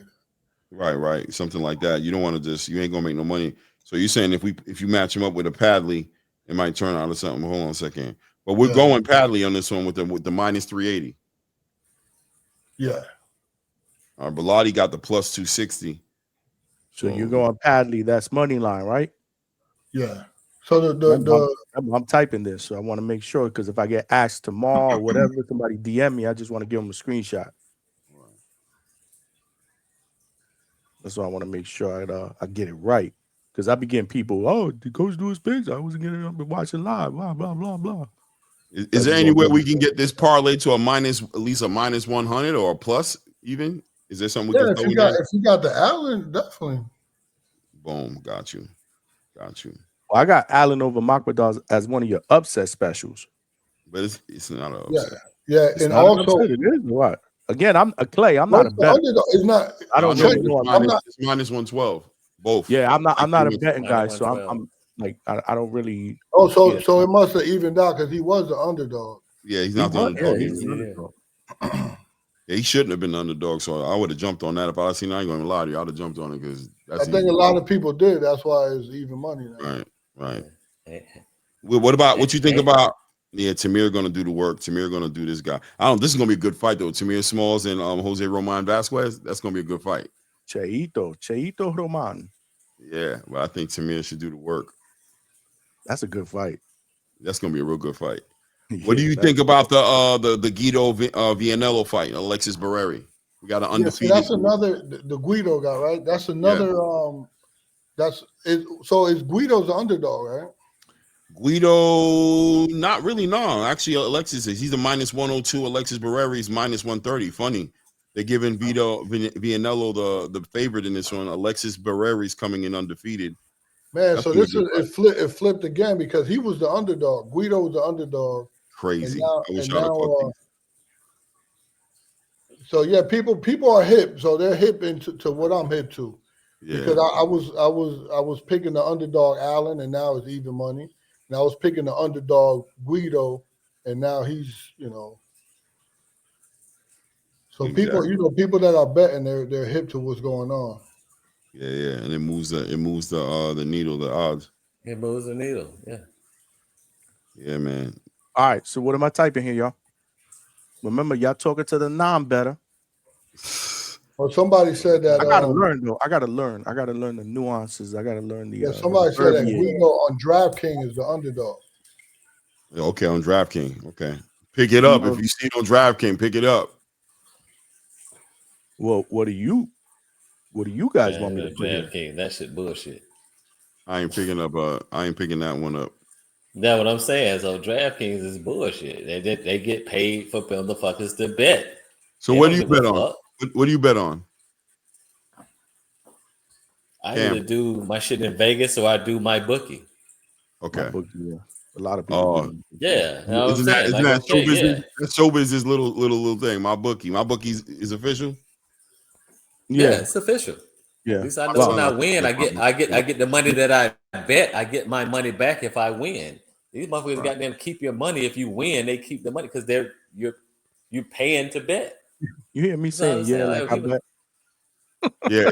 It's all I ignored you, bro. I was like, why you did that? I heard you. I was like, Johnny said he don't bet, but I'm like, that's interesting. Yeah. Yeah, I hear me. I meant to say I heard it from other people. Okay. You said I was like, I'm just like, I know. I'm just like, what the fuck Johnny talking about, bro? It's late. Yeah. Nah, I'm gonna start getting into where my bookie. My son lives out in Florida. He messes with my bookie. He messes with this Seminole with the Hollywood. Yeah, with the casino. My son's down the floor with Seminole, but I'm saying I get this Seminole. But my thing is, and if you heavy bet, that the fact is, all that tax shit you don't have to worry about because they're gonna get your ass with taxes. We'll be there Sunday. Yeah, they're gonna come back with your goddamn taxes. They're gonna come. Yeah, they're gonna come back with the taxes if you bet heavy. You betting that, Coach? You betting that Seminole Hard Rock this weekend? You right there? Yeah. Hey, I do my bets. Oh, Bermudez, I mean, he might. He's got. He said coach. There's only one coach on here. He said coach. No, it ain't. It's only one coach. Fucking go like fucking really. We gonna do this shit again. Hey, put your hand up, coach. Coach, put your hand up. Put your hand up, coach. No, you know what's crazy? All right. You know what's crazy? The fucking chat wants it again, bro. They toxic, bro. Y'all say toxic. That's what it's all about. I was enjoying it personally. I ain't gonna lie. I don't. It is what it is. We ain't gonna do this shit for 3 hours. They would have been going at it for 3 hours. Like I'm cool with it. I don't dislike Bermudez. Bermudez is a good guy. I think he's a good guy. Went too far with dislike he him. wanted to win the argument, so he brought the penis stuff in there. He won it. Once he did that, No. I think I brought the thing. Hold on. I'm sorry. I brought the penis in when I said that you can't create a fighter, and I did. Okay. There we go. We heard it before, Coach. Okay. We don't have to. Yeah. So then, I created a fighter. What you did? All right. Go to other Let's move dudes' on. kids. Let's move on. Yo, if you add in Tamir Smalls into that parlay, Tamir, it pulls it up to a -226. What are you talking about? So if you betting Allen, if you put Allen, well, hold on. Did I bring Allen in this one? I put Padley. I didn't put Allen in it. I didn't put Allen in it. Hold on. I didn't put Allen in it. You're right. Hold on. I'm confused. I'm lost, man. I'm lost in the sauce, man. I'm lost in the fucking sauce. What's going on in the chat? I'm gonna go hang out. Okay. If you put Allen in there, I think Tamir is a good bet. I think Tamir gonna do the work. No, he will. I mean, So I you don't got even think Boots will put him in a real fight. Okay, so then you got David Allen. If you put Josh Padley right for the money line, and then you bring in Tamir Smalls for the money line and Giorgio Vasoli on FanDuel, that's a +173. That's letting it. y'all know. That's a +173. And Coach I think Bermudez. that's a good lock. I think, matter of fact, I'm about to throw something on. Coach Bermudez. Yes, sir. Was your fighters on FanDuel the ones you told everybody to bet on, and they got their ass goddamn lynched around this motherfucker? I haven't lost a fight. I don't know. I think you're mistaken. I haven't lost a fight in a little while. But I don't know what your fight. dude just got his ass extra in Vegas. I was there. What guy? Who you had in Vegas that was fighting? No, because sometimes they call me in just to cut the weight. No. Yeah, what do you mean? Okay. Well, okay. Yeah. So are your fighters undefeated under you? You talking about the main event guy that you went to help out? Oh no! I actually picked his guy. That's no, you're talking about the Puerto Rican kid. Yeah. So I was in people bet on him. No, I had people bet on the other guy. Actually, he had people bet on the other guy. I remember. He didn't want me to say it. I didn't want to say. I didn't want to. I'm saying I'm confused. Like, okay, say what you say and say what you mean, bro. He didn't want me to say it because he was pulled in to assist. So he didn't say it. I said it. I had the Mexican kid. Okay. I had the Mexican. I was confused. I'm not knocking you. I remember that night. I remember that night. So I had the Mexican kid the whole night. Then I meet this kid. The trainer saw me in the lobby like, yo, I need help. I know you do this. Can you help my guy make the weight? And I assessed him. I said he's not gonna make the weight. Just can the fight. And they was like, damn, he could try it. It was like it's a world. I didn't even know it was a world title fight. It was actually a world. I was thinking because I didn't know, so I'm not holding you. I'm be man enough to like, hey, I'm not holding you to that. I'm not. But I'm saying now it's an interesting story for people to know. What's up, Rain? Guido Vianello. If you add him to it, that pushes it up to a 440, 460. Yeah, there you go. Now don't go betting y'all rent money on it. This is bro. Fun. We betting. You know what I'm betting? I'm betting McDonald's money because I ain't supposed to be eating no McDonald's. So, you know what I mean? I probably maybe I could lose some. If I lose, the stress will make me burn some calories, and if I win, it'll be a good investment.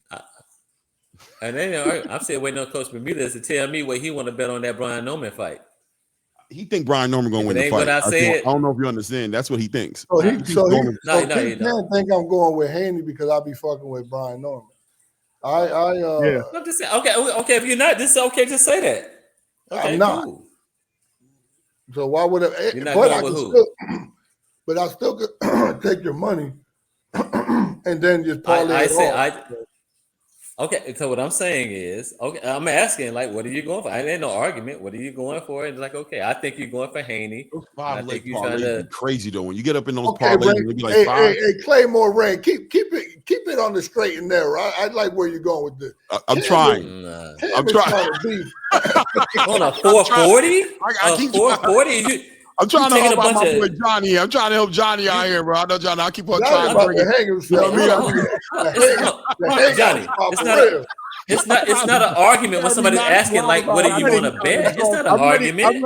I'm ready to just pop the But pills hold over on, but here. I'm saying, I like, know he's I'm exhausted, saying so that's not a. I'm Hold on, trying it's to not. pick up Hold on, the, you know what I'm saying? The You gotta it's slack. take not the an hangout, argument. the It's hangout not an literally, bro. He argument. about to hang himself. If somebody says, hey, I'm not going for this guy. It's not an argument. I'm just like, damn, Hey. how we make this into an argument? Somebody saying, hey, I put the money up and saying, hey, if you're going for him, or you gotta say, I'm not Roger going for that. him. Chill, bro. We ain't doing that many Big Macs. We really putting in pain though on the low between me and you. Crazy pain. We doing it like that. We carrying it like that. Salute. I'm trying to figure out what that means. He 20,000 said is Clay been eating 20,000. too many Big Macs. I'm like, damn, bro. I ain't doing it like that. I ain't eating Big Macs. I was just playing. I just said, what you want to do? You want to do a what I did before, Johnny? You want to do a nice steak dinner? You eat steak? Do a Good steak. steakhouse. We do a nice steak Is dinner. solid. Good steak. I'm not Y'all supposed down to there in eat South Florida, y'all steak. get to what Jackson House. Now the thing is what you consider a good steakhouse. Either you fly me there and we have it, or I fly you where we got to go and we have it.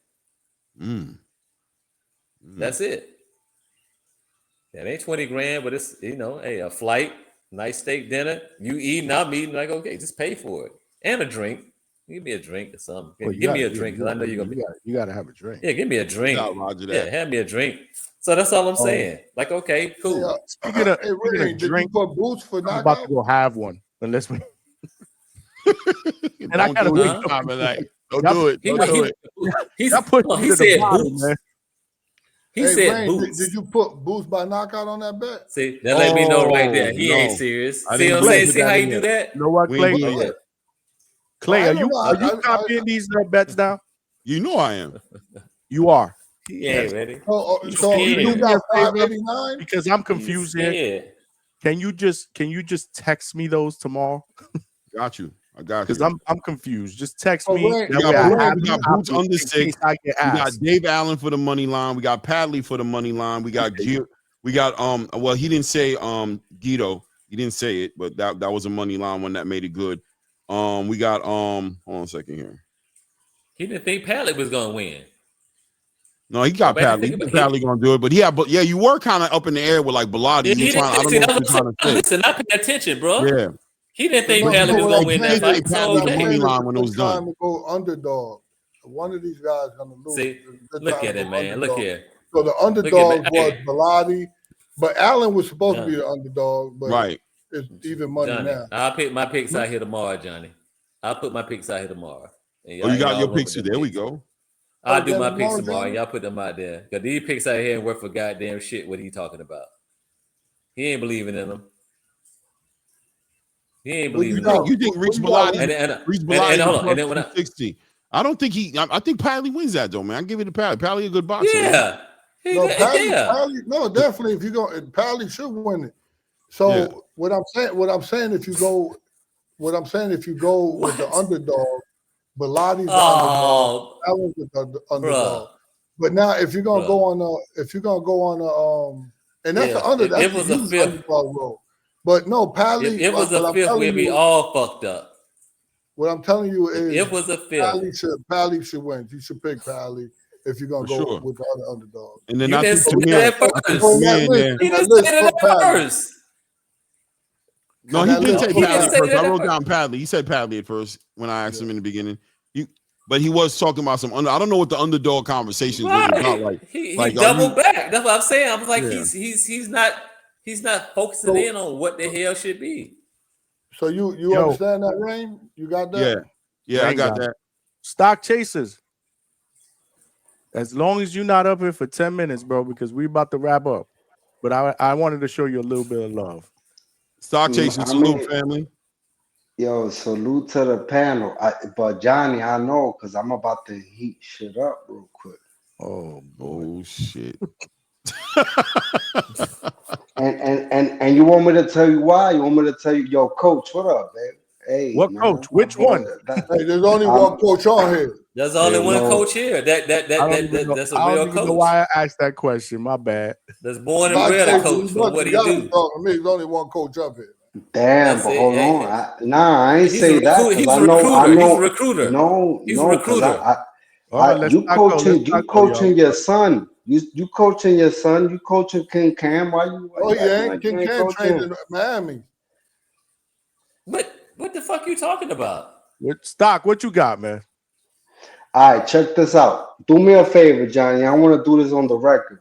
And all right, look up Derek Cuevas' height. Look up Derek Cuevas' height. Why?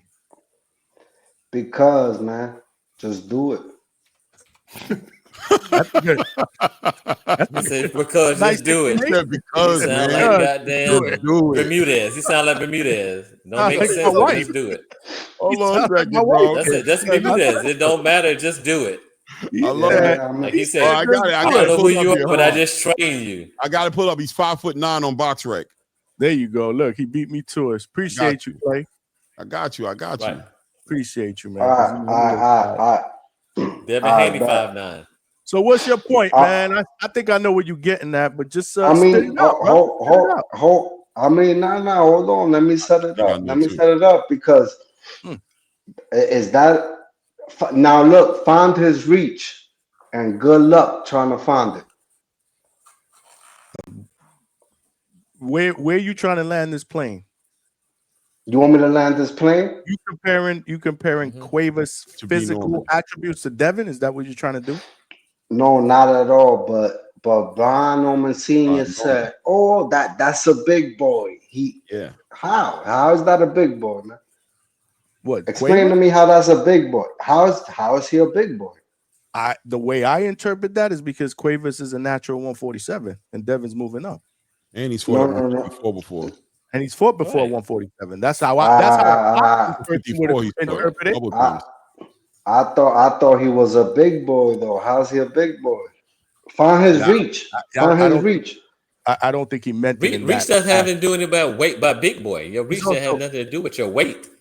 I think Derek Cuevas was considered a pretty I strong, think he's like not a strong small dude. welterweight. He's a Yeah, but what pretty does decent what does your welterweight. reach have to do with your weight? No. And listen, I'm in and out like a robbery. But look, I'm gonna make a point, right? I'm gonna make a point. Rohan Polanco fought Maidana, right? And this for the coach, right? Fought. Okay, who fought? Who he fought? Y'all know who he fought. Yeah, Madonna's nephew or something. No. Yeah, But Polanco ain't all that. who did Maidana fight? Oh, who did he fight? What you mean, the WBC Maidana world you champion talking at 147? You are losing me. What Maidana are you talking about? You Marcus? talking about Maidana? You talking about Mario? Maidana who fought Polanco? I can't remember his Oh, little you nephew. talking about I'll tell you. Fabian Maidana? Fabian. Oh yeah. Oh no. So, yeah, that ain't- And he fought the What about it? 147 champion of the world. And you know how far he took Barrios? How many rounds? Tell 12 me. rounds. 12 rounds. Okay. I mean, no. Oh, Because listen, hold on. I'm on a mission, and what I'm going to do from now, as I proceed forward, is bring light. To what's been going on. And you know what? There's a lot of nitpicking. There's a lot of capping. There's a lot of capping going on in these boxing. So styles don't make fights. It's just about who you fight, and then because you fought them this way, that means I fight them this way, or it comes out that way. Styles What you don't mean? make fights anymore. What you mean? Yo, Styles don't make fights Raphael, not for nothing. I'll beat the shit out you, bro. Oh, come on. Keep to the conversation. Come on. Who is Raphael? No. Nah, so It's I'm gonna somebody stick to that- I'm in and out like a robbery. Look, cause not for nothing. Look, there's the two hardest dudes at 147 is Devin and Rohan Polanco. Not at 147, but in boxing. And y'all gonna learn that the easy way or the hard way. Come on, bro. Bye. Cause there ain't no capping on this side. Coach, hold on. Okay. Coach don't cap. You're Coach right. don't I'm cap. saying you're okay. You're good. And I was there live when Rohan Polanco beat the shit out of Quentin Randall. I was there live. I was right there by the ring. Mm-hmm. Okay. But you know what? No. I'm here to tell y'all one thing. Y'all gotta stop accepting the capping out of Brian Oman Sr. because he's a goddamn capper and I'm on his ass. I'm gonna holler at y'all. Yeah, get the fuck out of here. Bye. Get the fuck out of here. Oh That my was God. I'm gonna tell you. That's what you're When talking about. usually I Alberto's see fault. something coming. Alberto told me to put him on the panel real quick. When I saw Derek Cuevas get pulled up, I knew it was a Brian Norman situation. When he brought up the height, I knew he was going into Brian Norman. But I didn't see it. I still didn't see it going the way it went, though. Yeah, but I'm still confused. Yeah, exactly. It was like I knew it was going to Brian Norman before a half a second there. I'm like, maybe he's not going to Brian. I like questions like this. It's like asking, it's like, okay, if let's just say, okay, Polanco for the belt for Brian Norman Jr. If you really think you that nigga, you take the fight and just say, okay, we'll give you $5,000. You get the belt, but then the next fight, we give you X amount of dollars. Would you be willing to take that fight and take the chance? And I mean, just honestly, that's what I'm saying. So people just talk when they're not in the position to do certain things and say whatever they want to say. I get it. But to say, okay, let's say you get $1 for fighting Brian Norman Jr. And then you can take a fight over here, you get 200,000. But if you beat Brian Norman Jr., you get $1 million. If you're really thinking about it, what you willing to do? What you really willing to do? Are you willing to take that fight for $1 to beat Brian Norman Jr. for $1, and then your next fight you get 200,000?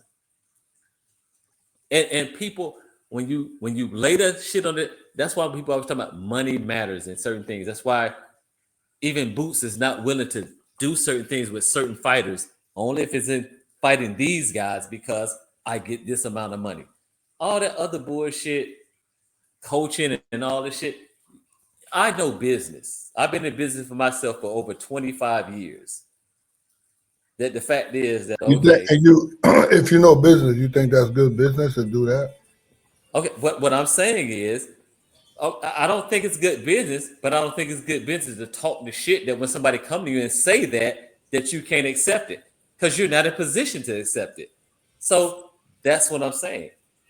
So, okay, so that's why I look at it. All the shit you talk, I don't give a fuck what you talk. If I feel like my son could beat somebody and you say, give him $1 and then he gets this, okay, we're going to take this.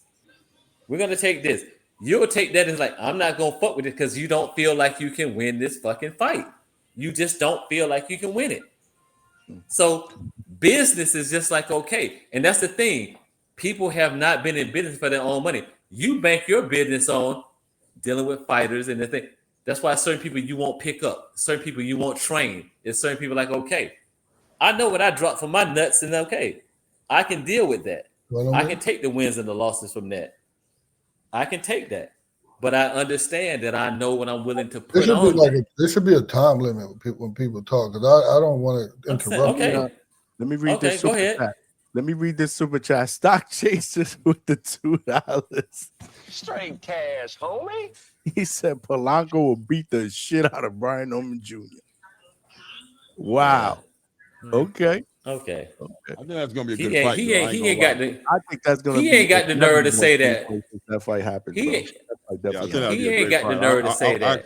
I actually thought that fight was close to getting done until the Devin situation came up. When as soon as I saw, as soon as Turkey get involved, it's over with. Yeah. Look here. Homecoming fight, man. I'm sitting here telling you, when Brian Norman beats Devin Haney, I think that Polanco fight is on the table for Atlanta, his next fight.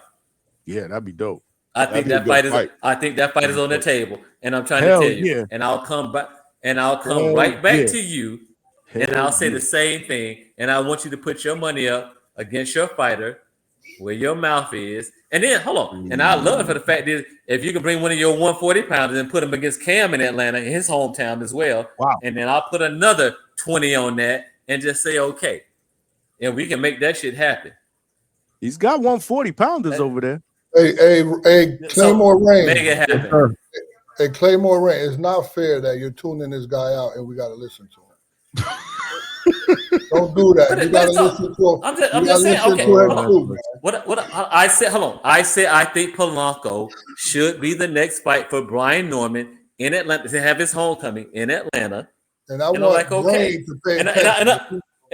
And I said, and hold on, and I'm saying, and I'm saying, I will bet you on that. And then I'm saying, okay, if you got 140 pounder that you think can goddamn handle it, I'll put another 20 grand on it and put him against my son here in Atlanta on that same card and make it happen. And that's it. Hold on. Now the thing is, like, okay. We got another super chat here. Stock Chasing is back with another 2-piece. Straight cash, homie. He said, Jan Santana beats King Cam. Am I lying? Oh, Lord. Who is Young Santana? He's a young Dominican. Yeah. Young Dominican fighter. Undefeated. From where? Dominican Republic? Yeah. He's Dominican, yeah. Okay, well, okay. He trained in Puerto Rico. Mm-hmm. But no, but Okay. Stock Good is fighter. trolling. Good fighter. He's got about how many fights now? 8, 9? Stock is trolling because fucking Jan Santana is a 126 pounder. Is he? See, that's what I be talking. See, but that's what I be talking about. Y'all just talk shit. I'm happy. Get his ass and get his ass blazed. Oh, wait. He came out with another 2-piece. Stock, that's what I man. I said. appreciate you. He said Edwin De Los Santos beats your son. Am I lying? Edwin De Los Santos. I mean, Well, Cam, how old is Cam? 25. Oh, so yeah, he's ready. He's ready. Well, no, you got to think. Cam took a couple of years off and just went to school. I mean, even though, but I'm saying I don't think. I think him and De Los Santos will be a good fight. Oh, that's a lot of background. I'm not gonna say it. Yeah, man. Yo, Jaron Ennis, I can't get it under 6 rounds, but it's a plus 130. Jaron Ennis by KO on FanDuel. No way. Jaron Ennis by. Am I tripping? I'm trying to. Yeah, I'm telling you. Look, I ain't tripping, bro. Hold on a second, man. Wait a second. Hold on. Let me block my bad. A lot of background noise, Cam. Coach Cam. Is it still there? Wherever you went. I don't know where the hell you went. Where you went? Outside to the patio or something? At a garden? I said I had to wash my hand. I would eat something. I washed my hand. I'm sorry. The knockout is that's what it was. It was the plus water. 130. No, the water. Ron Ennis by KO. Plus 130. Really? And that's what I'm saying. But look how people talk about shit. It's like Edwin De Los Santos against a 6-0 fighter. Don't let them trigger you, man. You letting people trigger you, man. But no, it's not triggering. I'm just saying, but we have to understand how we talk. That's like when Clarissa Shields went to MMA and they want her to fight Cyborg and everybody. Like, what are you talking about? It's just about trigger spot. They got Claymore yesterday. Claymore, I got minus 400 for Ennis to knock. They got Code. everybody today. I'm trying to see what this is. Then hold on. Method of victory. Exact method of victory. Drawn. I'm trying to ask Bermudez about his 140 pounders. What the Yo, fuck I'm telling you, that's what it got over here, bro. I'm looking at FanDuel saying. I'm Right, looking Kurt at Scooby fights at 140, right? Bermudez. His FanDuel boxing matches. Exact method of victory. Jaron Ennis KO right there on the top. Plus 130. No, real talk though, Coach Cam. I would love for King Cam to get some work with Scooby. That would be good work, man. I mean, no. I mean, we're not ashamed about working. We getting no, better because we're in the camp for. Yeah, What? I'm just saying. Right when I be talking about Bermudez, I'll be like, he be talking like, okay, who you got at 140, and just like, okay, get in the ring and just show me what you talking about. Yeah, but he's not. We over that, man. That was earlier, man. Let's just move on. No. Hey, that was earlier. That was know. earlier. Do you guys have a promoter? You don't know. I'm still with the shits. I know. You don't want to let that shit go, man. Just let it go. I'm good. What are you saying? What are you saying, Bermudez? Do you guys have a promoter? What do we need a promoter for? Make the fight. That's what I'm saying. How are we gonna make the fight? You don't have a promoter. Just like we make the fight. If you want to fight, we can fight. Call They ain't about Big no promoter. See, Rob. that's the thing. Call Big Rob. But Rob Yeah, is a we can business. make the fight. What I need? Hold on. What do I? Hold on. If you don't want to think fight Rob me can- and I want to don't fight think you, Rob can what the assist fuck we him need a trying to make promoter the fight for? happen with all his connections? We can make the fucking fight. You know what I'm saying? That's the crazy part. Like, that's what you do. You fall in it. We can make the fight. Hold If on, you hold want on, to hold on. fight and I Fight want with to fight, who? A fight with who? Yeah, there's nobody. A fight with who? but I want to say he said why are you asking about a promoter? Because if you find a promoter, then I could get you a fight. I don't need you to get us a fight. I got a kid that Kurt Scooby is on a different trajectory. He's not gonna fight. We don't need But I have anybody to get someone- us a fight. I was talking but about I have sparring, someone- Bermudez. Oh, sparring all day. Yeah, Yeah, not a fight. But no, That's I what have I'm someone- talking I have a kid named Thomas Blumenfield. We could make that fight like easy. So they say you go from he said, oh, sparring, then we can make this fight. See what I'm saying? No. I did that. And I'm But hold talking on, about. but I'm different saying, people. but hold on, but he was talking about that, and he was like, "Oh, you're talking about sparring, not fighting," because he was talking about fighting in the beginning. You brought it back to sparring, and then he took it back to fighting. Because these are not his fighters. I already know that. They ain't your fucking fighters, man. Stop talking. I got you. Yeah, exactly. You see what I'm saying? Right. See how you read between the lines? It ain't his fucking fighters. Get the fuck out of here, dude. This is where Yeah. this is going Read again. through All that right, shit. y'all. Nigga, we smart, man. Stop. Get the fuck out of here, dude. They ain't They his not my fighters. fighters. He's just like, because he's Who's just not bringing my up fighters? shit. I got you, the You national. saw, hold up. You saw how that just happened? Here we go again. Man. Okay. This is We crazy. good. We This is good. crazy. We good. No, I'm good. But I'm saying, Claymore, are we like, done stop. with the bets? You got them all written down? I don't know. I kind of saw. I mean, I got everything he said written down. Yeah, everything he said. I started playing around, adding my own little twist to it, just trying to play around. Right. But I mean, this is what I got. I got Giovanni. I got Giorgio Viacelli, which is probably the lock-in, right? I got for the money line. I got Josh Padley for the money line. I got Tamir Smalls for the money line. I got David Allen for the money line, and I got Guido Vianello for the money line. I can't see. I'll put Jaron Ennis in there, but by KO, like there's no money for Jaron. Like I can't. Me personally on my FanDuel, I don't see me being able to get him under 6 rounds. Did you go all the way down to the? Let me look.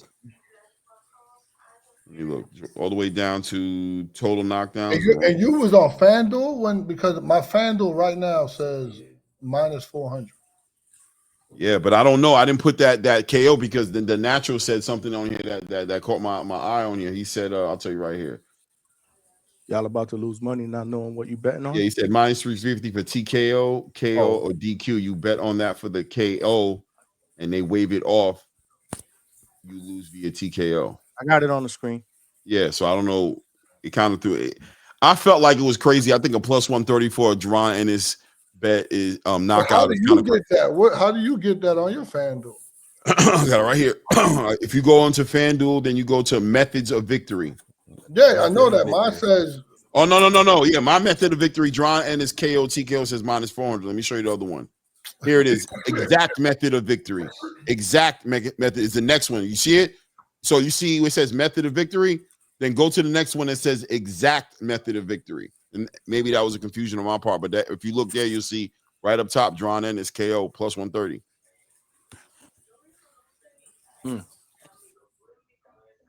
Chad, we need 7 more likes. It says by KO or TKO. You get that, right? KO would be he got to be counted out.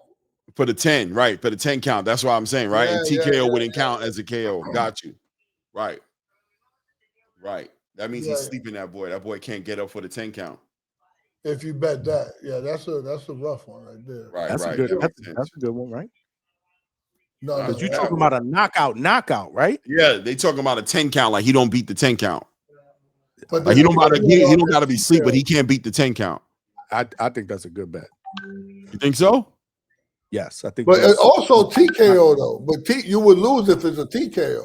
It has to be a 10 count. It has to be a knockout. like a knockdown, a count. He doesn't make the count. Like in other words, if the referee jumps in there and waves it off and just jumps in the middle in there, like nah. Or if he goes down multiple times in a round it doesn't Right. count as a knockout. I can see that fight being stopped. Yeah. I see what Claymore's saying, but that's what betting is all about. You see, I'm not even a bettor. Right. But if you gonna make some money, scared money don't make money. You got to bet something that you Yeah, but I feel ain't throwing may that in my not happen. parlay. I ain't throwing that in my parlay. I'll you bet ain't that trying on to the go in the side parlay. and play See, around. I ain't throwing that in the middle of my problem I parlay, don't- bro. This is what I that'll don't ruin the whole understand. parlay. Like we'll knock every single one of the things out, and that little No, I bet get will what piss you're me saying. off. I get what you're saying. I get what you're saying. But if I was to bet one whatever, like I would do that on the side, right? But plus 130. Yeah, I would do that. I would do that. Plus 130 is like, I would do that. Give me like a I'm plus telling you, 300. I'm gonna get all into in. this shit. I'm gonna I'm get all into in. this shit. You will. I'm gonna get it. That's a fact. But you do your bets on the football, right, Johnny? No, I don't do bets at all anymore. What I used to do when I lived in Pennsylvania is I used to use DraftKings. And I used to just bet win or lose or whatever. Like I didn't do parlays or anything like that. Simple, right? Just, like rookie shit. And I enjoyed it. I used to do football, a couple football games. I used to do some boxing. I remember I won I think I won like $100 and something, and I got all hyped up when this guy knocked out Burchell, Oscar Valdez. I won on that one or something it was. I won on Tio and Lomachenko. But then when I moved to Florida, you can't use DraftKings here. Yeah, you can't use DraftKings here. And I mean, Vegas sent me the Hard Rock. No, I just haven't registered yet. But I am bullshit. I mean, Hey, I want something to be able to do. Little. Again, I'm not a pro, so I just I'm a rookie.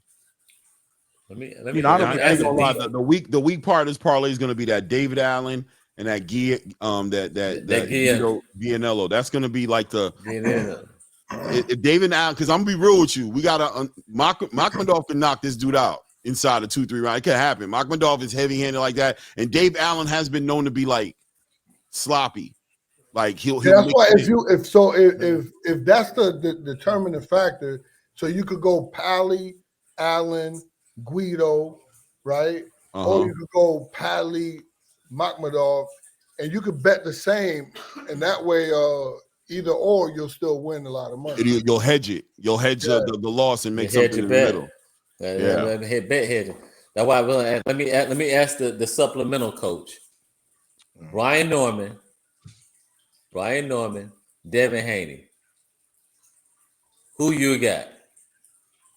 When that fight comes up on that week, he's waiting for the weigh-in. The fuck out of here.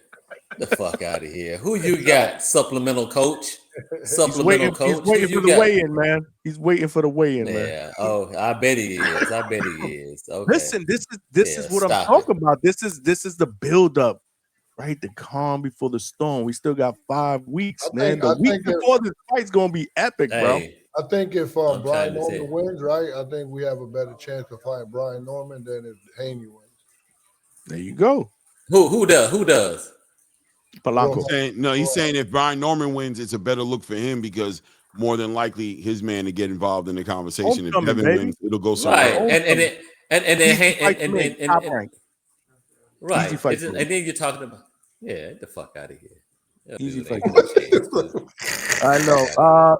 We good, Clay? Because I'm about to wrap this up, man. I'm tired. Hey, Clay, you got the bets, man. Because I'm lost. My man Kim can't got Brim, me I know lost. you in the back, Brim, but Brim, No, I ain't gotta got go no. to You bed, keep man. trying to throw that out there, man. You know you full of shit, man. Stop. I'll bring you up for 2 minutes, man. But I gotta go to bed, bro. I'm tired, man. For real. I wouldn't. And I won't diss you, man. Oh, I got you on the panel. No, he about to go into the warehouse. You know how he do. He don't like to talk inside the office. Oh, he said the office. They got it bugged in there. Hey, listen. I listen. I thought you was gonna be up when Coach Bermudez is here. I thought you gonna be up till 5 in the morning. You know what I mean? So I was my bad for assuming that you deserve to get some rest, Johnny. You missed a lot that went on like that, and that was a lot of. I know. Listen, a lot of energy here. That was, yeah. Coach King Camp's dad, that was diabolical calling Coach Bermudez supplemental coach. That's diabolical. Y'all two was going at it. I caught the back end yet. That's diabolical. That's not nice. That's not nice. Don't start them up. Don't start them up. We real. I'm sorry. I apologize. I apologize. From birth to the I'm league. I'm a real coach. Claymore, sure you check you the trying to Claymore work video. like Johnny, man. You starting to look like Johnny out here in these YouTube streets. Y'all working hard out here, man. Y'all putting in that time and that pain. I'm over here working with Johnny, bro. I'm just helping him out, man. I don't even. Hey, I'm man, not salute to both of y'all. Normally, I'm working at this time. Man, yo, That's why I stay up. Bermuda got did the his bar thing. fighters I'm a around third here. shift dude. I'm Second legitimate. night in a row, man. Claymore did his thing with me, man. Yeah, Hey, bro. I mean, as long as I got the time, I love it. You know, it's getting so close. We are a little bit over a month away for the Great American Sleepover on November the 22nd. Everybody go to Amazon and get your pillows now, man. Listen, get them while getting is good. Get your Snooze pillows. alert. Bro. Snooze Get your alert. pillows, bro. Listen, I've already broke down the fight. I know exactly how Devin Haney can win. The problem is you can't jab and grab when you're not the stronger guy, and you can't fight on the inside. It's gonna get nasty out there, That's dog. it. Salute to Devin Haney though, because he's moving like a G, unlike some of these generations of fighters. That don't take their That's fight. risk averse. So, regardless of the results, Devin Haney is to be respected as a pugilist. Respected. Bottom line. That's it. And his career is not over if he loses to Brian Norman. If He's he loses moving the up to fight, that's it. welterweight. It's not. It's just a long That's fight. it. The only thing I want to see from Devin, regardless of the results, is him not be shell shocked in the ring. I'm still not 100% certain that he's not past that, because the way he fought Ramirez just doesn't That's set you what I'm up and saying. benefit you He for a fight showed like you. this. But That's it. listen, Johnny, you going to bed. I could be here for another hour just running my mouth. So I'm gonna let you go to bed. You got to jump on earlier, man. Huh? You know you got to jump on earlier, man. You Bro, always I'll be welcome. at work, bro. You know, I mean, plus I try to make my rounds. You know, I bounce around a little bit, but I'm at work, bro. You know what I mean? I got to get in where I can fit in. Did you check all your D-Tex alarms? Nothing tripping. The alarms is not the issue. I had to make sure all the line haul stuff got sent out, you know, so everything's clear out of the bins, you know, all the right. paperwork gets filed, you know, and then I'm checking on my staff and all my stuff in Florida or California, Texas, all making sure that they on top of their stuff. Other than that, it seems like it's smooth selling so far tonight. We'll see though. I know you're on top of your game, brother. I appreciate Got you, to, man. They pay me the medium bucks, man, you know, to do this. But yeah, man. I look forward to being in Atlanta in a little more than a week. You know, and then after I do that, then I gotta go to Massachusetts. So, Coach Bermudez, my time to Holla come me through when there you're is in the coming A. soon. Holla me when you're in the A, bro. Holla me Oh, when you're in the definitely. I'm gonna We'll holler grab at a Mark drink. first because I've already kind of like set up everything because because my mom lives in Birmingham. And I didn't want to get a rental the whole time because I wouldn't, but it's just cheaper for me to do it that way. So when I That's pull up, family I'll probably investment. pull up sometime that Saturday on the 18th is probably when I'll probably end up pulling up. Are y'all doing any work on the 18th? I mean, I'm sure the Normans have something going later on this. Yeah, you know what? I'll hit up I I'll know hit up Cam's not senior and there. to see what the deal is. Yeah, You just know, saying, because I mean, okay. And I'm saying, just holler at me and we can get together, have a drink or something, bite to eat. Or yeah, something. you know, a light beverage, nothing crazy. You know, light beverage, you know, and we hang around the real coach. You know, we can toast for the soon coming American sleepover. You know what I mean? Yeah. That's Because it. I'm telling you, it's going to be a That's great it. event. Yo, listen. One thing I've been mentioning. Did y'all hear about Nicholson posting on Facebook saying that him and Berturbia fight is canceled? It is canceled. It's canceled for real. It's officially official. Yeah. You pulled out. So Yeah. are they giving him another opponent, or is he just pulled the out. fight? Just no fight. I don't know, but Turiev is protecting that pulled out. Benavidez bag. He's saying he's gonna sit back and wait on him. That's Yeah, what but that's what Turiev, that's about. yeah, he's sitting back. He's gonna wait He on. ain't even want to fight my guy Najee, bro. He ain't even want to fight my guy Did he Najee. want to fight, or did they try to just make it where Najee didn't get some extra bro. bread? He's the guy you go to if you want your plans ruined. You feel like getting your plans ruined. Go in the They don't want to fuck with that. Najee. Yeah, Najee leave him out of the conversation. Najee's a little too dangerous for the situation, huh? Yeah, bro. He's just gonna. Yeah, because Najee got a knockout right after that when he got another fight. He just knocked somebody out last week, didn't he? Yep, too much of a risk. Fourth round KO, right? And he looked good doing it, bro. That jab was crazy tight And that's and what they fast. did. And dominated, and the dude they dominated the guy. Dominated him. He did, bro. He looked impressive. I nephew. talked about it on my show, man. I think I'm excited to see what he does at 175, and he looks like he's gonna be there. Like he Look at Johnny, y'all. Look at Johnny. He's starting to lean in his chair, man. We killing him. Oh no! I'm actually y'all talking about my guy Najee, so I'm like, okay, Yeah, Najee. And you saw hold on. You saw Najee. He ain't in the gym, but you saw he's on weight. Najee is How old is Najee right now? Is Najee only like But 22? I'll tell you what, though, that fight right there, you know what it told me about Najee Lopez? It's time to definitely step up the competition. I could see Najee. You got some fighters who need some redemption right now, who's trying to get back into the conversation at 175. It might be time for him to go international, pick up a Buatsi or pick up a Willie Hutchinson. Coach or, Bermudez got. Who you got? Coach Bermudez. Who We you did a got? show on that, Clay. We did a show on that the Sunday Hutchinson, night after his stoppage. Coach. Who do we feel Najee should fight Supplemental next? coach. Yeah. Supplemental coach Bermudez. Who you got at 175? Oh Lord. Who you got? Mickey Doon said Najee can come get spanked by Willie. Yo, that'd Who be a you great got? fight. Supplemental coach. Who you got? Morrell, Najee ain't fighting Morrell. Morrell about to fight Caleb Smith. Yeah, he about to be. I think he about to be a supporter. Yeah. Hold up. Let's hear. Bermudez. Who you got? I don't have as a fighter. I don't have no one at 175. Okay, all right. Well, go, yeah. You go find somebody else's son to do that. We Yeah, said go that find shit. Trini Bronx. We said that. We yeah, brought go up a lot find of somebody names, else's man. son to do that. Yeah, that's all you do is find them. Najee, go find them and Najee take credit.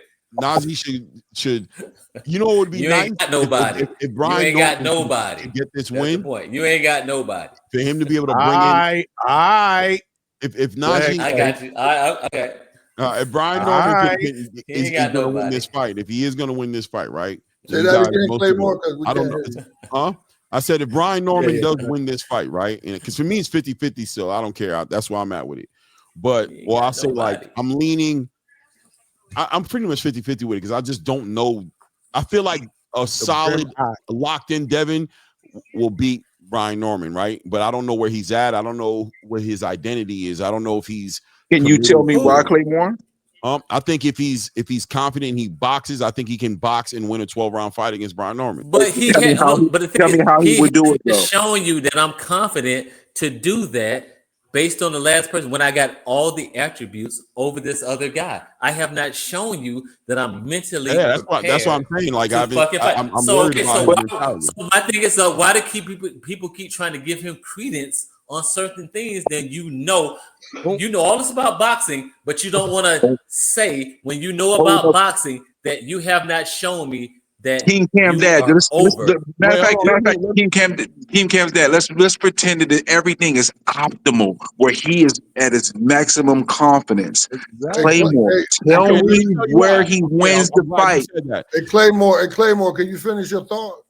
Yeah, thank you. So where I'm at with Devin Haney is simply like this. First of all, the talk inside of the gym from the Shane Mosleys, from people who I think are credible sources, speak on a Devin Haney that none of us has had an opportunity to see. Devin Haney's been weight drained, in my opinion, and depleting himself. And you can call him a weight bully, whatever the word they want to use. But at the end of the day, it's messed with his punch resistance and also messed with his confidence because he gets hurt. He gets clipped. He gets hurt when he gets punched. You know what I'm saying? It's not the first time. Ryan Garcia was just a complete exposing to a degree, but I've seen him multiple times in that. I'm very interested in seeing who Devin Haney is at 147 without an extreme weight cut, confident, and letting his hands go, but also not trying to prove anything and sit there and scrap with somebody who he shouldn't be scrapping with. I think Devin Haney has the pedigree to be that kind of fighter. The sweet science. Finish, coach. You gotta let him finish. The sweet science is a very beautiful thing, bro. Power and everything is beautiful. You know what I'm saying? Punching power and knockout power and all that is a beautiful thing too as well. But that sweet science is not to be slept on. And I think Devin Haney is a great boxer, a high level pedigree boxer. And I believe that that could be an issue for anybody. And I do think he has the advantage over Brian Norman Jr. in that department. I think if he really hones in on it, that's where he gets Brian Norman Jr. potentially frustrated or catches him, levels him up to a certain degree to where he's never been there before. There is a space in boxing that Brian Norman Jr. hasn't been in. Devin has been there with the best, with the Vasily Lomachenko's and training. You see this? That's training. And you see this when it's not there and you get knocked down, and then training again here and you get knocked down again when it's not there. Boom. Okay. What are you talking about? The thing is, what everybody says about this fighter, Ryan Garcia, he has a left hook. We train to keep this hand here, and every time you got your ass knocked down, it wasn't he punching through your fist, your hand was not there. So what is going on? That the fact, even when you went to Ramirez, you got a Hall of Fame trainer in here saying, hey, we trained to do this, and he said, no matter what we talked about, I don't know what the fuck he was doing because that's not what we trained to do. Okay, that lets me know that when you got your ass knocked down from what you trained, everybody, all you got is a left hook. All you got to look, Deontay Wilder, all you got is a right hand. You think everybody go to camp, block the right hand. Your footwork, all your tools, all your accolades does not matter. I need to protect myself from that right hand. And then you get in there and get hit with the right hand. It's like, come on, left man. hand, but first of all, Ryan Garcia has the fastest. I was saying with Deontay Wilder as far as the right hand, all this other shit that comes into your toolbox and all this other stuff, we have to be real. That's where training, coaching, and everything. It's just reality. It's okay, reality. but here's the reality, right? Here's the reality. In that fight with Ryan Garcia, Devin Haney won most of those rounds, right? He lost because of the knockdown, right? So hold on. So it was a majority decision. It wasn't a complete unanimous decision. Number one, hold on a second. And guess what? Number two, right? Number two, real quick, right? Devin Haney. Here comes the downfall of being this big guy who is fighting smaller guys, and where you have this reach advantage over people. What happens is you build bad habits. You start to get away with stuff. We saw Roy Jones Jr. fall the same way against Antonio Tarver, right? Okay, so why are you blaming somebody else on somebody else's mistakes? Blame his father. I'm not blaming nobody's mistake. Blame his father. Blame his trainers. Hold up. You brought a whole nother Hall of Famer in, and he was like, I don't know what the fuck or what the hell was going on. I don't know what we're trying. So that lets me. So that lets me know that hurdle. We're talking about an optimal Devin Haney. We're not talking about Devin Haney. May I say something real quick? Because I got to slide out real quick. I want to say something real quick to Claymore.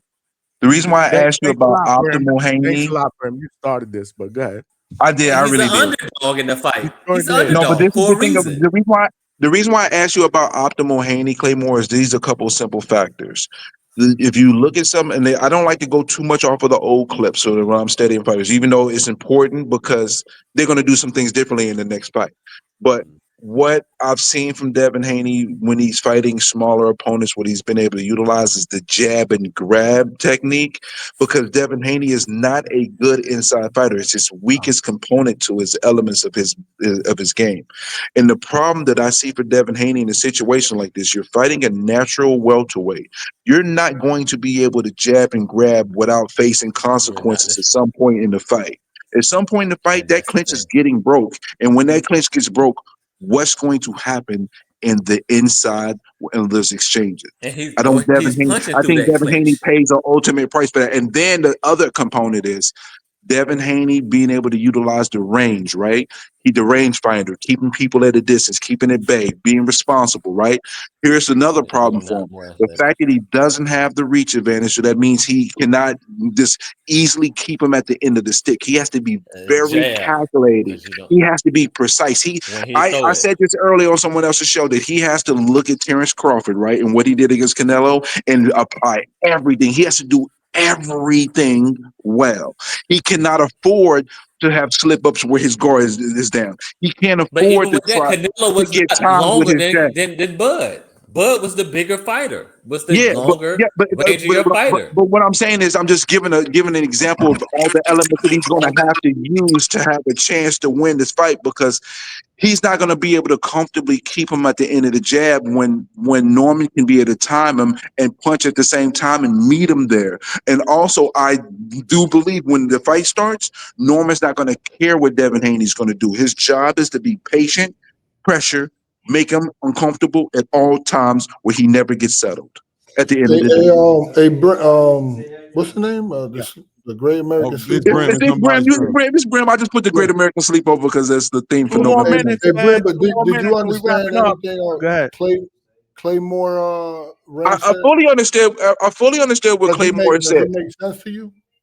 It does, but here's the problem. But there's an embedded problem. I understand that Devin Haney has done it on the highest level, and he's been able to accomplish more. And some of the things that he said, but there are just solid dynamics when it comes to who he's fighting right now, where the things that he has done has been successful will not work.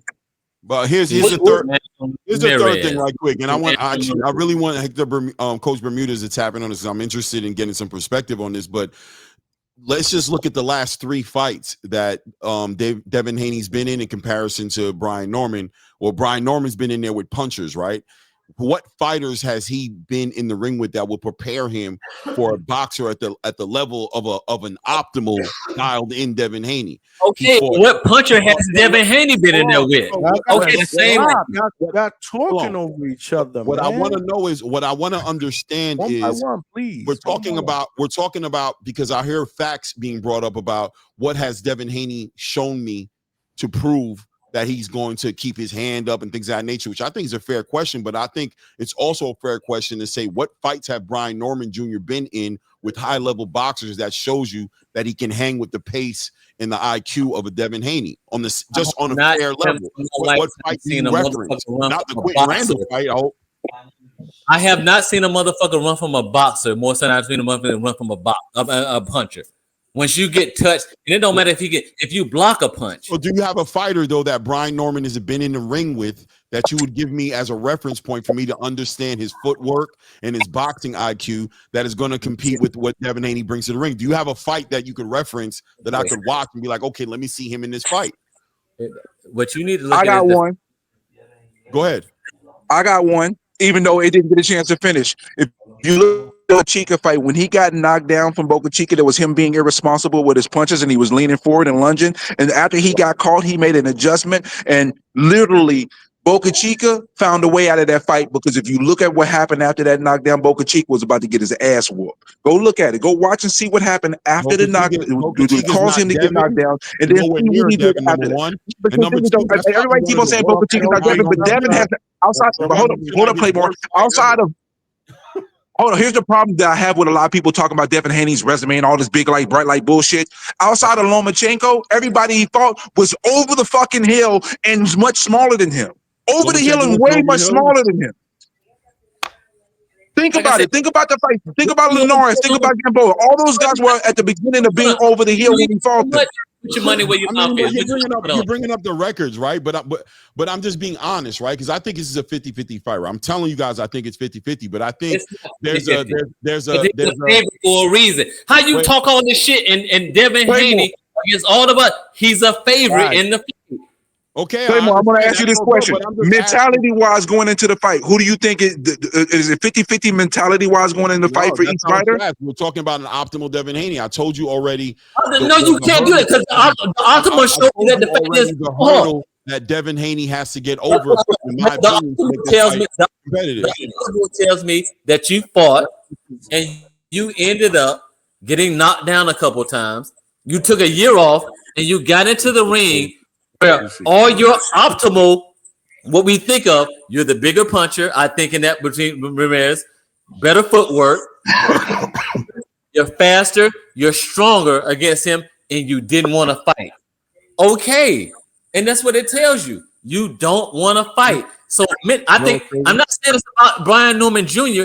It's the fact is that mentally you are not there at this point in time because you didn't show it. You should have showed the world. You sued him. Guarantee Haney gonna beat Norman. What's wrong with the natural? Hey, hold up, listen, right? Listen. You sued him. Wait. You guys, I just want to be clear, right? Hold on, I want to be clear, right? Hold on. Everybody's fucking talking over each other. I got a headache. I got a fucking headache. I want to try to be crystal clear. I really want to try to articulate something in a clear way. Okay. I want to articulate that I believe the fight is going to be a very competitive fight. I think there's a narrative being pushed out there, and I think people are getting this idea based off of Devin Haney's performance against Jose Ramirez, which I don't know why he performed that way. I'll tell you this, it was a team effort from Bill and Devin. So I don't know if that was necessarily Devin completely being in PTSD, not wanting to fight, in comparison to whether Bill was instructing him to do that and he was choosing to do that. That's up to them to figure out, right? I'm going to enjoy a great fight. You brought Shane Mosley in. Right. Hold on one second. That was, like I said, Bill, who's already taken ownership of instructing Devin to fight that way. I don't know how true that is. Okay, as far as how it's affected Devin. But also, I want to say this, right? I want to say that the fight is a competitive fight, but I do believe there's this Terminator image that's being painted off the back end of a couple of great knockouts by Brian Norman Jr. that is making Brian Norman look like this imminent danger, this guy who is eventually going to connect with this crazy shot, which I think is a very good chance he will. But I do think that there's a lot built up on that rather than do what you did and your daddy tell you to be like, okay. We're done, guys. We're done. And then hold on.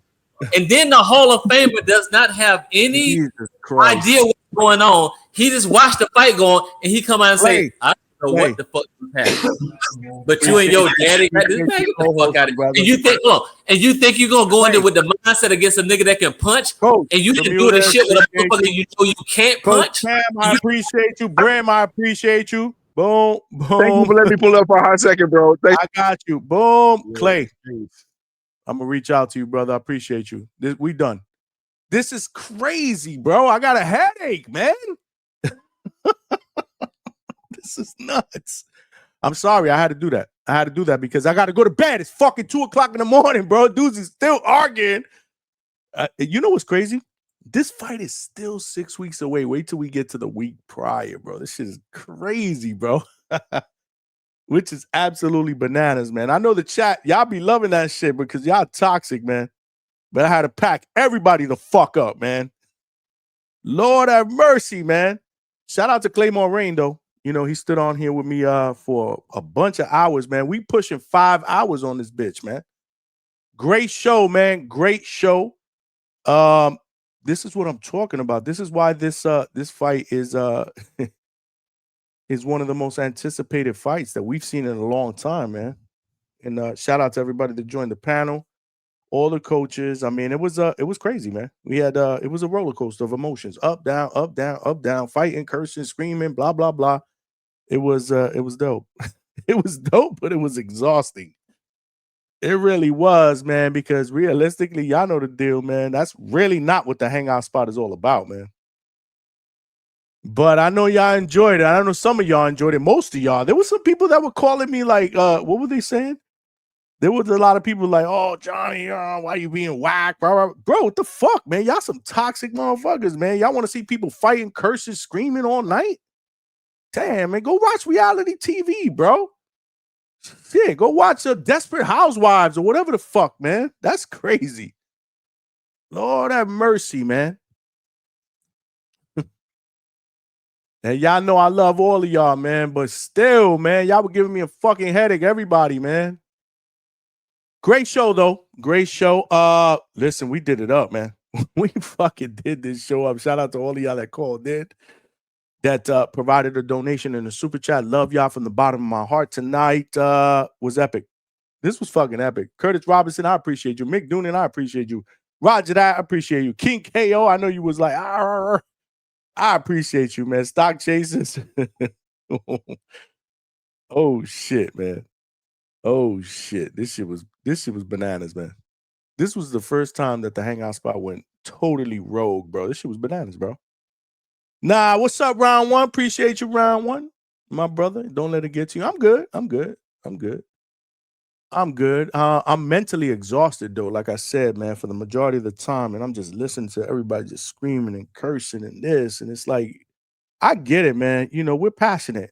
And this is a safe place. But, man, when it starts getting personal and shit, it's retarded. This is what this fight is doing, man.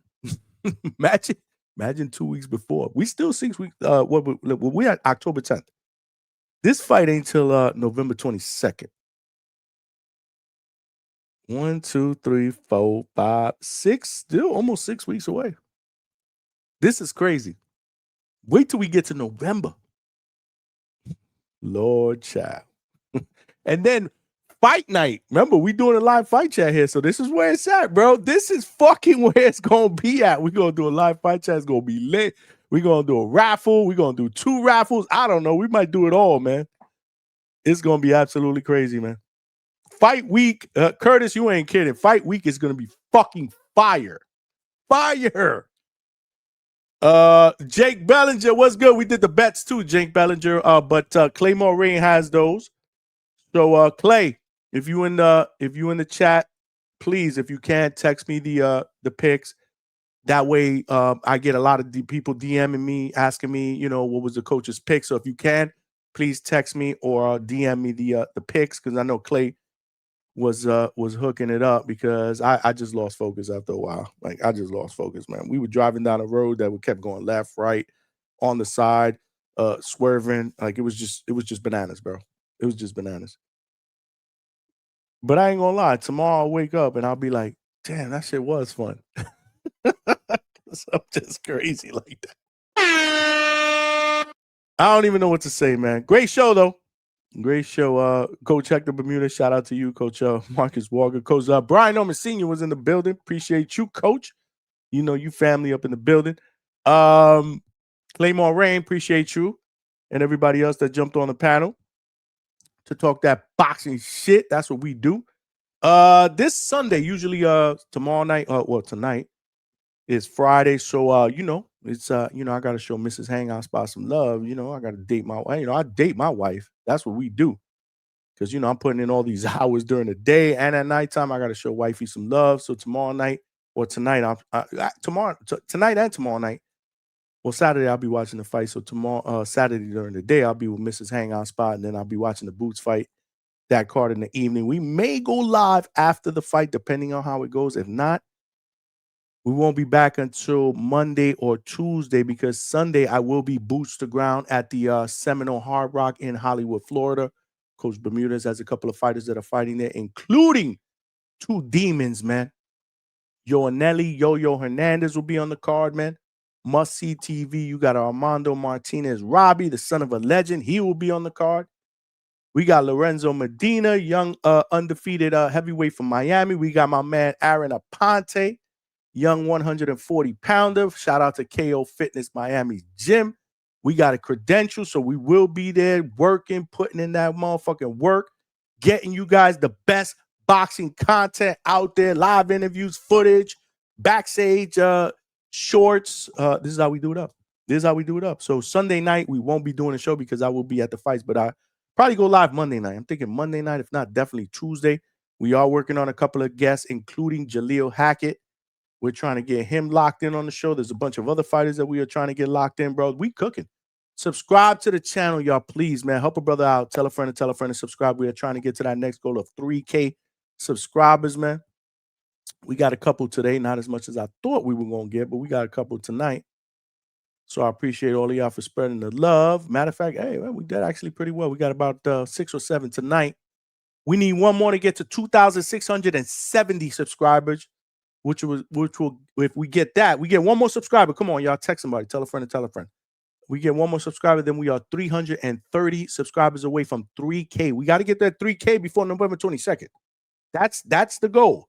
Before we hit the live button and do our live fight chat for that epic fight card November 22nd in Riyadh, we got to get that 3,000 subscribers, man. Next year, big things here at the Hangout Spot, bro. Behind the scenes shit. I got a lot of ideas I'm working on. Memberships, special access for members. It's going to be insane, but we got to get to that 3,000 before November 22nd. And then 2026, we taking it to the next level. 2026 now, the Hangout Spot is going for that title. We going for a world championship, man. We tired. We tired of contending. We tired of being a prospect. Now we trying to get to contender status. This year we got into contender status. Now we trying to win a title. This is how we do here at the Hangout Spot. All of us together, man. Shout out to all of y'all in the chat. But I do got to go to bed. This was an epic show. Appreciate y'all. Boxy, the Space Dog, what's good? I appreciate you. You are one of the captains. You and Malcolm are one of the captains on the playback crew. If you guys did not see the entire show, you don't want to miss this. Make sure you check out the playback, especially the back and forth between all the coaches, man. We had Coach Brian Norman Sr., Bermudez, Coach Marcus Walker. It was dope. It was absolutely epic, man. So you guys got to check it out. You need to call out the user who donated $300, man. I did the night, man. We had someone that actually donated $300 in a super chat. I haven't seen him in the chat yet. Shout out to Charles Edward Cheese. He was the one that donated the $300 super chat 2 shows ago with the salute emojis. Yeah, man, it was crazy, bro. It was crazy. And shout out to all of y'all that donated super chats. We hit our goal. And I just appreciate all of y'all, man. You know, you guys appreciate me for putting in that hard work. And this is, you guys motivate me to continue to work. Right now, I'm tired as fuck. But it's all good, man, because it's all worth it, man. DHS family in full effect. Appreciate all of y'all. We are back at it again. If not Saturday night, Monday, Tuesday night, Boots to Ground Sunday. Make sure you guys enjoy the fight on Saturday. And hit that subscribe and hit that notification because we may go live after the fight. You never know. And you never know when we going live, what we going to do, who's going to be at the Hangout spot. This is how it's going down, man. So as always, appreciate the love and support. This is your boy Johnny signing out from the Hangout spot live. Love y'all. Talk to y'all soon. Peace.